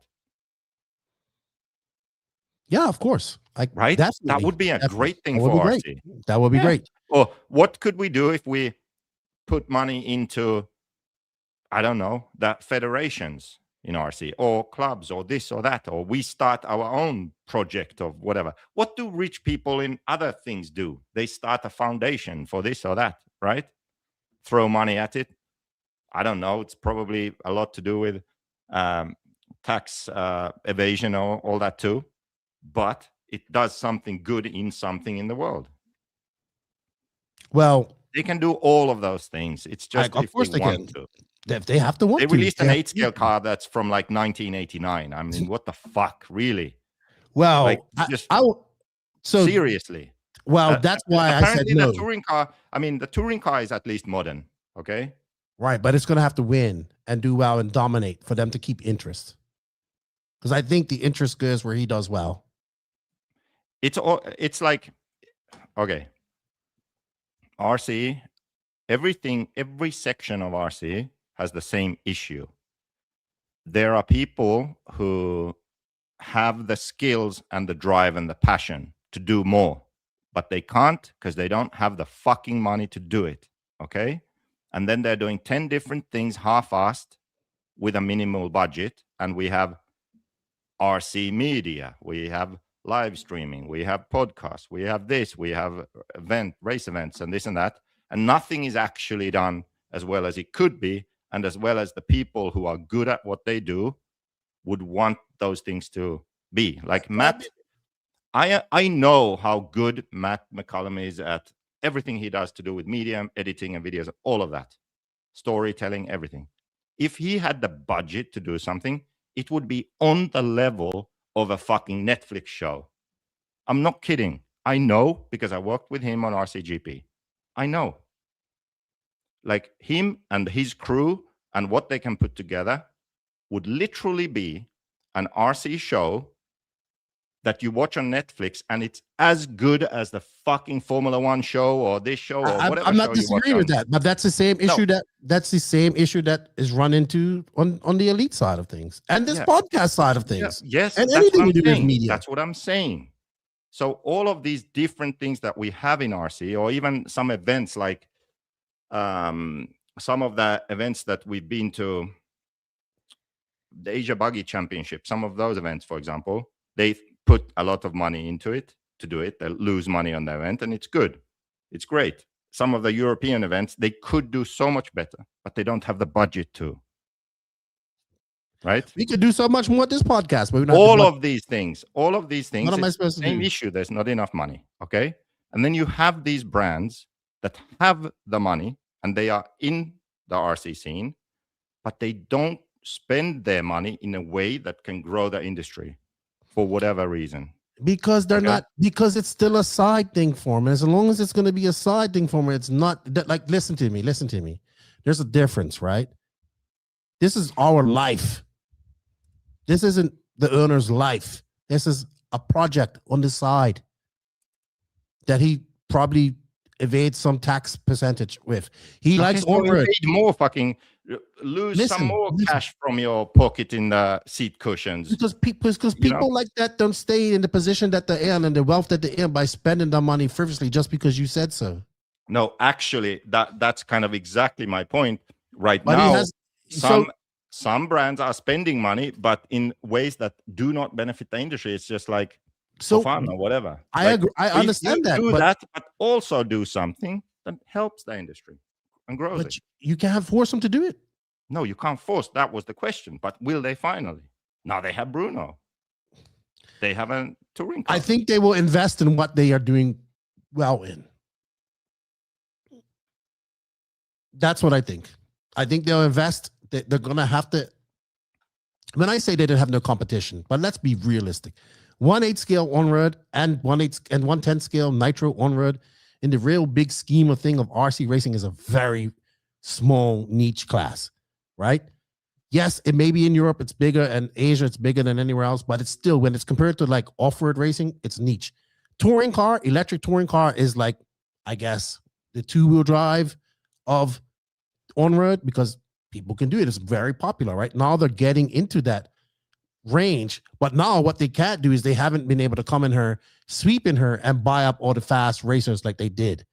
So they see Infinity seems like to me like they kind of came in and saved that genre of racing to an extent, right?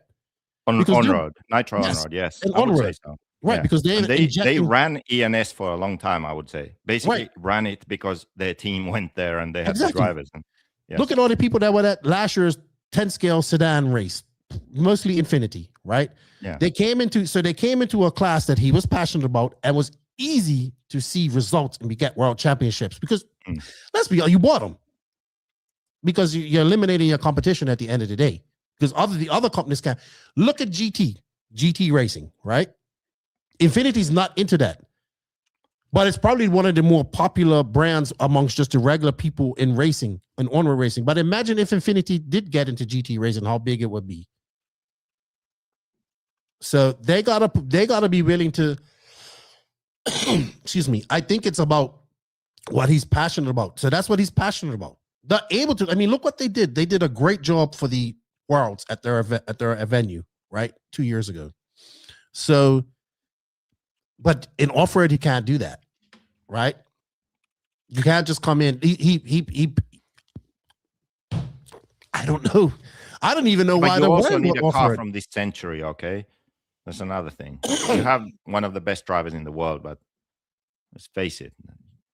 I'm sorry, I've been sick, so that's why I'm.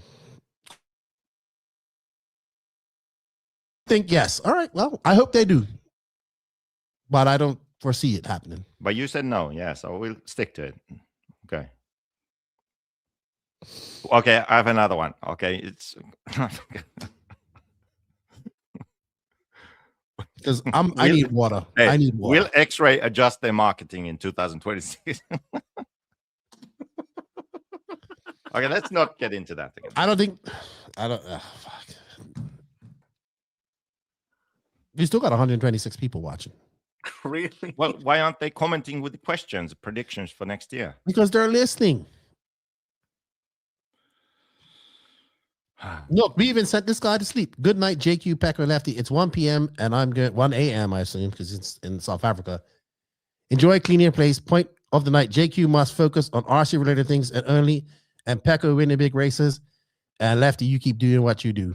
There we go. See? Yeah, there was a comment from South Africa before about my experience there. It was good. So Some we're going? of the best RC trips I've done. I want to go there. So we're going? Badly. Okay, good. South Africa. Maybe we need to go back. It's been a while since we were there. I need water. Hey guys, let's have one more final question here. All right, you have the question. I'm gonna get a glass of water. I'll be back. We need a final prediction here. Let's make it a good one now. Something. What could it be about? Will the NNRC be around after 2026? No, it will. Oh, I know. Yeah, now I got it.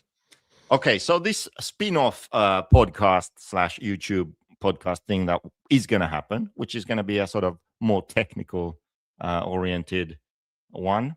Will it overtake NNRC in viewership? Probably because you have made twice as many subscribers as I do. No, wait. What is that? What's that? We don't even have a name. Okay, so are you going to put this with a name? Will are it you going to overtake put it on the NNRC? Are you going to put it on the Invisible Speed platform on YouTube? Yeah. Yeah, on it. I think Invisible Speed on YouTube, but then when your shit for podcast or create a new one. Yeah, because if you put it on Invisible Speed, you're going to get more views. You have 25 1,000. I don't know how many people But you need have to subscribed. combine it, like podcast and YouTube and all that shit. I think the podcast is not gonna even happen. Jesus. No, it's gonna That's my happen. prediction. That's my prediction. Stefan Comsey, here's a good question. No, We come haven't on. even Come mentioned on, we this. need to answer this one first. We need to answer this one. Will it, if you combine the podcast downloads and listens and YouTube views and all this shit, You're gonna beat me. Will it pass NNRC? Yes, because you have more fucking subs on YouTube than me. So you think yes? I'm surprised. Yeah, you have more subs on YouTube than me. Of course, you're I gonna wasn't get that more sure views. about that. Huh? I think I wasn't as confident as you seem to be. But that's thank JQ, you. Yes. Okay. it's numbers. It's numbers. That's Well, Pekko, what do you think? You Well, have. Pekko said no because he thinks it won't even happen, Yes. and I'm gonna say yes. Well, Okay. if it depends, it might happen, but it might be one, and then 6 months later maybe yeah, another but you one. said yes. Okay, stick to it. You said yes. Pekko said Yeah, no. of course. But you got to understand that you're dealing. You're already ahead of the game with me than me. Okay. Because you have, listen, you have 31,000, almost 32,000 subs, and I have 8,300. Okay. So by numbers, by math, you will do better than me. So that's Okay. You know what this is? money. This is a tiny, tiny violin playing just for you. And you're crying. I'm not crying. I'm just stating math. Okay. Will Hung Nor win any big races? I assume. Hong No. What's that? That is the brand that looks like Wally's driving and Amy is pushing. Have you not been paying attention to the RC world lately? Jake, you know why Wally got kicked out from AE? Do you know the reason? Yeah. The reason? Yeah. Yeah, reason why. Yeah, because he got lapped 7 times by Degani. That is not true. That is Greg Degani saying that. That's funniest shit ever. Yeah. He messaged me Hong saying Nor that. is like, okay, my honest opinion about Hong Nor is they should have stayed with Hobao, dead and outside of racing. Come on. I think it's more than so let me ask you something. Same as Sparko, same as what was this thing I saw just recently? Sore Lux or whatever. Stay away. Let me ask you something. Waste of time, ruining it for everyone else. Let me ask you something, Hong Nor. Do they make bashing stuff and things like that as well? Yeah, I think so. Yeah. So here's what I think's happening. I think that A-Main is actually either gonna partner with him or buy him, or I don't know what it is, because I thought it was gonna be AE. Well, why wouldn't they buy Mayako? Fucking buy Mayako and Can you let me finish, please, Mr. Fucking Mr. I want to sell Mayako off so fast now. It's not the racing that they're worried about. It's not the buggy. It's not the racing. They want that. They want the RTR and bashing stuff. They want to go. I think they're gonna go challenge Horizon and all these and Traxxas and all this stuff. That's where the money is. That's where the real money is. How many distributions do A-Main have now? I don't know, but I think they're gonna come up with the A-Main, or not A-Main branded, but A-Main backed, ready to run, bashing, crawling, all that stuff. Yeah, maybe. That's what I think is gonna happen. Because they have their own, they turn Upgrade RC. Like I think that's used to be the decal. Remember them, Jake? They used to do decals, and now Upgrade RC is their bashing tire brand. Really? Yeah. So that's what I think is going to happen with them, because I think they're aiming up to go like against all the bigger distributors. That's my thoughts. Isn't Horizon the only one now? Horizon and Traxxas they're going for RTR stuff. Hello, Mike Winders. How are you, sir? Getting ready for the Clash this weekend coming up?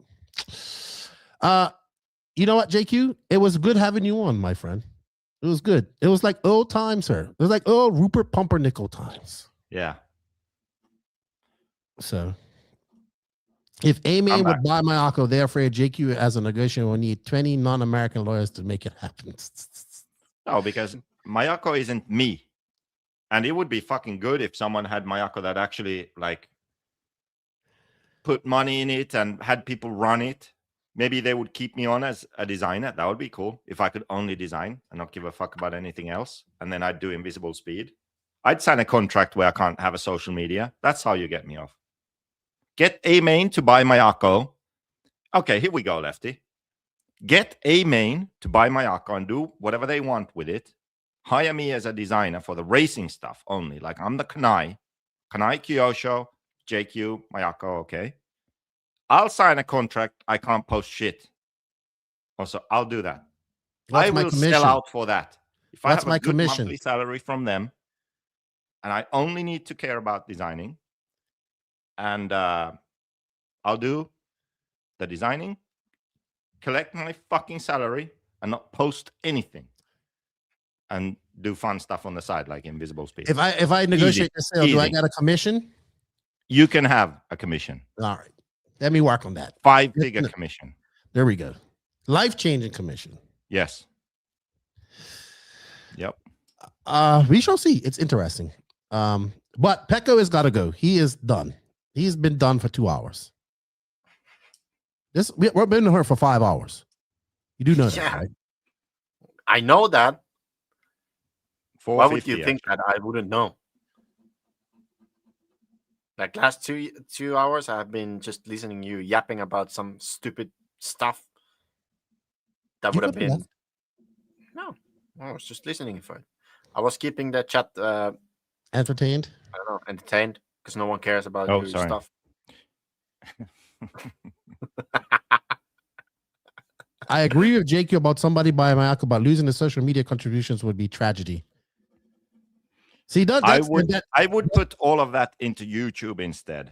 Then he's going to be like, see, somebody supports me. I'm gonna go make some social media posts right now. No, one person supports me. Social media is cancer. I'm making a video about it.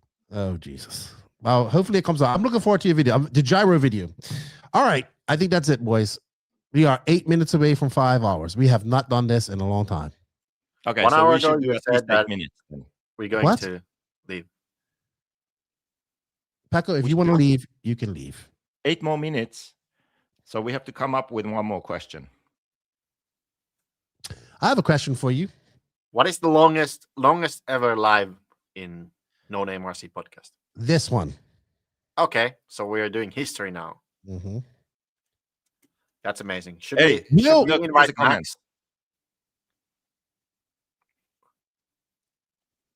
Read that, Lefty. What, this one? Yeah. Dan Jones, welcome back, JQ. JQ/Michael isn't where it could be, not because of what JQ says, it's because he quits the brand for 6 months out of the year after year. I would say so.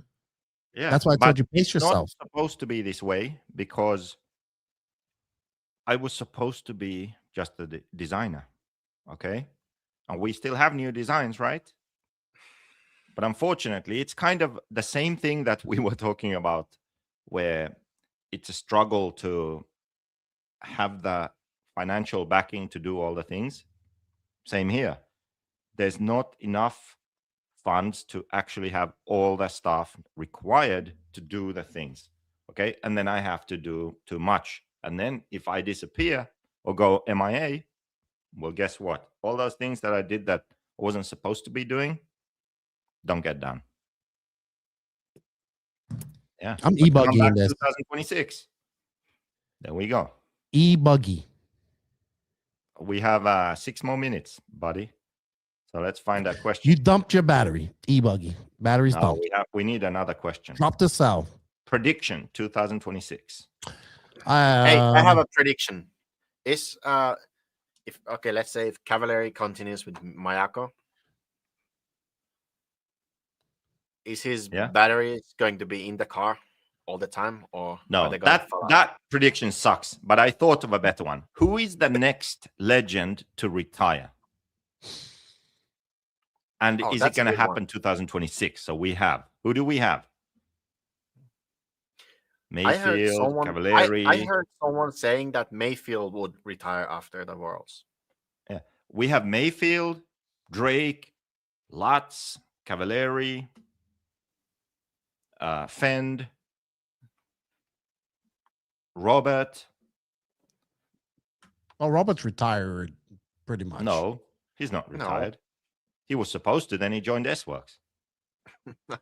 Well, he's semi-retired. But Tito is retired. He's still racing. A big one could be Mayfield. I don't. We might as well end this on a cease and desist. Is HB Racing dead? No comment. Lefty will get a cease and desist lawsuit.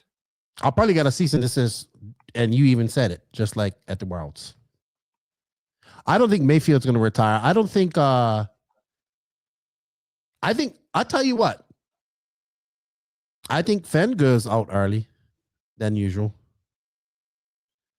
He's what, 28, 29 now? I give him 5-6 years. When he gets about 36, 37, he might leave. Savoya.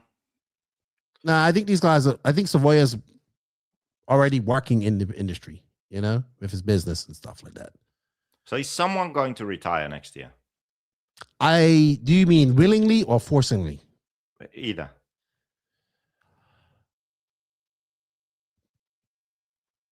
I think as long as these guys can still collect a paycheck to support their lifestyle and supports their family, they will continue to go. I was going to say Cav might be the next one, but he's still going. Well, if I go MIA, he'll go too. So maybe Cav. Okay.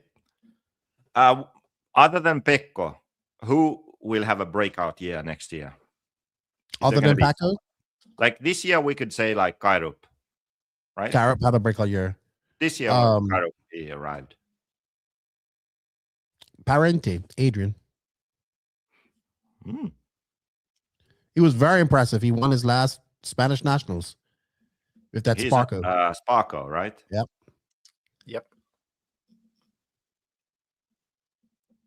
Fuck's sake. I tell you who is going to retire. Go Ogden. Oh, yeah. He's going to be the next one retired. I think he might be almost retired now. Maybe he is retired. So we don't know. I heard that he might be like going to get a real job and all that type of stuff. He's married and all that stuff now. Really? Once you get married and start having children, huh? To a man or a woman? Married to a woman. I believe she's from just Latin. Where? I think she's Latin American. I think she might be from Holy Mexico. Shit. Yeah. Let's hope ICE don't get her. He supports that. That's a strange choice by Ogden, to be honest. Here's a good one. Should races that have 40 plus classes, DNC Silverstone, offer a open 40 plus class and an X Pro 40 plus class? Yeah, let's add another class.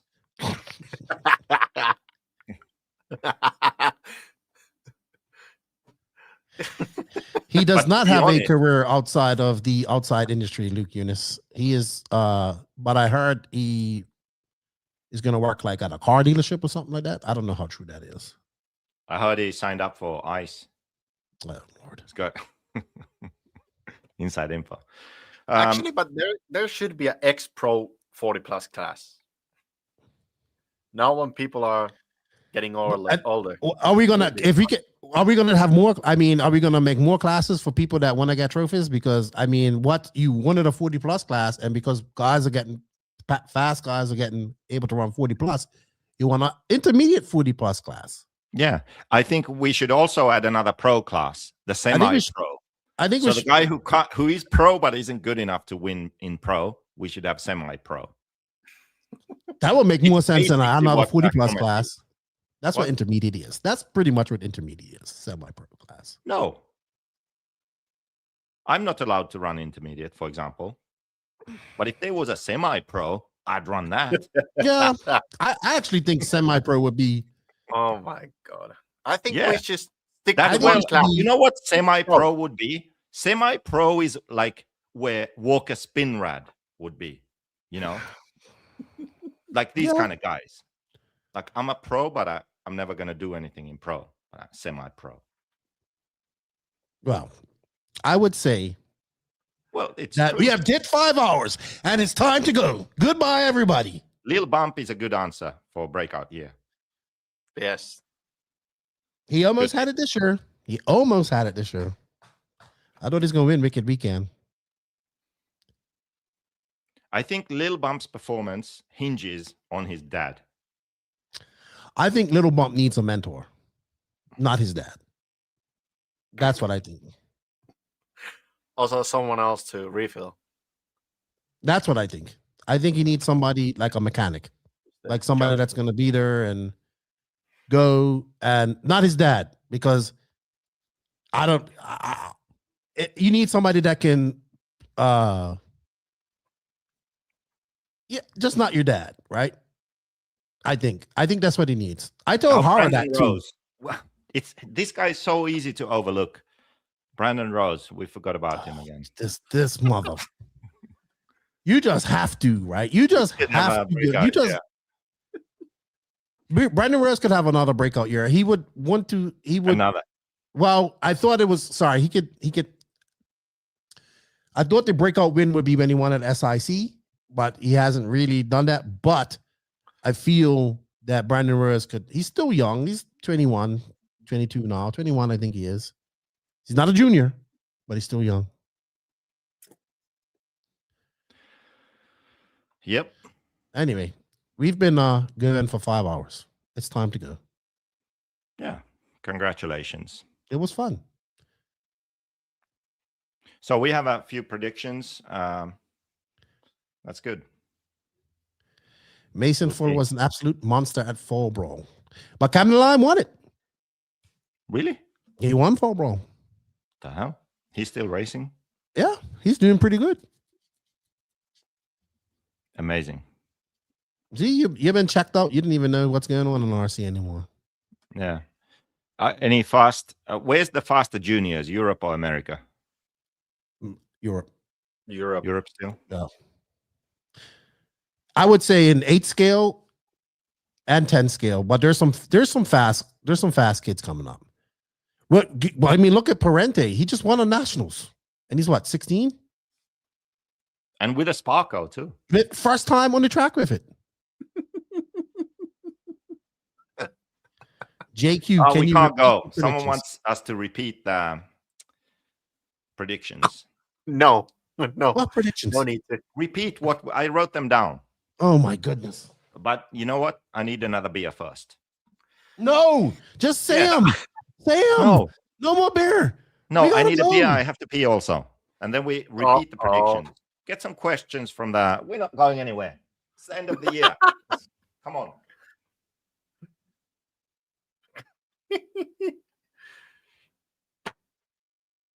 This guy. Dude, I said it was a mistake to take him to this live. This guy right here. One more. It takes him an hour to drink a beer.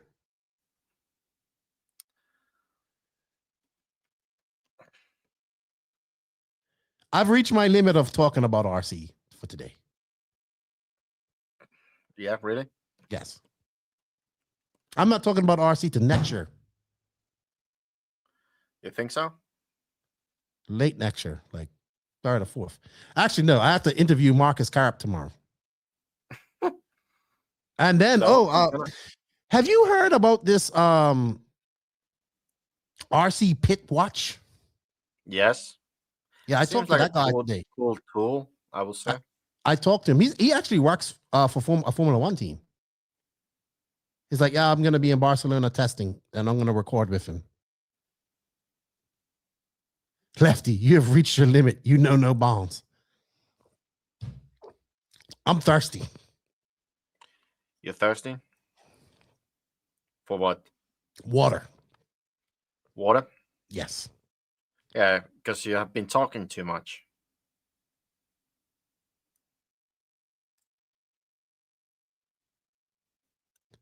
That's what I do for a living. I talk. Yeah, well, I can see that. I'm tired. What's up, Sean? How you doing? I'm not drinking right now. I'm taking a break. I took a break for a while. Yeah, I'm also I never drink. Yeah, that's a lie. Did you find out where Yuna's going? No, didn't ask him. You're not silly season. You're not silly season sleuthing. Well, where's the beer? Did he have to go buy the beer? I don't care about the silly season. Okay, I just care about my racing. Okay. Okay. So, predictions so far. Did we get any new ones? No.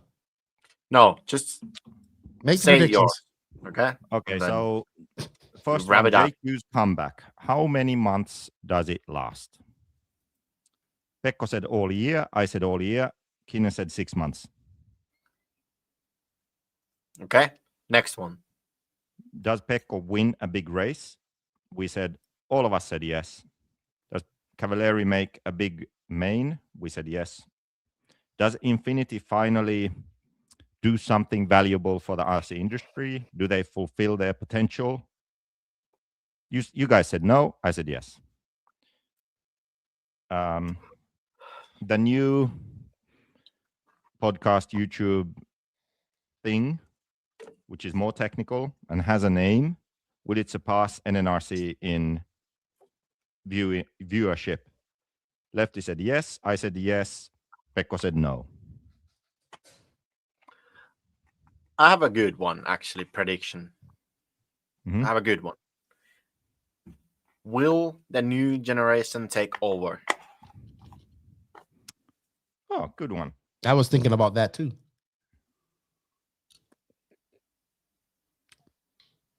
Because Mayfield waffle stomped them at AMS. Besides, is this for America? Because I kind of think on a world level or European level, it's already happened. Yeah, I think more like American, because Europe, I think it's already done. Yeah, I would say in America. Yeah, because if we think on a world level, we now have Cairo, for example, and Champlin. He's also the next generation. Olovsky is joined earlier, but he's still young, right? Yes. What age is Olovsky? Maybe 25. But yeah, so he joined the party early because he won a Euros at 14 and he started being sort of at the top. But he is this generation actually still, like Reinhard and Volker and all these guys in on-road are definitely not the same generation as him. Mm-mm. He's this generation coming up now. But So ahead of them, I would say in European racing, on-road still needs more youngsters to come up, but off-road, it has changed already. It's Ongaro, Canas, Pariente is moving up, Pekko moving up. And there's guys behind them too that are still developing. Yeah, kind of. All these guys are new. And then the old guys like Robert Savoya, Ronne Falk even starting to be an older guy. But he also started so young. Like he became a guy so young. What is he now? How old is he now? 29. You're 30. So it's more about America, because America is still kind of stuck on those old generation guys. Mayfield. Dude, Tebow is still out there making finals and top 5. Yeah. I mean, who has won races now recently? The only people that won races this year were Fend, Mayfield, big races. Big, when I say the top big races, and Fuller. When I say big races, DNC, Silver State, PNB, those races. Yeah, so we need Fuller, Lil Bump, Rose, Lime. Brandon Rose. Who? Lime, I would say. Yeah. They still have Fuller's the only one that's beat these guys consecutively this year. Right? He beat them twice. So he won Silver State, he won Wicked Weekend. I think I would say that next year is the year that we really see the next generation move in. Okay. Like they really stamp it globally. Okay. Yeah. Cool. That's my I like that. I was thinking about that because my question was more like, are these guys going to finally dethrone Mayfield, right? What do you say? Yes or no? Next year?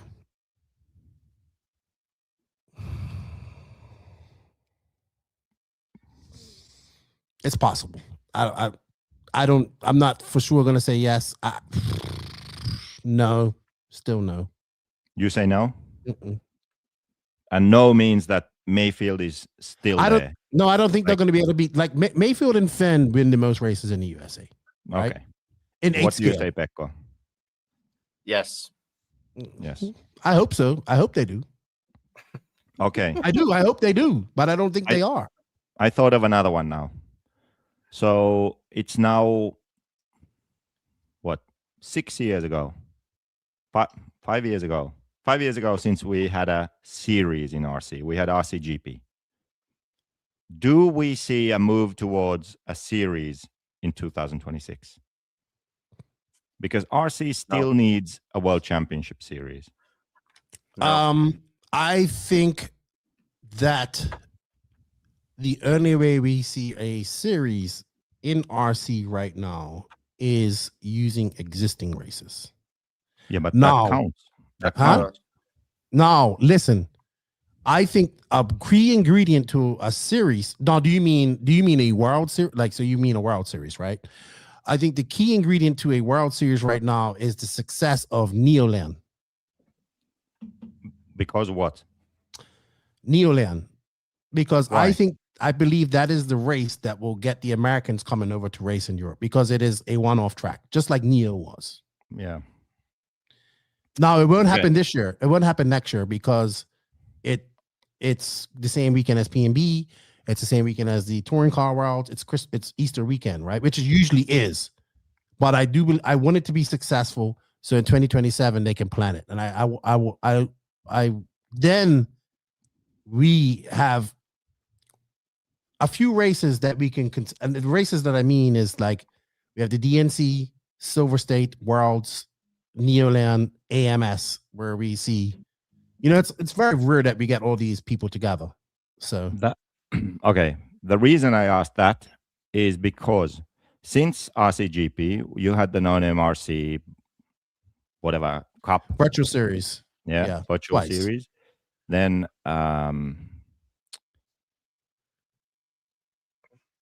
was there something else? Another podcast is doing a series. They did a series this year as well, Slow as Fast. Yeah. Oh, yeah. The Asia Buggy Championships. Yes. That's a series. That's a series in Asia. Yes. Then there is on Instagram, the MFX something. That's the Austrian guy. Yeah. Mm-hmm. They use AI for everything. What was it? MFX? Yes, it's that. MFX events on Instagram. MFX_events, which is like something.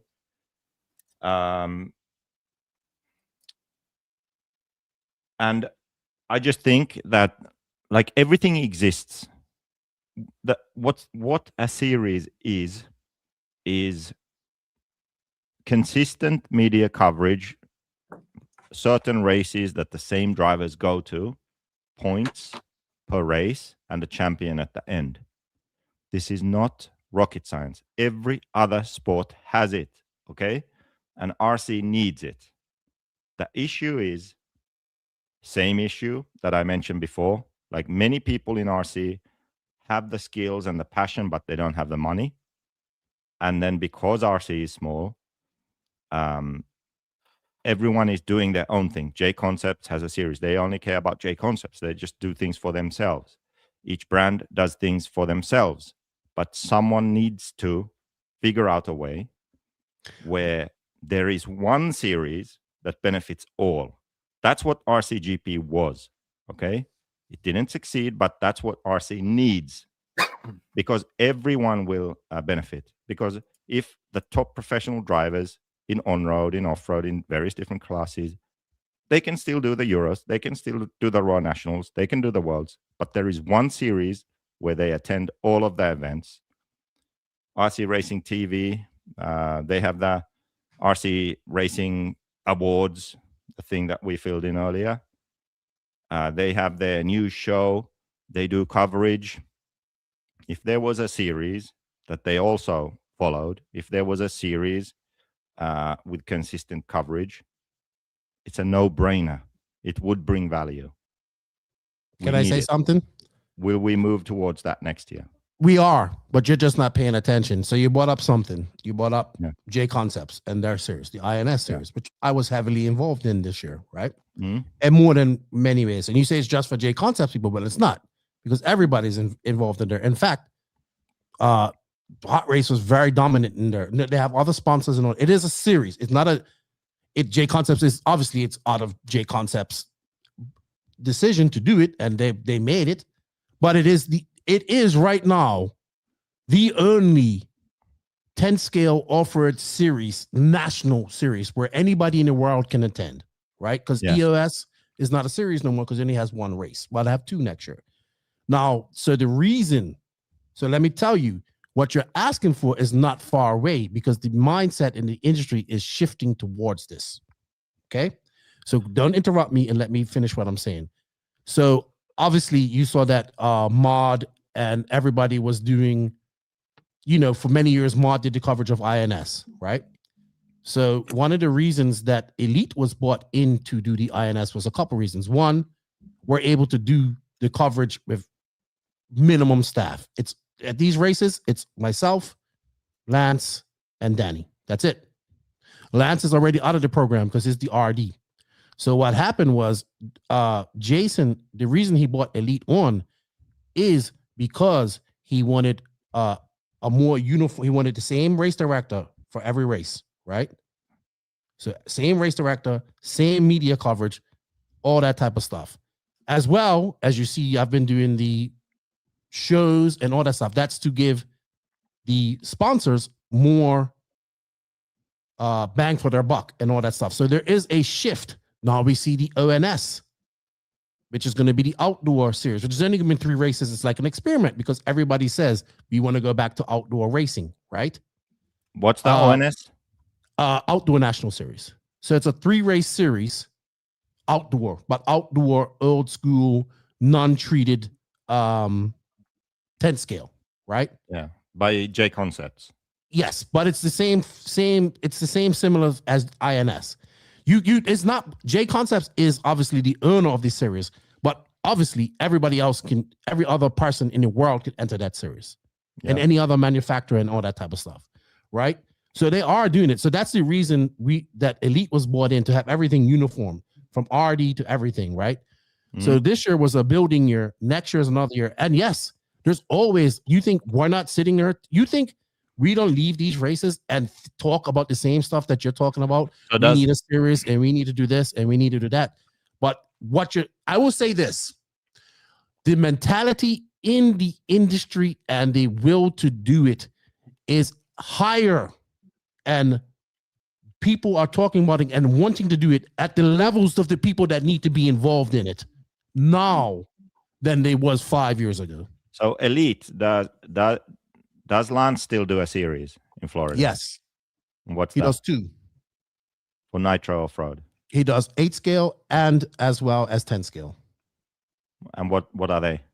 Off-road series. He does 2 series. He does what has are 2 series. Fucking That's Lance it. Racing series. What is It's it? called Florida RC Championships. Okay. Because it's just based in Florida. Yes. So he manages that. So he has, I guess, 5 races for each. I think it is 5 or 6 races. And you have, and trust me, people take it seriously. They have drops as well, right? But trust me, the discussion has been happened about how do we get an 8 scale series. But the problem is, JQ, as we both know, fitting more dates in already dude, you can, these guys, if you're racing 10 scale and 8 scale, these guys are going to the track tomorrow. There's a big race this weekend, the Clash, fucking biggest 10 scale race there is. And then the next week they go to Silver State. There's just no time, right, to fit this in. So we have to come together and use what we have right now, right? No shit. But the problem is, here's the issue, and here's what it comes down to, right? It comes down to the same thing you said earlier. Why am I not doing it again? Because the time, effort it takes to do it, it needs to have somebody that's focused on it itself, or as a group, right? Because I was kind of just focused on it myself, right? And it has to have some, Pekko, if you want to leave, you can leave because you're falling asleep. Thank you for your help. We greatly appreciate it. because you are falling asleep. You can go. I'll see. We'll probably still be talking, and Pekka's going to show up at JQ's house. The issue is He's coming over today. Apparently, yes. I will say this: God. we are closer to having our RC series in RC today than we were 2-3 years ago. The problem is we're still not at the point where we can have one yet. I don't think. Why? Because what? Because it's just, you know why? Because now so let me tell you what's running RC and pretty much in America anyway. That is because America's probably the biggest market, right? Let's be realistic, right? Single market. What's really controlling where these drivers go and what makes a race popular is the top 25 RC right now. Really? Yes. Still? Like people care about that? Yes. Races are based, like contingency pay is based off of which races qualify for that as well. So right now that's dominating that because that's the only thing that we have, right? Well, now what would be great? What would be great if we could take something like the NNRC Cup, rebrand it, and put some money behind it, and where we could put some effort into it, and then the drivers have to also be into it. It's no different. It's the same issue that we're kind of seeing with the INS, and I think it's a cultural thing. Whereas you guys in Europe are used to having a series, right? Almost every country in Europe has a national series. Think about it, right? But you don't, as a European country, have a continental series to determine champion. You have one race, right? Yeah. So you culturally have been growing up in a system that has a series, where in America they have not. You have people coming into RC now that have no idea that there's rules and regulations because there's no governing body. There's nothing like that. The governing body, the people that make the decisions in the RC right now are the big races. Those are the things that people flock to, right? Those are the money makers. That's where people are going. That's where the pro side of things. That's where their contingency is based on. That's all these races. They're all about these races that you see. They're all for everybody makes money off them. They're all it's a traveling RC circus.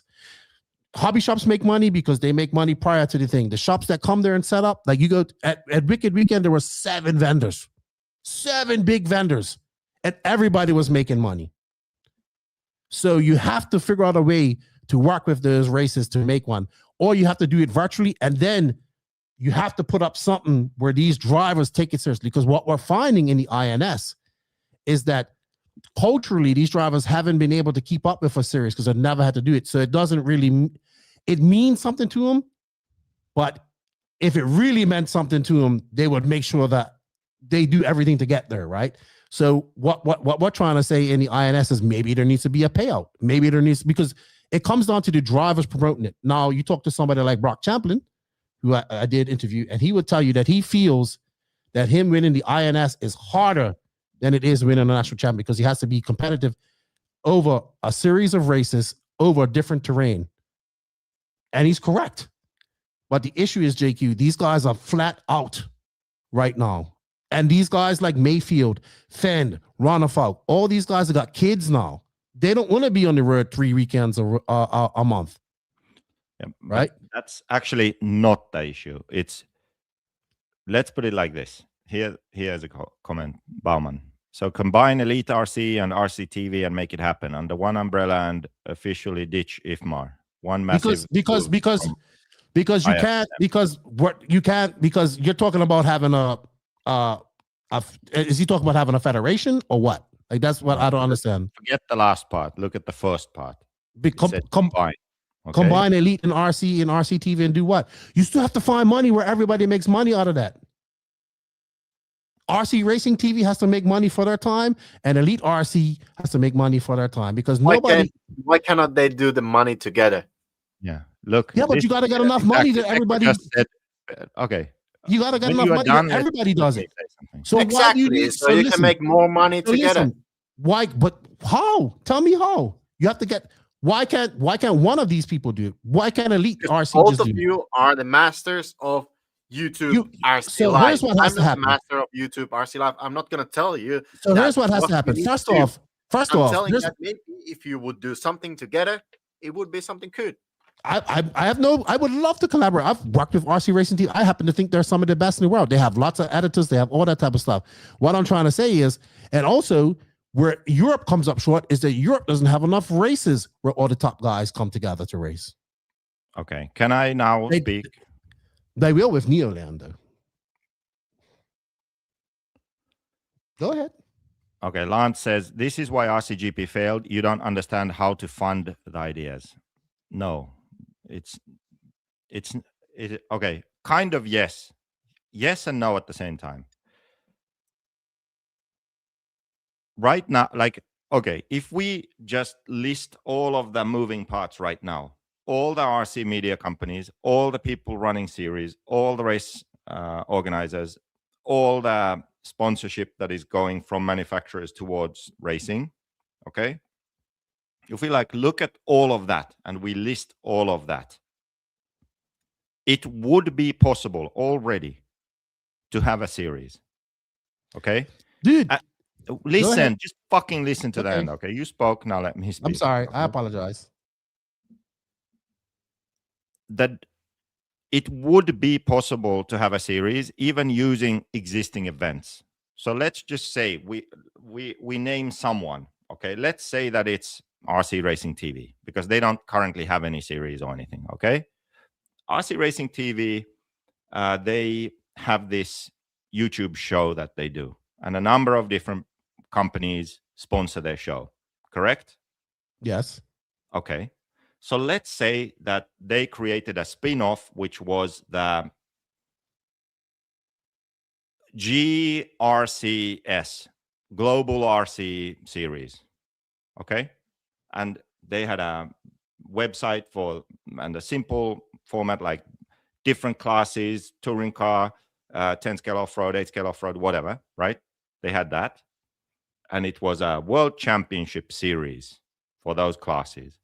And they used events, let's say for touring car, it would be TITC, and it would be the world championships, and it would be some snowbirds and whatever, right? Whatever existing events exist. And those are the races for the touring car world championship, right?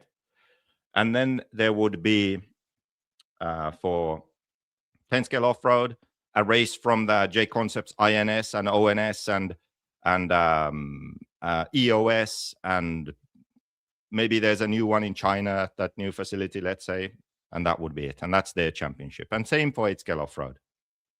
So you are using existing events and all of these existing media companies and race organizers and tracks to create this thing, right? So everyone is still doing the same thing they are doing, but in addition to that, there is a World Championship Series, okay? How is this possible? Because the fact that this World Championship Series, one of the legs is an INS round, means that internationally, drivers from Asia and Europe will attend there in Florida or wherever for this event, right? More eyes on that, more interest on that particular one race. Yes, but it's spread out over all of these different countries, regions, and organizers. Because it's a uniform series with uniform coverage, there's points, there's storylines, there's interest throughout the year on this series. RCTV, who has this global RC series, people also sponsor them direct. They also get sponsorship money to do what they do, right? If they do it right, this is where the professional drivers want to be. That is where the true professional racers are. They actually race less and they focus on few events and they have the majority of media coverage. That is where the value is. Over time, that is how it would become. Because that is where the value is. That is where the money is. So J Concepts still has their INS and ONS and whatever. And one of their rounds is part of this big series, right? Asia Buggy Championships, they still do their thing. But one of the Asia Buggy Championship rounds is part of this bigger series, right? So everyone is still doing the same thing. Everyone is making the same money from the same series, but there is something else that is bigger where everyone is taking part. That is how you can create something that can make that separation between professional and amateur, and where you can create something that is more attractive and spectacular than the INS, which if you go and ask someone in Italy who started racing RC, if they know about the INS, they probably don't. Well, they don't. But if there was a world championship series in 10 scale off-road and that's what they race, that's what they would know. Because that's the big thing. That's where the Italian driver is, who they follow. And then when they go to the INS, they would know about the INS. I understand all of that, Jake. What I mean? You've been beating that drum, and I agree with you, and I agree with you on all of those points. I agree with you on all of those points, right? But what you got to understand right now is that all of these drivers and all of these companies are just hanging on to make what they can right now. So these drivers have no... Listen. Oh, Jason Rona makes good money. A-Main makes good money. It comes down to the same thing. Just because they make good money doesn't mean they have to spend it on what you think that is better. But what listen. What I'm just trying to have good money. But listen, why? So listen. You're missing the point. Listen to me. I understand the points. The problem is the attitude. The problem is the attitude and the fact that you want, like, you have what you have. You've been saying the same thing for fucking 10 years. Do not care about doing more. You have been saying the same thing for 10 years. The problem is it's the truth. No, because people ain't doing what you want to do. No, because it's the truth. That is the truth. Because you think everything's supposed to happen like that. No, this is the literal truth. I'm telling you right now. Do you have another? If you really cared about this, if you really wanted it to work, you would stop telling everybody that they're stupid for not doing it. And go out there and fucking learn to go play with people in the thing. That's what you don't understand. Okay, look at this comment here. I guess this is because I was talking right now. So has the answer for everything, but does nothing. Lol. That's untrue. That's absolutely untrue. We all know that. It's hilarious. No, you motherfucking Nick said. Go and look. Go back. That is not true what he said. Look up RCGP. Look up what RCGP did. Yes. Go look at the YouTube channel. Go and look at that. I did that. Okay. You did that with people. Know what I'm talking about here. You didn't do it alone because you did it with people. Yes, but listen. You did that. What I just explained you also helped destroy it. Me. It's not about me. Okay. The question was: Will next year we move towards a World Series? Okay? No. And you gave your explanation for why you actually said that we are moving towards that. Like we are, but not the way you want to. But you're like next year. But nobody wants to. This is the thing. Here's the thing, JQ. Nobody wants to be in. Like, no offense to you, and I mean this because you're my boy. But because of your fucking past, nobody wants to do nothing with you. And because when things don't go your way, it's not about me, you fucking idiot.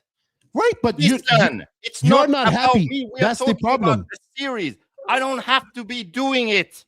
But you're going to complain about the series no matter what. I'm asking, how can we get a series in RC? I just gave you. Let me ask you something. Wait. I'm going to mute you right now because this is important. You're missing the fucking point.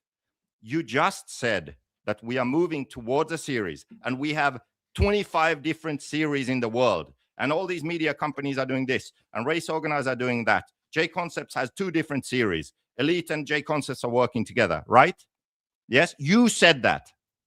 And then my explanation was, if you look at everything that is happening right now in RC, if you look at all the races we have, all the race coverage we have, all the media companies we have, if you look at all of that, we could have a series now, okay? We could have it. And I explained how it could be done, right? You've said this over and over 1,000 times. It has nothing to do with me. It can be fucking A-Main who decide, let's work with all these companies and make this happen. Okay. And I said, my opinion is that right now, the expertise, the amount of money, the amount of races, everything we have, it could happen right now. So I would like you to explain, like, respond to me without saying anything about me personally, because this is not about me. I'm fucking Mayako's designer and Invisible Speed. Respond to me and explain why that is impossible in your mind right now.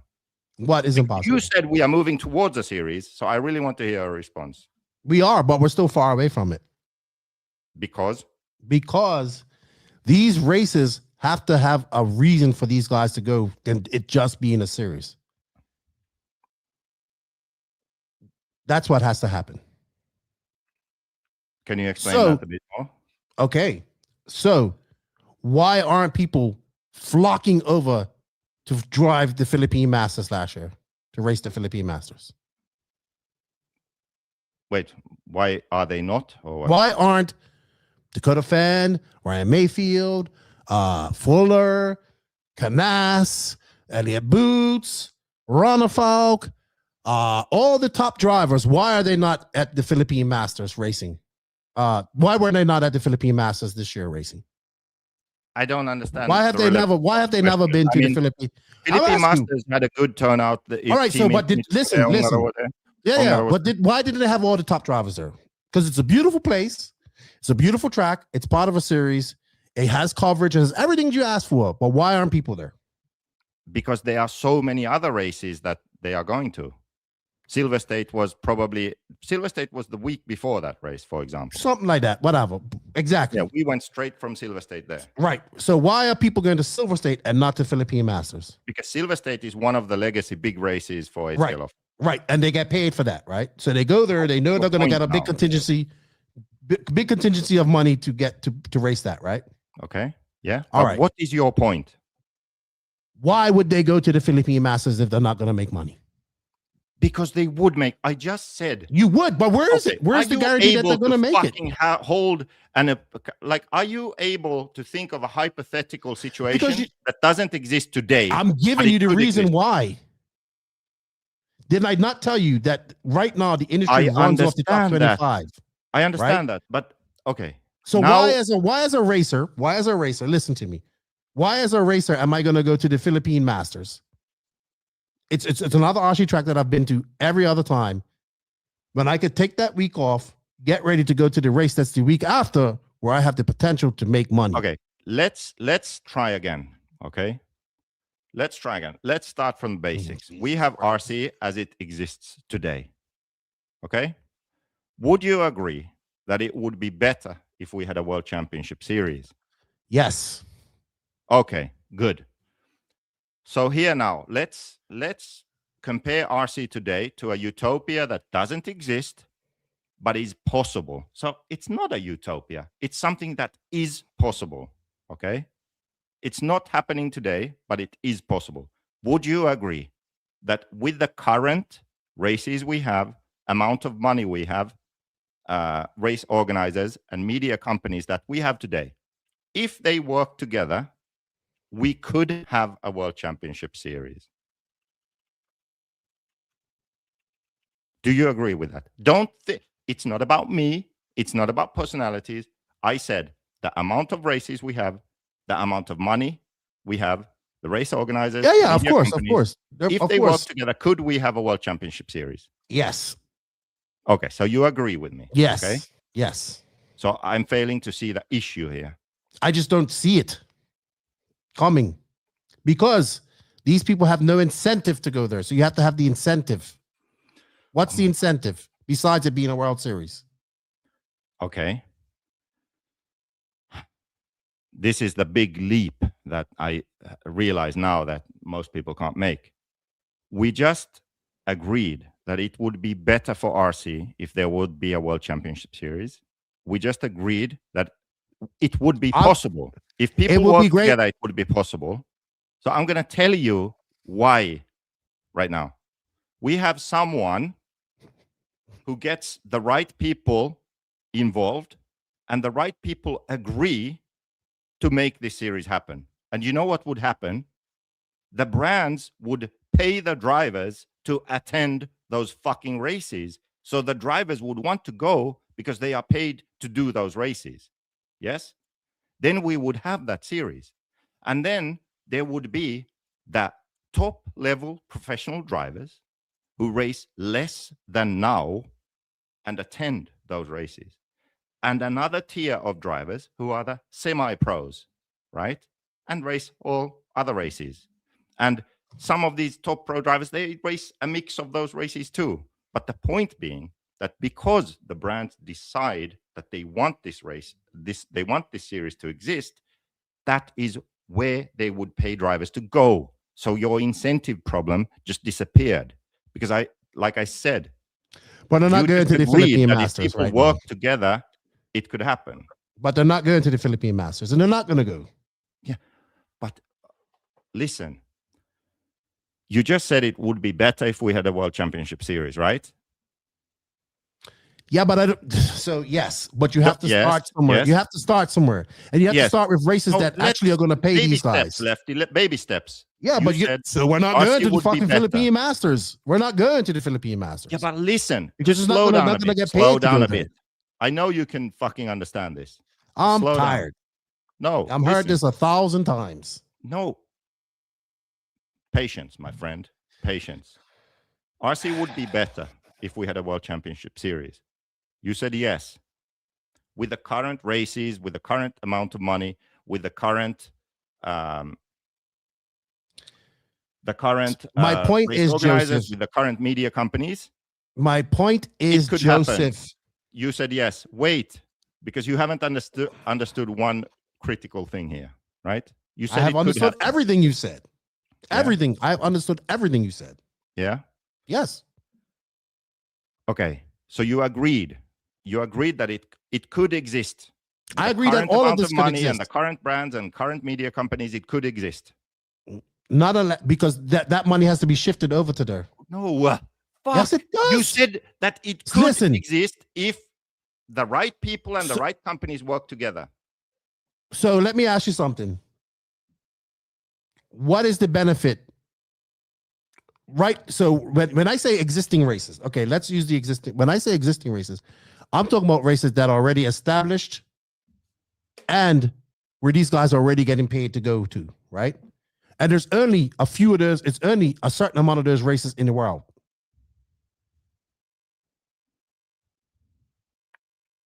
Right? Yeah. Let's be honest. Yes. There's only a certain amount of races in this world. Yes. And they all of them exist in America. Yes, they exist. All of them exist in America. There are What none. do you mean now? There is no other race in the world where everybody else comes together on a regular basis.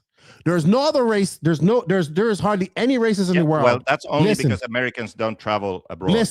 Listen, every single top American race, let's name them: SIC, Silver State, DNC, PMB, AMS, and Wicked Weekend, right?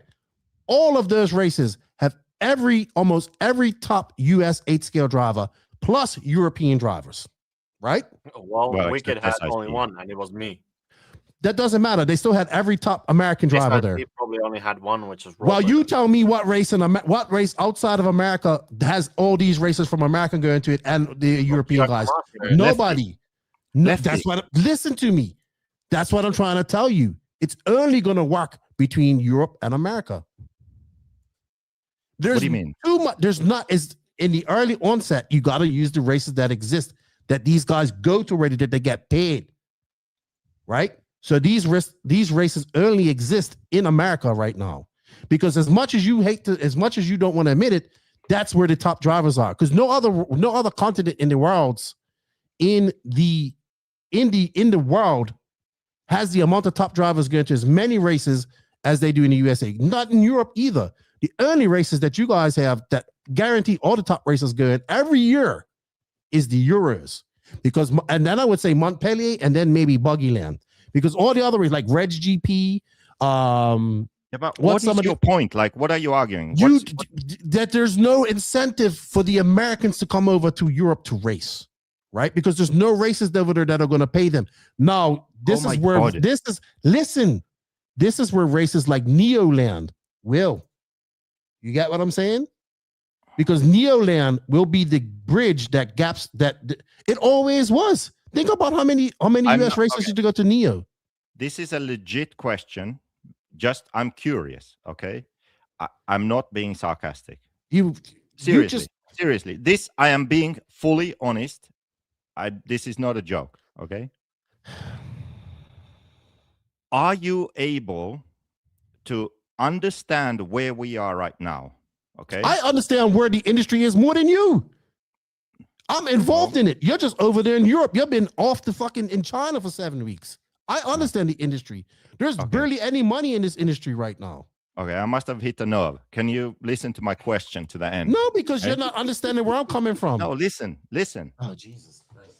Are you able to have a good idea and grasp of reality as it is? You have no grasp of reality. You know what, Lefty? Thank you. Okay. You have no grasp of reality. Listen to the end. Let me ask you something. End. Let me ask you something. Who do you think pays for the coverage of Elite RC Productions? Hey, now, just both. Shut up for a second. Because this Pekko has something to say. Yes. Now I have something clever to say. Okay. And Lefty needs to listen for this. Because you said there is no money involved in this hobby of RC racing. No, I didn't say that. General. You said there is no money involved. No money involved. Not in the racing. I can say after visiting China, there is money. Yeah, but what makes them their money? A lot of money to make in RC. What makes their money? Different ways. Is it the racing side? No. Okay. Is it the racing side that makes these factories the most money? But you said that RC won't make money. Racing. I should RC racing. Yeah, you should. It makes money, but not the money that people think it does. If it was, these guys would be making millions of dollars a year, and it'd be more professional drivers. Okay, so I have money with racing. Let's get to this point that you just said after we establish the very basics. You know what I'm doing? I'm actually deleting past shows because we're running out of time on StreamYard. No. That's what I'm doing. Really? Yes. Okay. So listen, this is a serious question now. Clearly, you are able to grasp reality, where we are right now, how the industry works. You understand that, okay? Can you now hold that? Like, hold that information, keep it in your mind, and then imagine another reality, okay? And don't select everything from the current reality, yes? So imagine an other world, a parallel universe, okay? Are you with me? Are you with me so far? Yes? In this parallel universe, we have all the same races, all the same media companies, all the same money, all the same drivers. Everything is the same. There is only one difference between this parallel universe. And you know what that is? That is the attitude and ideas and ways of thinking of the people who have the power to make decisions. In this parallel universe, the people who decide where drivers go to race and where money is spent, they would still spend their money the same, except they decide that the top professional racers would attend the same races in 8 scale, in 10 scale, in touring car, okay? Keep this thought. Imagine. So Ryan Mayfield for 8 scale off-road, instead of doing 4 race time events and 2 Joe events, instead of that, I'm going to blow your mind here. I'm going to fucking blow your mind. He would do Silver State, DNC, PNB, AMS, Philippine Masters, and Buggyland. Okay? And then he would do like Arizona races and smaller races and whatever. So it's like the same as now, but they just decided that he would do Philippine Masters and Buggyland too. Right? Are you with me? Are you with me? So they are still spending the same money, but he's not doing SIC and he's not doing Wicked Weekend, okay, that he normally would do. Instead, he's doing Philippine Masters and Buggyland. And then it's the same for all the, other American top pro drivers. And it's the same for a European driver. So now, instead of him doing Montpellier, he does Silver State, okay, whatever. So it's like the same shit we have now. It's just that there's some collaboration, some coordination, and we have a series, okay? Have you understood what I'm saying? Yes? Now, if that happened, we would be in a situation where we have top professional drivers in the different classes who are doing the same races. And you guess what? Here's the thing, like the thing that you are stuck on is, but Ryan Mayfield has no incentive to do Philippine Masters. He does. In this parallel universe, fucking Mr. Techno takes off his headphones. Nobody listens to Techno for a moment and tells Mayfield, I am paying you to go to Philippine Masters and to, what was the other race I said? Buggyland, because it's part of the global RC series. And we are taking part in that. That is his fucking incentive to do it. And every other fucking sport on the planet benefits from having a uniform global world championship series. And RC would do the same. Because guess what? The only way that something that like RC can get outside money in, and the only way that you can benefit even an RC brand globally is by having a global series, like a one-stop shop. It's really simple, this idea, right? Do you understand what I've explained so far? Yes? Jiggy, I've heard all of this before from you, so I understand all of this stuff. So, okay, so wait. I want to get to the bottom of this, really.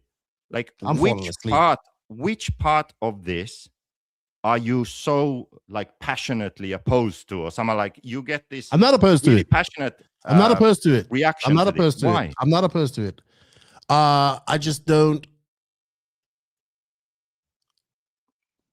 In a perfect world, that would work, right? Okay, but because in our world, why does it not work?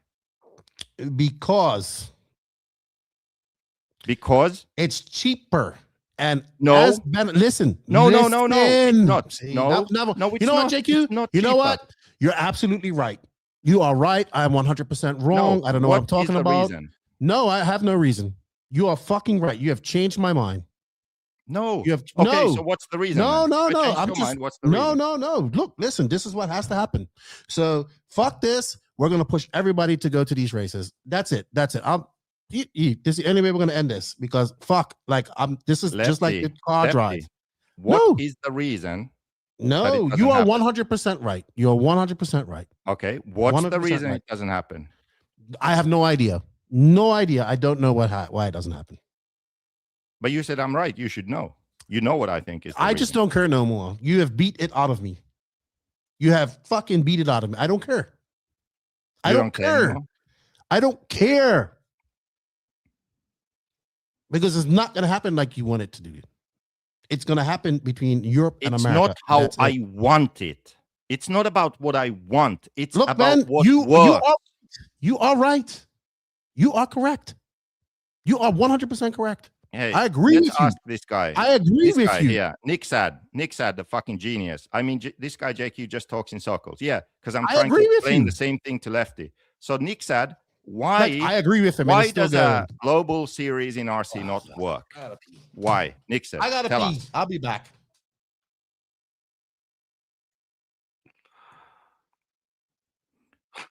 No, it's more complicated than that, Nick said. But please answer the question. Why do we not have a global RC series? Why not? What is the reason? Because it's not money. It's not the amount of races. What is it? He had a good comment before. Where is it? Where's that? Dreams versus reality. Okay. Why am I dreaming? Why is reality not the same as the dream? Why? Okay, we have the first fucking serious comment here. People just scared of change, simple as that. Yes, this is a valid comment. People are scared of change. The companies in RC who have something, they are afraid of losing what they have. In reality, they would gain more, but they are afraid of losing short term. So, Nick had a comment. Wait, Roach RC, probably because people don't like working together. Fuck you, got mine attitude. Exactly. We're on to it. The only reason is fear of losing power. See, it's not just me. It's not me. Look, people are fucking commenting. Everyone is selfish. So, now, Nick said, comment. RCGP did 2 seasons, question mark. Where? I know Show backyard it to series that run longer than that. Put it on the screen. I cannot. Where is it? Way up. Can I say thank you? Because we did have some super chats. So and we got to wrap this up because it's fucking dark outside. When I started, it was bright and sunny. Dude, we have been doing it for 6 hours. Genius in the comment here. Jason Brawley, thank you for the super chat. We greatly appreciate it. And also, I saw earlier that Sam Carstars gave us a super chat. Can we fucking wrap this up now? Because I am. Comment. What time did he post it, Pekko? Oh, I don't remember. It was. You just read it. No, we don't remember it. Let's just move on. You are right, JQ. No, I know what it is.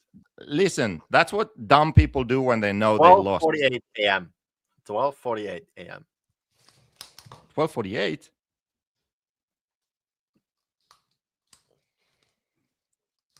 RCGP did 2 seasons. I know backyard series that run longer than that. Yeah, backyard series. You know what the requirement for a backyard series is? A fucking backyard. So if you have a backyard for more than two years, you can have more than 2 seasons, my friend. I will tell you what. Why can I hear out of this? Lancer series has full media coverage and points and all that type of stuff. You know what? Thank you for helping proving my point. But yes, right now in RC, we have enough knowledge, skills. Tell me then. I'm done. All the people are not going to these races. What race? I'm done. What are you talking about? I'm lost. I'm fucking. I'm 6 hours. I'm done. You said we have fried. Now we know, like that. Like Lefty is a good judge of like the average. No, I'm just tired of because you're not gonna see my point, and I can't voice it in a way that you see my point. I understand your point perfectly. I understand your point, and I get it, and rightfully, that's the best way to do it. In a good world, that would happen, but it has to start somewhere, and for me, it has to start with it has to start with the already established races. Yes, but it's before we go around the world. But anyway, you know what? Fuck it. It starts with the already established races. Yes, look, I'm going to shut this. And why doesn't it happen? Why hasn't it happened, Lefty? You are right, JQ. You are 100% right. Everything you say is right. No, don't be like a dumb person now. No, I'm not being. I'm being very smart because I'm not gonna convince you of my argument, so it doesn't make sense. Everything that we have spoken about, put it all together and come up with a conclusion, and then tell me that conclusion. I like this. Payouts, 3,000, 2,000, 1,000. You pay for advertise. You and hang up a banner on a track, cost you 1,000, so on. So drivers will show up. We couldn't even get companies to pay $5,000 to be a part of RCGP, and it started. Dude, one more super chat. You know what? This is actually real passion. We're doing a fucking live about toy cars for 6 hours straight. Sam Carstars, thank you. Really, no. We're not I'm doing ordering another pizza now. hour. This is good. Jake Lesko, no. We've been here since 1. I've been here since 1:30. Hey, I know how we can get. I need an answer from Lefty. Okay, please send super chats. I'm gonna send a fucking super chat. How do I send a super chat? I don't want your money. I am literally gonna send a fucking super chat. So, oh, what the hell? So I can get an answer from Lefty. Really, it's happening right now. How I'm do I not send doing a over super another chat? hour. Wait. Yeah, I hear myself on YouTube. How do I do it? What? I gotta go honestly, here I've soon. never sent a super chat, I think. I gotta go soon anyway. Wait, chat. I have to. Okay, here we go. Well, I'm sorry. You've had 6 hours of my time. Okay. Super sticker, super chat. What? My guess what? My what the my super chat is in Malaysian ringgit. What the fuck? Why is my super chat in Malaysian ringgit? What? What the hell? Oh my god. Okay. Thank you guys. How can I change the currency of my super chats? Hey, Roach sent me a message going, Lefty, blink twice if you're being held hostage. I'm like, Hey, wait a minute. Can't I just do a custom amount? How do I do that? Lefty, you should know this shit. I've never sent a Do you super have chat. I money on can't your send it. bank account? No, but I can send like $2.49, $5.99, $11.99, $23.99. What, like, how do I? That's the prices you send. That's a different super chat you send. Have you set the prices or what? Yes. What, you stupid? You should have more. I think anybody can send it. I think anybody can send what they want. I think the minimum you can send is $1.99. Is this you? No. What is that money? I have no idea, but thank you, 007 GG. Sending some random money. I think Lance paid us 99 to shut up. That's amazing. Thank you, Lance. I'll take that as a be quiet. Well, I'll fucking beat that. That was worth. That's dollars. Wait. That was worth for the 6-hour shift. Wait. Is it working or what? Rupees. That was rupees. Nice. Can you pick like what? It's loading. Wait. Come on.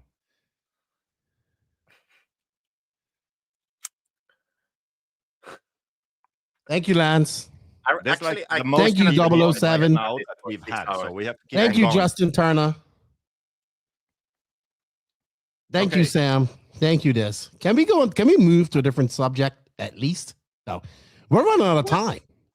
How the fuck is my? It's complaining that I can't send Malaysian ringgit. Why? I don't want to send Malaysian ringgit. Hey, what the fuck is going on? You know what, Lefty? Okay, Lefty. I have an best idea.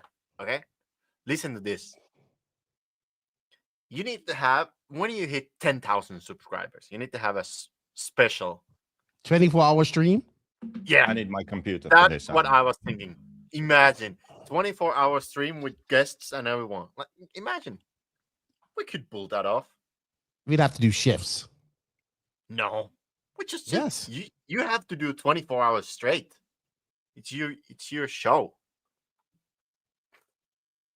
It's not a 24 hours straight. Can you do that, Lefty? You know what I want to do next year? I want to do another challenge to raise money. Like something hot. I cannot do the toe of Satan. How do I do a super chat? How can I not figure this out? Dude, I must be old now. He wants to send Malaysian ringgit. It's an issue. Oh my God, shut up. Boomer Wheeler. Thank you for the super chat, Boomer. I'm baffled that the RC world doesn't have a national series to follow that knows that to follow. I am baffled that the RC world doesn't have a national series to follow. That knows goes off points, basically going off points. I grew up racing points. That's how we establish and move up a class. I think it's a cultural thing in RC. I truly do. Anyway, JQ. Well, I am not. I have to figure out the super chat thing. Wait. Child support for Pekko. Okay. It works on my laptop. Okay. Dude, when I started this, it was sunny outside. And I was like, yeah, I'm going to go for a nice drive. And it's finished. Was all ready to be done at 2 hours. And then JQ showed up. Pekko, you are relieved, my friend. You are relieved. You can stand on, soldier. I'll finish this fight on my own. No, Pekko needs to stay here. Okay. I wanna do this. Do history here. Longest RC car podcast ever. This has been the longest RC podcast ever. Okay, literally, ever I've done. Ever. I think it should ever work now in the world. There we go. Oh shit! Oh yeah! Fuck. Is that straight to my bank account? Okay. So my question is, Lefty, after this hour-long drama. Okay, I can put it into the words that you want to know. Yes, I want a serious, mainly emotionless answer now. Okay. Serious so what I was trying to say is that I believe it will be an easier sale to the manufacturers to start this out with the current existing races in the USA. And I know people in the chat. Listen, let me just finish, and you'll see why I'm talking about this. And I'm doing this. I'm just giving you an example. The reason I say that is because, one, these guys are going to these races already, right? They're already going to have coverage. They're popular. People are going to watch them, right? So they're going to go. That's why I picked them for the NNRC series, not my right? question. I'm just let me finish. Don't worry, I can hear you. Okay, so let me finish. So my point is adding a race like the Philippine Masters, which I thoroughly believe deserves to be on that list. Don't get me wrong, right? I believe that adding a race like that right off the bat is going to be a big no-no to a lot of these companies. Because they're already going to say, my point was they have zero incentive at the moment. And even if this was to start tomorrow, they have zero incentive to go to these races as well as the drivers because they're getting paid for that, right? Now, if you want to say year 3, year 2, we add these other destinations, great. But it has to start right now, I believe, between the two biggest markets, which are the USA and Europe. And I'm not saying that Asia isn't a big market. I'm not saying it isn't. But it is quite a big price to pay to start that off in the first year. But if you can use it, you got to get in. You got to get your foot in the door, right? So we use what we got going on now. We do a good job. We learn what's losing. And then you learn what races are working. People already going to these races. Yes, people will complain about it being American bias and all this type of stuff. But let's just hypothetically say we kick this off next year. But you are not answering my question. Okay, now you went into a hypothetical world. I'm going into a hypothetical world, right? Hypothetically, we're calling this the fucking Three Stooges fucking race series next year, right? So Three Stooges race series. It starts Silver State, first race of the year, right? People's already going. We know that, right? Oh, yeah. Well, let's say the next race is Montpellier. We know the Americans ain't going to that because there's no incentive. They're not going to it now. So they're not going to go, and it's even when it changes. But let's just say we do it all in America next year, right? And the Worlds is probably the final race. Let's say the Worlds is the final race of the series, right? We crown a series there. Next year, we say, okay, Neoland, it was successful. It's a one-off race. Americans want to go there, right? because it's one off. It's everything they want. They used to go there before. It's used to them. It's in England. We add that race to it in year 2, right? So there we have a European edition. Hey, Buggyland's a good race. He changes the track every year. That's another. So we have, then we can, what are you taking a picture of? Then you have, someone can't believe I'm still on live. Dude, I'll call you after the live. I'm like, what? Dude, I had no idea it was going to go 6 hours. So theoretically, I agree. I 100% agree with you. But if we want to get this going, right, JQ, you said baby steps earlier, right? So baby steps is working within these manufacturers' comfortable range of sending drivers to events. When you ask them to start sending them, for instance, I'll use Techno as an example because they have quite a few team members. They're going to send Ryan Mayfield, Wiggins, Seth Van Dalen, Joey Bourdon. Let's say they decide to send these drivers to this race. That's a big chunk of change they got to pay for to go for these guys to go to Philippines on the first year of something that's unproven. So my point is, let's get in there. Let's use the races that already exist. Let's put actual points, not a ranking system, actual points on them. Because realistically, we know the Europeans are coming over for DNC. They're coming over for Silver State. They're probably going to come for AMS, right? But what you can do, what you're saying is very much possible, but not in year 1. But it can be in year 2 or 3. Okay, so I fucking forgot my question. Then I remembered it again. Jesus Christ. The question was, you see, the thing that annoys me is that I state my case, and then as a response, I get that, oh, if it's not done your way, then JQ's always right, blah, blah, all this fucking bullshit, right? That's what I get, always. And I never get someone with an actual serious response to what I say, an argument against what I say, or an agreement, okay? So now focus.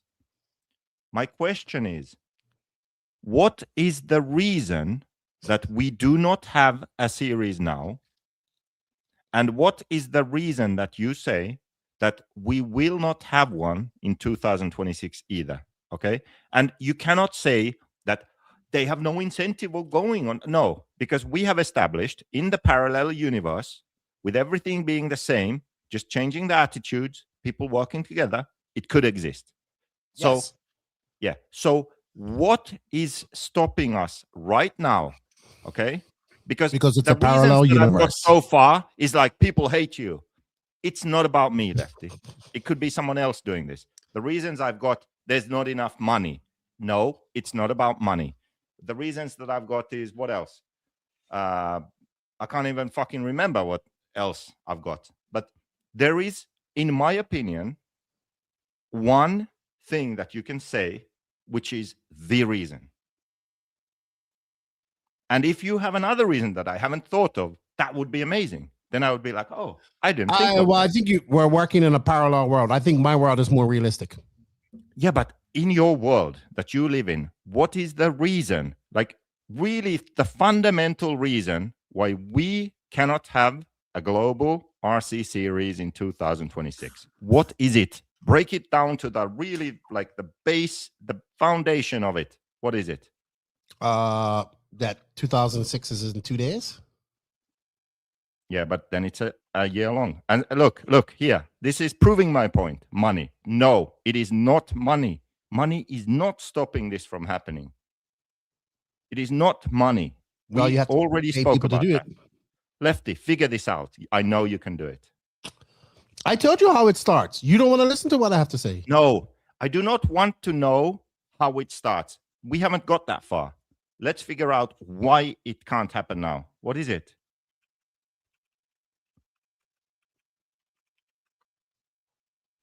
It's not money. It is. It's It not is. money because we just established that with the same money in a parallel universe, I'll give you a fucking hint where the only difference is the attitude and people working together. We could have this series. It would exist. Then what is stopping us right now? Money. No, because it's the same money in both universes. We had two different parallel universes One, there was a global series. The other, there wasn't. Same money in both.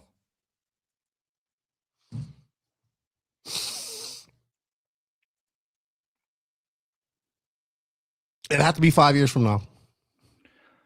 That's not the question. But the question is, what is it?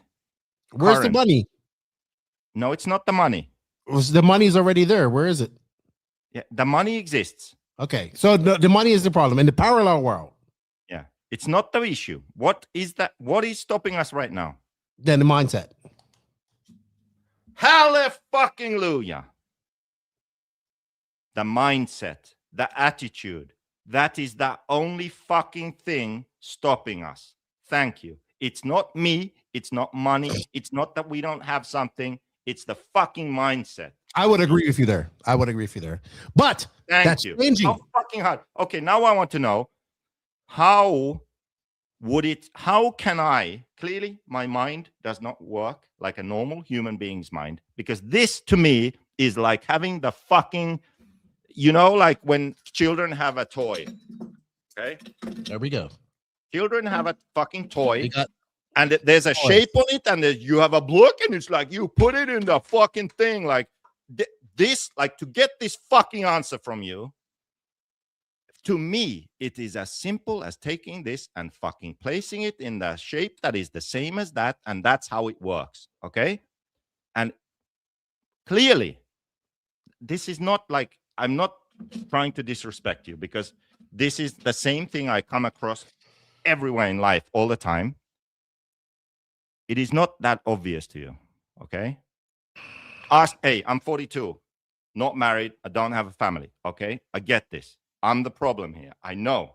I live in a world with human beings who do not think like me. Why was this so hard for you to understand?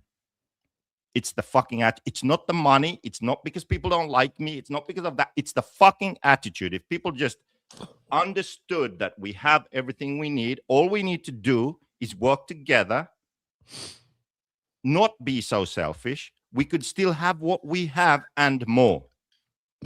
So it is the attitude. It is people like J Concepts, Elite RC, ETS, the Reinhards, Asia RC, Scotty Ernst, MFX, RCGP, RCTV, X-Ray, A-Main, Top 25 RC, Live RC, all of these various different companies and people and brands, them just deciding, let's do something bigger than we have now. Okay? That is why we don't have it now. We have the money, we have the expertise, we have the people, we have the media companies, we have the races, we have the racers, we have everything we need. But what we do not have is the right attitude from enough people to work together to build something bigger and greater and better than what we have today. It is possible to do, but it doesn't happen because of people's selfish attitudes. That is what is stopping us. Okay. So why is this so hard to understand? Like, it's not hard to understand. I understand you perfectly, but it's to this point because you're living in a parallel world. I've had that is in an everything perfect world. This is really good. This is good. Wait, now I want to understand this seriously. I've had the same discussion on a very different topic, on immigration, actually. Racism and immigration, okay? We're not getting into that now, but it was a very similar situation, okay? Where it took a long time and it fucking got heated and the conversation went this way and that way. And at the end of a long conversation, okay, we actually agreed. We actually agreed on the thing. I'm like, why the fuck did we have to do all of that to get to the point where we actually agreed? Like, why didn't this guy see it? And you know what he said? He told me it's because he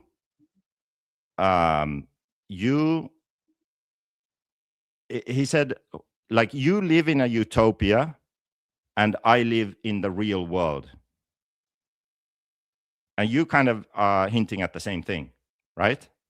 Because you always go back to, like, you live in the real world where we are now, And that's not possible. Like what you are saying, JQ, is not possible in the real world. No, I'm saying it's possible. I'm not saying it's not possible. What I'm saying is that what you want right away is not possible. I never said we have to have it right away. I'm saying, and can we have this? And you are saying no. We can, but not right away. It has to start with how I told you. That's how I feel it does. That's where it starts. And then you go from there. So imagine this. Imagine this. If, let's be realistic. As good as RCGP was, it failed in the end. I tell you all the time that, okay, fuck, man. I'm trying to get away from her. I tell you all the time that RCGP was 15 years too late. I don't even think as an industry, we are ready for what you want yet. We're getting there, but we aren't. Now, what RCGP did was help us get, because you have to admit, the media coverage and things going on in the industry right now are way, think about it. Think about 6 years ago when RCGP started, right? And think about now. Maybe I see it a little bit different because I'm working more hand in hand in the industry behind the scenes and stuff like that. But we're going to these races.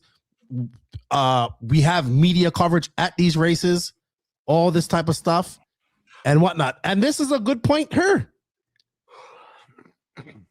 No, okay, I saw this. This is what we discussed before. This is like the dumb point.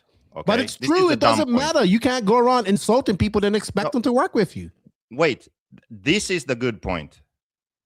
Wait. This is the good point. Actually, RCGP had a lot to do with media coverage, Lance, because it was a media company that put on a race. Yeah. That's what I'm trying to say. The point, what I mean by RCGP is RCGP, this way they did things and they allowed drivers to be themselves and express themselves. That opened doors, because 6 years ago, guys would never tell you, like Carson with Carson interview and all that stuff. If we didn't have RCGP, we wouldn't have the freedom that we see now. And when I mean by freedom, these drivers that are being allowed to be themselves, right? Now, because remember, everything had to be swept under the carpet. My car's down, nothing happened, everything's good, great race. Now, when these guys are pissed off, they say something. That didn't happen pre RCGP. If it did, it was like, ooh. Okay, let's get back to the original point. Lefty, look, you said this is a good comment. Okay, because that's what people think of you, dude. Okay, but listen now. Try to fucking understand what I'm trying to say, because we've been going on this for so long. Aren't you the guy always attacking other brands and drivers on social media? If you want better attitudes, then conversations needs to be constructive, not aggressive and obnoxious. Okay, that's what you're dealing with already people. Covered this. Let's not get back into this. But listen, this is like irrelevant. Okay, because we are not talking about me. We are talking about something bigger than me. This is something that other people can do and completely ignore that I exist. Okay, this guy, instead of understanding the ideas that we are talking about, he is focusing on an individual, which is fucking irrelevant. This is a dumb comment that is irrelevant to what we are talking about. No, okay? Because it's very relevant. No, because it's not. This is what people think of you when you talk. But it's irrelevant because I am irrelevant to this conversation. This guy had a very good comment here. Wait. Anyway, can we move on? Wait. This is a good comment here. Can we close up? This comment here. People won't be on the same page if you can't see a realistic goal. This is it. Okay? Made by the same person. Is it? Yes. Okay, there we go. Amazing. The same person posted a dumb comment first and then a fucking really good one. People won't be on the same page if you can't see a realistic goal. Okay, we get back to this thing again. Okay, square piece, where does it go on the fucking board? Okay, do you remember when you said that the problem with me is that I assume that other people can connect all the dots and see where we're going, like see the big picture, but they can't? Lefty, do you remember? I'm kind of just. I'm done. Oh my God! Focus. Do I need to send another super chat? No, I've already got enough money out of you. I don't need any more of your money right now. No, we need to wrap this up. Listen, we're actually getting somewhere now. This is why I didn't want this. This. Look, I actually have to go pick up my daughter. No, like it's Lefty, fucking almost 8 o'clock in the evening. Here, I started at 1. Lefty, we're actually getting somewhere now. Do you remember when you said that one of my issues is that I assume that you can connect all the dots and understand what I'm saying, but you can't, and I need to fucking break it down for you. No, I'm done. I'm fine. I'm cool. No. I understand. JQ, I understand everything. I've heard you say this a million times. Do JQ, you remember this conversation? I've heard you say this a million. I am done. I just don't. I'm fucking been beating this dead horse for 2 hours. I'm done. No.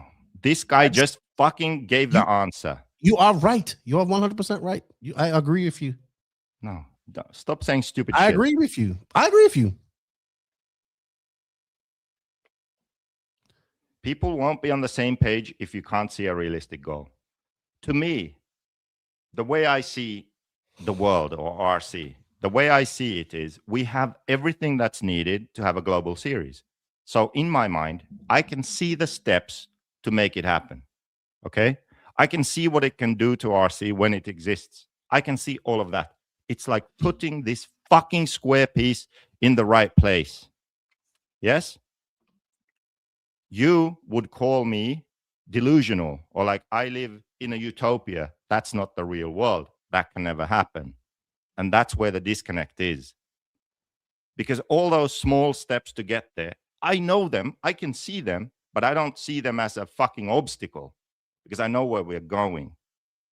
And you focus on that fucking first step, and that's where you stop.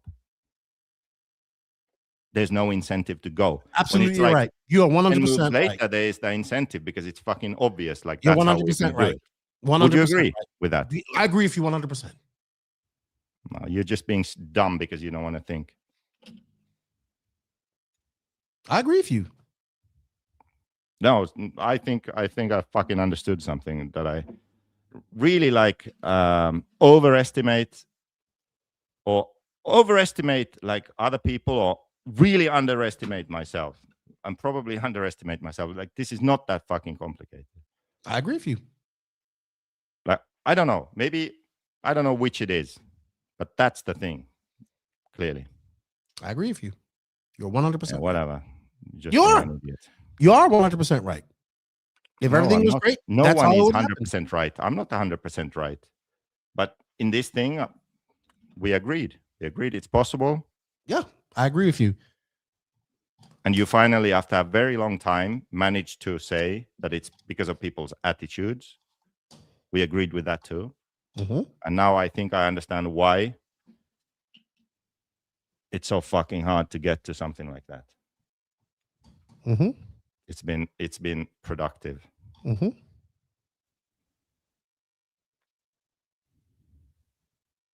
Fuck, a part 2. You know what? There's a comment from Matt McCallum. I'm surprised he's awake. Going for 6 hours. Yes, you know what? We should have a special, 6.5 to be exact. mentioning at RCTV News. We broke the record, okay? Yes. Yeah. 6.5 hours. Thank you. Ever. Please. And I think, to be honest, they need to watch this and clip the best part. Yeah, they should. Even better. This is the best thing. They should do a reaction. You know, when people do this reaction shows or something, they should do that for this podcast. Anyway, it was still good. They need to clip the highlights of this show for sure. And do a reaction. Yeah, you go through the 6.5 hours and clip the highlights of the show. Well, I know where the highlights are. Oh yeah, because that's how your autistic brain works. Just like you could listen. I'm gonna leave you on this. What did I always tell you?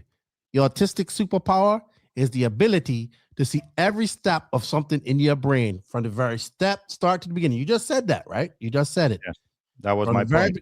Yes. You know what you suck at? Expressing and explaining that to people. Yeah, because I assume that it's obvious. Like that's your those 10 problem. steps Not are, like, everybody so is on your obvious. same level, JQ, and you have to realize that.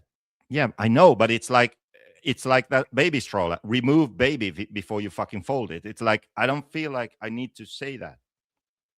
Well, this is live. This is recorded. All of this is recorded. This will be up on YouTube after this. Hey, JQ needs to be on the podcast more often. It's not because we haven't asked him. How many? You haven't asked me. How many viewers do we still have? Okay. Hey! Shut the you're a liar. Every time I ask you, you refuse. What was? When was the last time you asked me? Listen, hey. Pekko, wasn't he all about coming on the podcast after the Worlds? Yes, I remember. And then when it comes to it, I'm not coming on there. Yeah. But it was fun. But we ain't doing 6.5 hours again. Fuck that. You know what? I think we also covered all the time zones. Yeah. Now. Yeah. So I think people have been able to watch us live. Last live of this year. It's like this realization has depressed me. Well, okay. Can I change my over and under on how long is going to be comeback is going to last? You know why this depressed me? Because it's like I know how dumb I am, okay? And if it's true how you say it, there has to be something I'm missing here. It's not about that. I'm missing something like the realism part, or like understanding how people are and how stubborn they are, and like there has to be something of that I'm missing, really. Like you can actually see the steps, you just refuse to go there. I think you know what? I think your comeback that my brain doesn't do that yours does. It has to. No. So my thoughts come from my experiences and my opinion and my talking to people, which I've done over the last 2 years and been around to lots of races. That's where my thoughts come from. Your thoughts come from what you want. That's my point. Yeah. So because that's why I also have that. I have that. But like when I look to the future or look somewhere, I do not put too much weight on that. And I instead think what is possible. Yeah, I know what's possible too. I know what's possible too. I know, but you add other people into that. You add like, this is possible, but can it work because of these things? And then because it's not going to work unless you have the people with the money and power and wanting to do it in the industry. And I obviously know that, but you think, and they're never going to do that because of these reasons. No. Stop. No. I never said they're never going to do it. I just said it has to be approached not right off the bat like you want it. It's not how I want it. Jesus Christ! Well, sorry. And it's not going to happen like right off the cuff, like your utopia world that you see in your brain. Yeah, it can be there, but it has to start somewhere. Right. So you have to listen. So my opinion, my advice to you would be you're going to have to accept less and be willing to work with people for less. So how does that? So already you're off to a bad start. You're not going to Silver State. No, right? No, listen. No, but I'm saying we're talking past each other now. No. At the point when you are talking about something as a fucking theory, as an idea. Wait, when you're talking about something that doesn't exist, and you're talking about the idea of like, what could it be? Like, how should it work? What the fuck does the first step matter? It doesn't. Because now you are like setting the target, the goal. So forget about everything in between. Just talk about the goal, okay? Like, what are you trying to achieve, okay? Then the second step is figuring out how to get there. And my issue is, if we are talking about that first step, like, what do we want, okay? And then you talk about that, that's already where I lose people. It's like, what the fuck? Like, can you just talk about, like, in a perfect world, utopia, like, that's what you would want, okay? But a realistic one. Just focus on that. And then when you are done with that, then you figure out all the obstacles and ways and things and whatever has to happen and how long it would take to get there. Do you understand? But so why can't you go to that utopia and the goal, and then just focus on that and figure that out. Like, what stops you from doing that? Is Who it says- so? Who The says urge I'm is not so there? strong to think like it's not possible. Who says I'm not there? You for Just not 2 in no. hours I'm in just this not in fucking your podcast. form. No. I'm not in your utopia. That's where I'm not. I'm not in your utopia. Well, what's your utopia? My utopia is that I'm telling you, there's a shift, and there's a shift changing in RC, and it's leading towards that. But it's not Towards gonna your come to- utopia, which is what? Which is going to be a virtual series of the existing races that we have already. That's your utopia. No, obviously, my utopia would be an actual World Series. Okay, then that's your But- utopia. That is my utopia. But I also understand how much these races mean to these drivers and these people that are involved in them right now. But that's fucking irrelevant in your utopia, because In in my your utopia. utopia, that races that would mean in something. my to drivers utopia, are your in my u- races.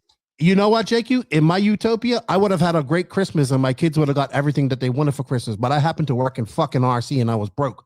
So there's Okay, my so utopia. basically, what I have right? learned today, like confirmed today, is the ability to imagine something that does not exist and forget about the current state of affairs is hard for people to do. No, you want it to be a certain No, way. I and your way fucking only. think that's really it. No, whatever. Like, many things have come together. This has been Because I bet you think that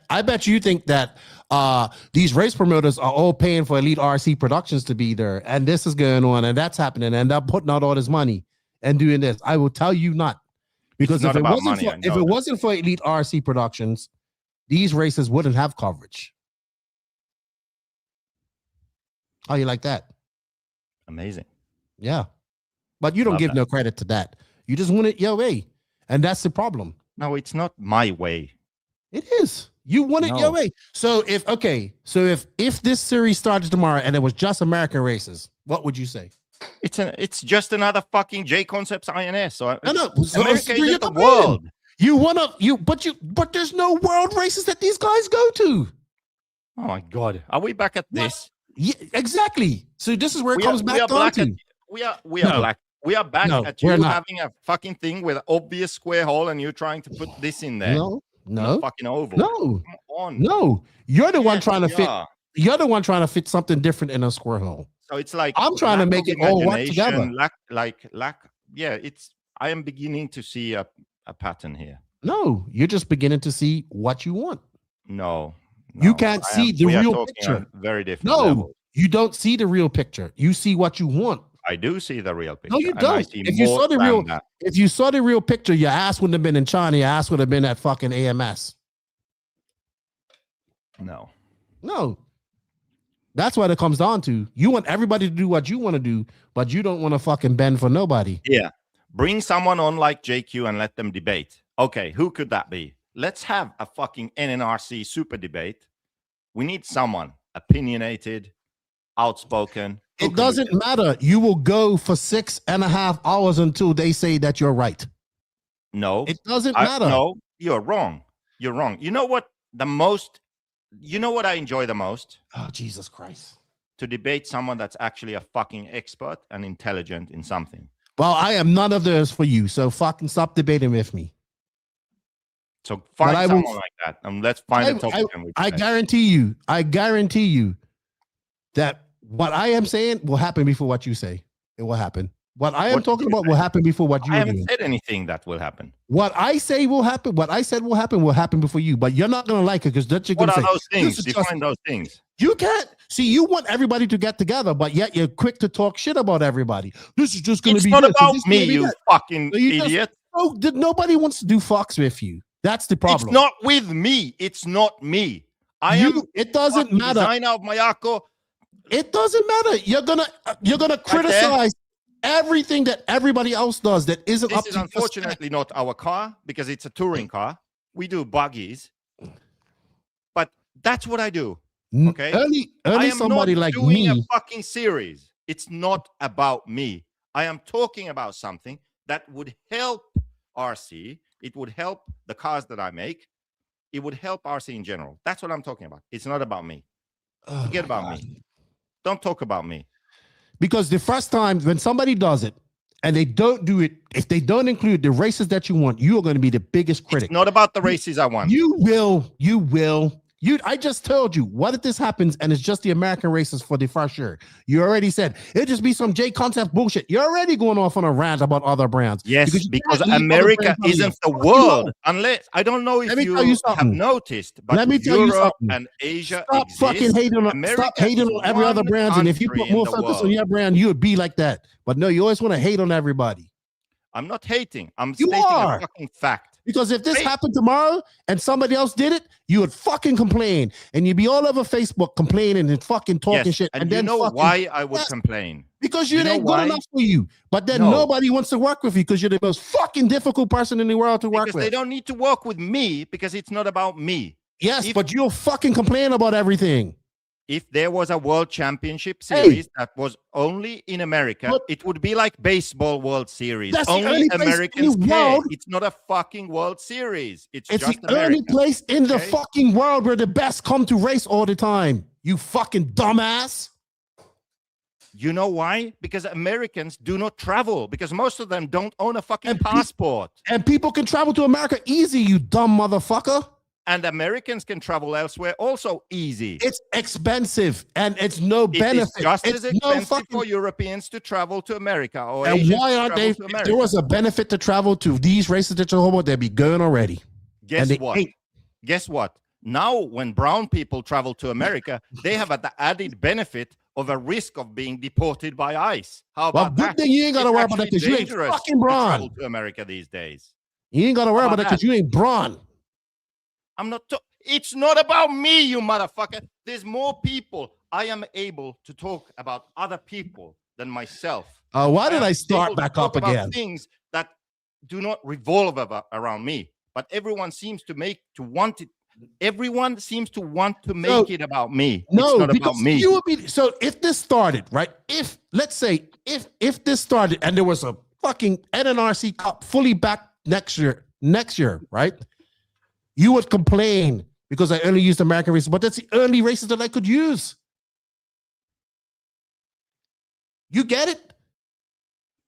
You will complain. You wouldn't fucking push. You wouldn't support it. You're pissing, man. You'll talk about how RCGP did it better, and then it wouldn't go nowhere. If there was a world championship series that only had races from America, I would say, you know what? That is a national series. That is just like your baseball World Series. Only Americans care. Do you understand? It doesn't work. A World Series has to include the rest of the fucking world. If we brought Max in here right now, then we would go 24 hours. Anyway, I'm hungry now. I'm arguing too. I'm hungry. Live off your supply. You can do it.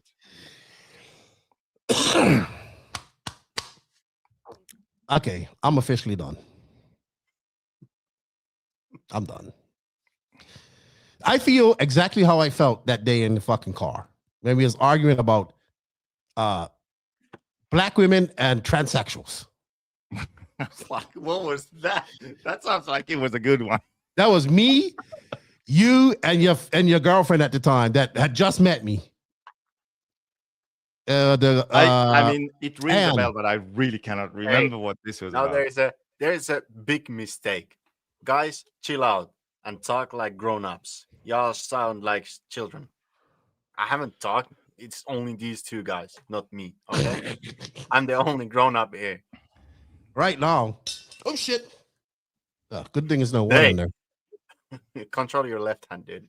It's hard. It has a mind of its own. Great podcast. Love to be in the discussion with other RC nodes. Yeah, it's okay to be geek out on RC. Well, we have set a new record today. JQ. Therapy session comeback starts today. Can I change my prediction on your comeback time now? What's that? I'm dropping it. 4 months. 4 months? Yeah. You used up 2 months on this show. For sure, it's going to be all year. You used up 2 months. I hope so. I do.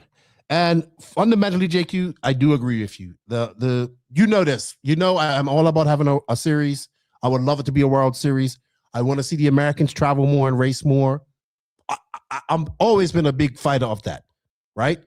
But I understand that you have to work with them before we can get that. And that's what I want. I don't disagree. Like, I don't understand how that, like, I don't understand.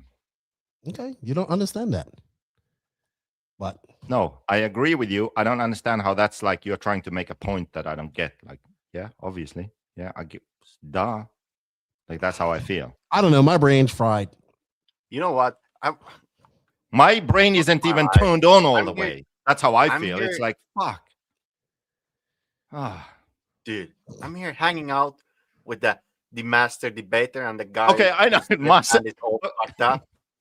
I didn't hear what you said. I'm the who? I'm the Okay, what? I just had an idea. I just well, because that's because you guys, because I'm gonna be honest with you guys. You want to be straight up? Because you and Pekko think I'm some island stupid. You, Pekko, Oh, Matt, now JQ, we're getting to the you think I'm some island guy who doesn't know what he's doing. I'm an idiot. But you know what? You know what this idiot done? This idiot got 170 euros from JQ today. So thank you very much. I'm not the idiot. $169.99. So it's like $200, probably like $180. Yeah. Probably like $150 by the time fucking YouTube takes their cut. But anyway, listen, as the master debater, masturbator. I just had an idea. Like, I just had an idea for this like spin-off YouTube show podcast, the more technical one. There needs to be like a monthly thing, which is the debate. The debate, okay? And what you do is, I don't know, am I still an advertiser on NNRC? Yeah, you are. Okay. So the invisible speed promotion in NNRC, we are looking for a person who wants to debate me. And we pick a topic that they fucking know and are really good at. And we debate that. Okay? Actually, that's a good thing. Yeah. That's a good. Hey, dude, in 4 months, in 4 months, you're gonna be messaging me and be like, I'm over it. And I'll be like, see? That almost there's 4.5 hours you spent debating with me. You know what would be used the up best? 2 months. What? We should have JQ and Degani. No, JQ and Barry Baker. that could be the first. JQ No, and Degani. because Degani would go a eventually. long way. JQ versus Degani debating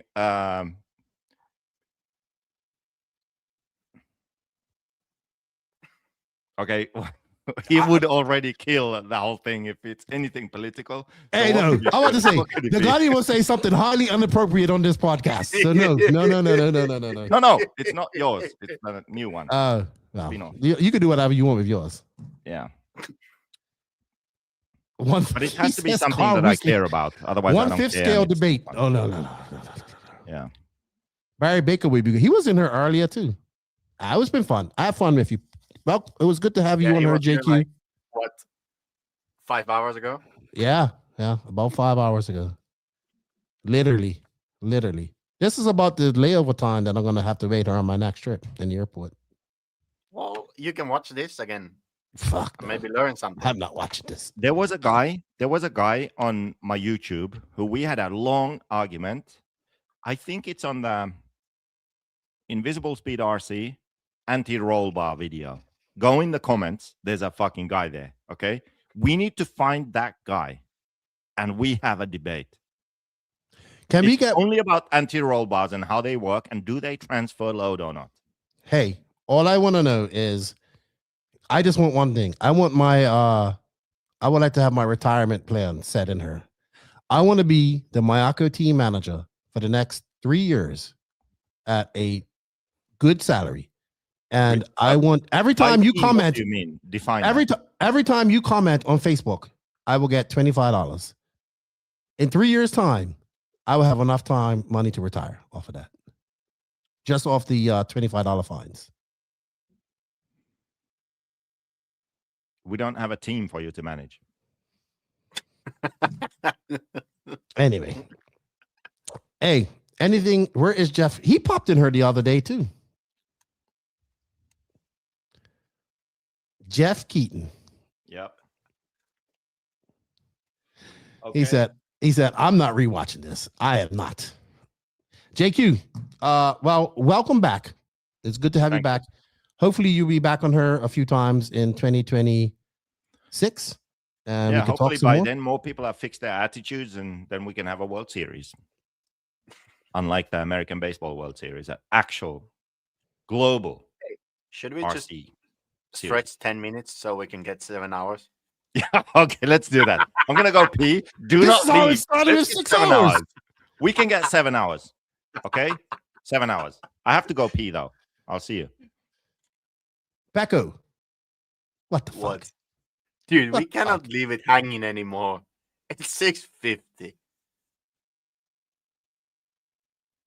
Dude, we still have people watching. That's the craziest thing. Hey, there's Joey Showers. How you doing, sir? JQ is number 1. I'm putting that right there. I want JQ to see that when he comes back, because that is Dude, JQ's good friend. I still need to visit him. Who would JQ? JQ. It's what, 1 o'clock there, right? 2 o'clock. What? I'm sorry, Pekka. It doesn't matter. It's funny. It's fun. I'm on a holiday, so it doesn't matter. You know? He says, when this ends, it just sets the record to beat on a later podcast. Is that guy for real? Who? That the guy has been watching for 7 hours? Yeah. There's this guy, there's a couple of guys that's been here from the very beginning. That's Bro Akil, I'm still here. He's Trevor Lund says, I just got her. Start over. Oh, Jesus Christmas. Oh my gosh. Oh, Tim Perez. Pekko. Tim Perez wants to know, Pekko, did you drive the MI-19 prototype or the prototype? I drove a Schumacher car. Ooh. Spectra has been here since we started. Thank you, Spectra. Really? Tyler Bronze, I've been listening on and off while at work. We need some. I need to get some stickers made too. Actually, we need to make stickers that fucking Guinness World Record on RC podcast. Longest RC. Justin Turner's been here all this time. Truggener, don't look. You got to read one of his manifestos. He sends me manifestos. You know what we should do? We should bring Max over. It would go another 3 hours. No. James Riley, this has been the best podcast of 2025. Hey, that's good. It definitely feels old school NNRC. Anytime JQ is happy when he's complaining. I'm happy when I'm fucking off JQ. Okay, I have an idea. Really? That's what I've come to. I have missed fucking you off. I have 3 potential topic ideas. One is something that you can complain about, mainly like something to do with me, so you can really tell me off. 2, a funny story that I can tell. 3, I forgot. See, that's how my brain works. There was 3. We're going to finish on a funny story. Funny story or the next topic to debate, I guess. Maybe we're going to finish on a funny story. Okay. Right? Because but it's YouTube. We need to keep this family friendly. So it needs to be one of the stories that we can share. Yeah. Well, I know. Wait. A controversial story that I am willing to tell that involves brands, people, whatever, because I already pissed off enough people, want to piss off someone else. Okay. Something that someone has been dishonest about, and we can tell it now because enough time has passed. I was going to tell a funny story about our travels, from one of our travels. Okay. Is it PG-13? Yeah, it's PG-13. Okay, go ahead. So I was thinking about the time he snuck nitro fuel to Peru. You've told that story. Yeah. How about the night we went out in Peru? You and me. Wait. That's not PG-13. Wait, Peru? Remind me. Remember, we went out. So actually, we didn't do nothing before you wrong. start telling it, just remind me of that night. We went to the strip clubs. Okay, don't tell that. But we didn't do. We just went there. I don't even remember now. We went there, and then all the guys that Probably we were not. there. I probably stopped telling that right now. No, but we went there, and we went home, And then we told the guys where we went the next day, and they're like, "You went up there by yourself?" He's like, "Yeah, we had a blast too." Some beautiful girls in Peru too. Some beautiful girls in Peru. Yeah. I know what story I want to tell. The Brazil story. No, we can't tell that. Why? No, we can't tell that. You were single? Yeah, but not on this podcast. We can't tell that. Oh no. Well, we can. We can't tell that here. You need like an after dark. You know what though? I'll tell you. I would be okay with telling that story. But okay? This is where this came from. Tell it here. No. But this okay. Because for the story to really have its impact, we need to tell things we can't tell here. Okay? Oh, it was funny. But this is where this came from.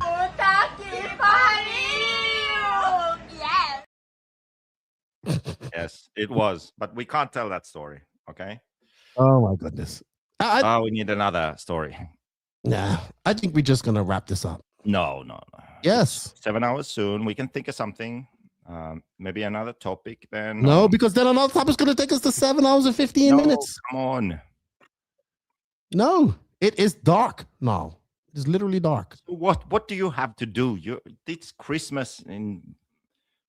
Hey, look who's your good friend Joey Showers. He said to give you your number one. Showers. Yeah, remember Joey Showers? Are they still in RC? No, unfortunately not. Okay, I remember Joey Showers and Corbin Showers. Yeah, we went to their race there in El Paso. He's a better driver with you than you. Who? One stick radio for everything. Oh, Corbin was good. With that, remember you tried to race his car as well? Oh, did you see that? Did you see Stephen Bass passed away? Unfortunately. Yeah, I saw. That's sad. Very sad. Of what? Like some illness? He just passed away. I don't know what he passed away from, but passed away all of a sudden. Hey, look, a positive comment. After that negativity, we have to turn it around.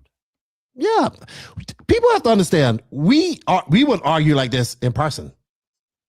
Hey, and by the way, they were not hookers. Yeah.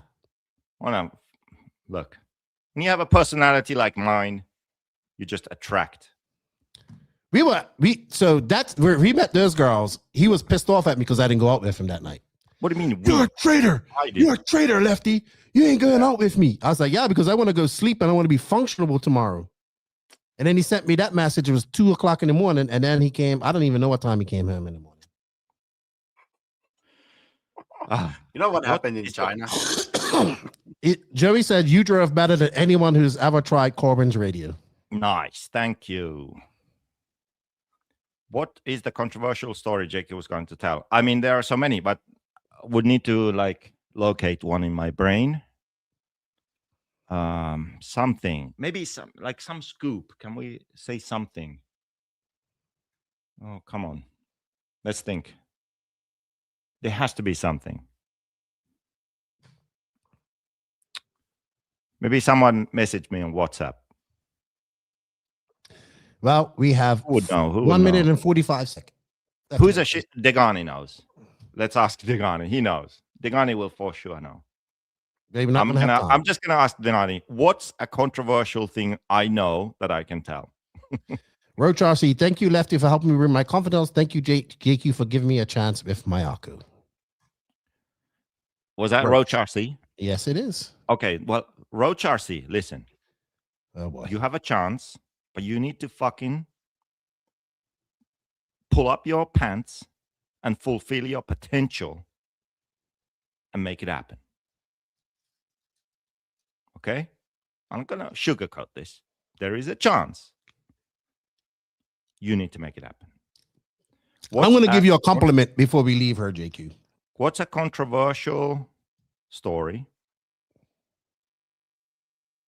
I know that I can tell live right now?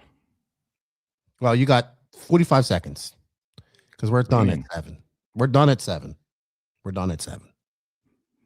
You're done. I'm going to keep on going. I'm cutting this off. I wanted to say something to you, and I probably never told you this, and I just wanted to say thank you. It's for something that you did. What? Well, when I remember when I first started working with you, Sorry, when you said I have a job that I can't pay you. Yeah. And I was getting some commission off the sales that I made. And I remember you said, I was like, well, how am I supposed to sell a car?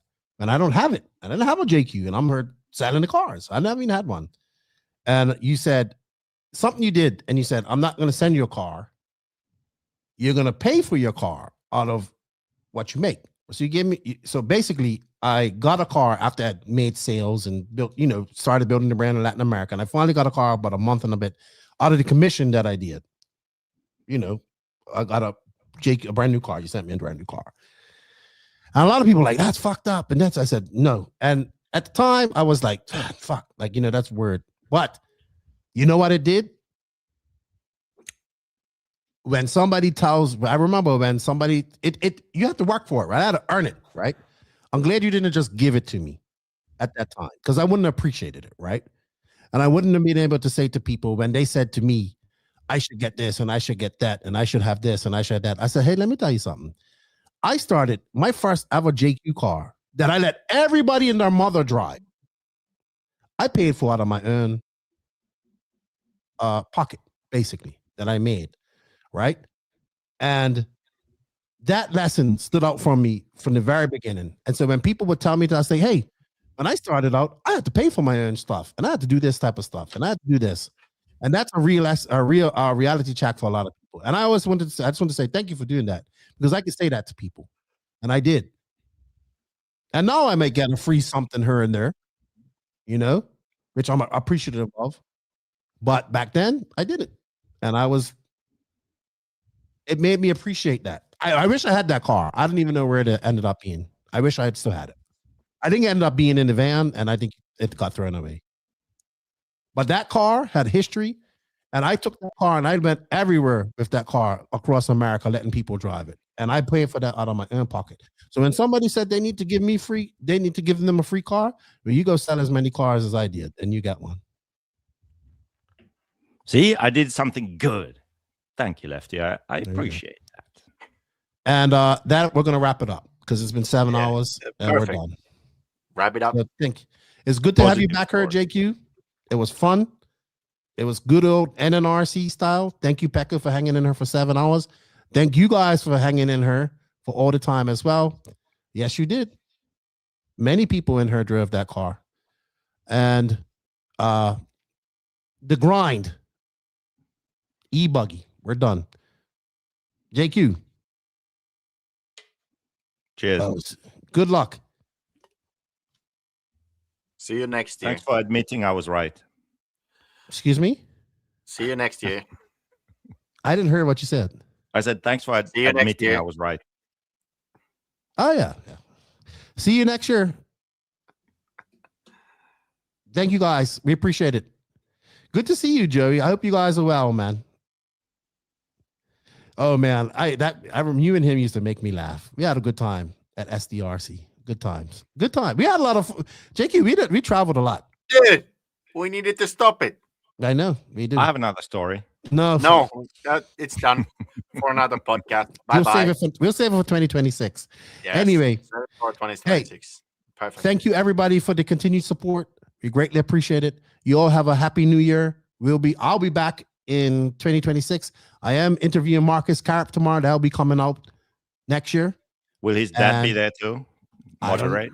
No. I hope not. Well, we got a beef brewing between him and Brock right now. I think that went right over my head. You have to tell me after. You'll find out. Yeah, we will. All right. You all have a happy new year. Be safe. Thank you for all the support. We'll see you in 2026. And we can't do this without you. So thank you, everybody. And I'm too tired to call out everybody right now. Okay. Let's end this and then record that after dark. Oh, no. No. But you know what I'm going to end it on?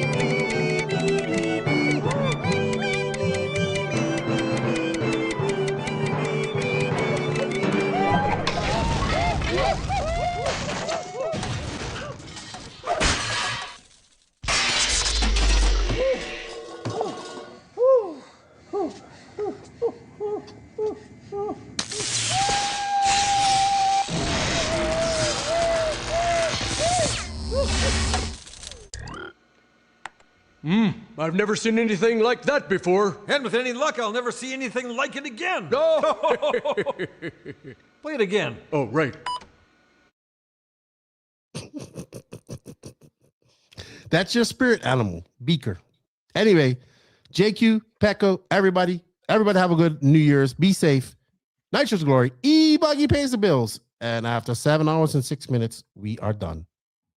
See you all later. Thank you, JQ. I know I'm number one. Thank you so much.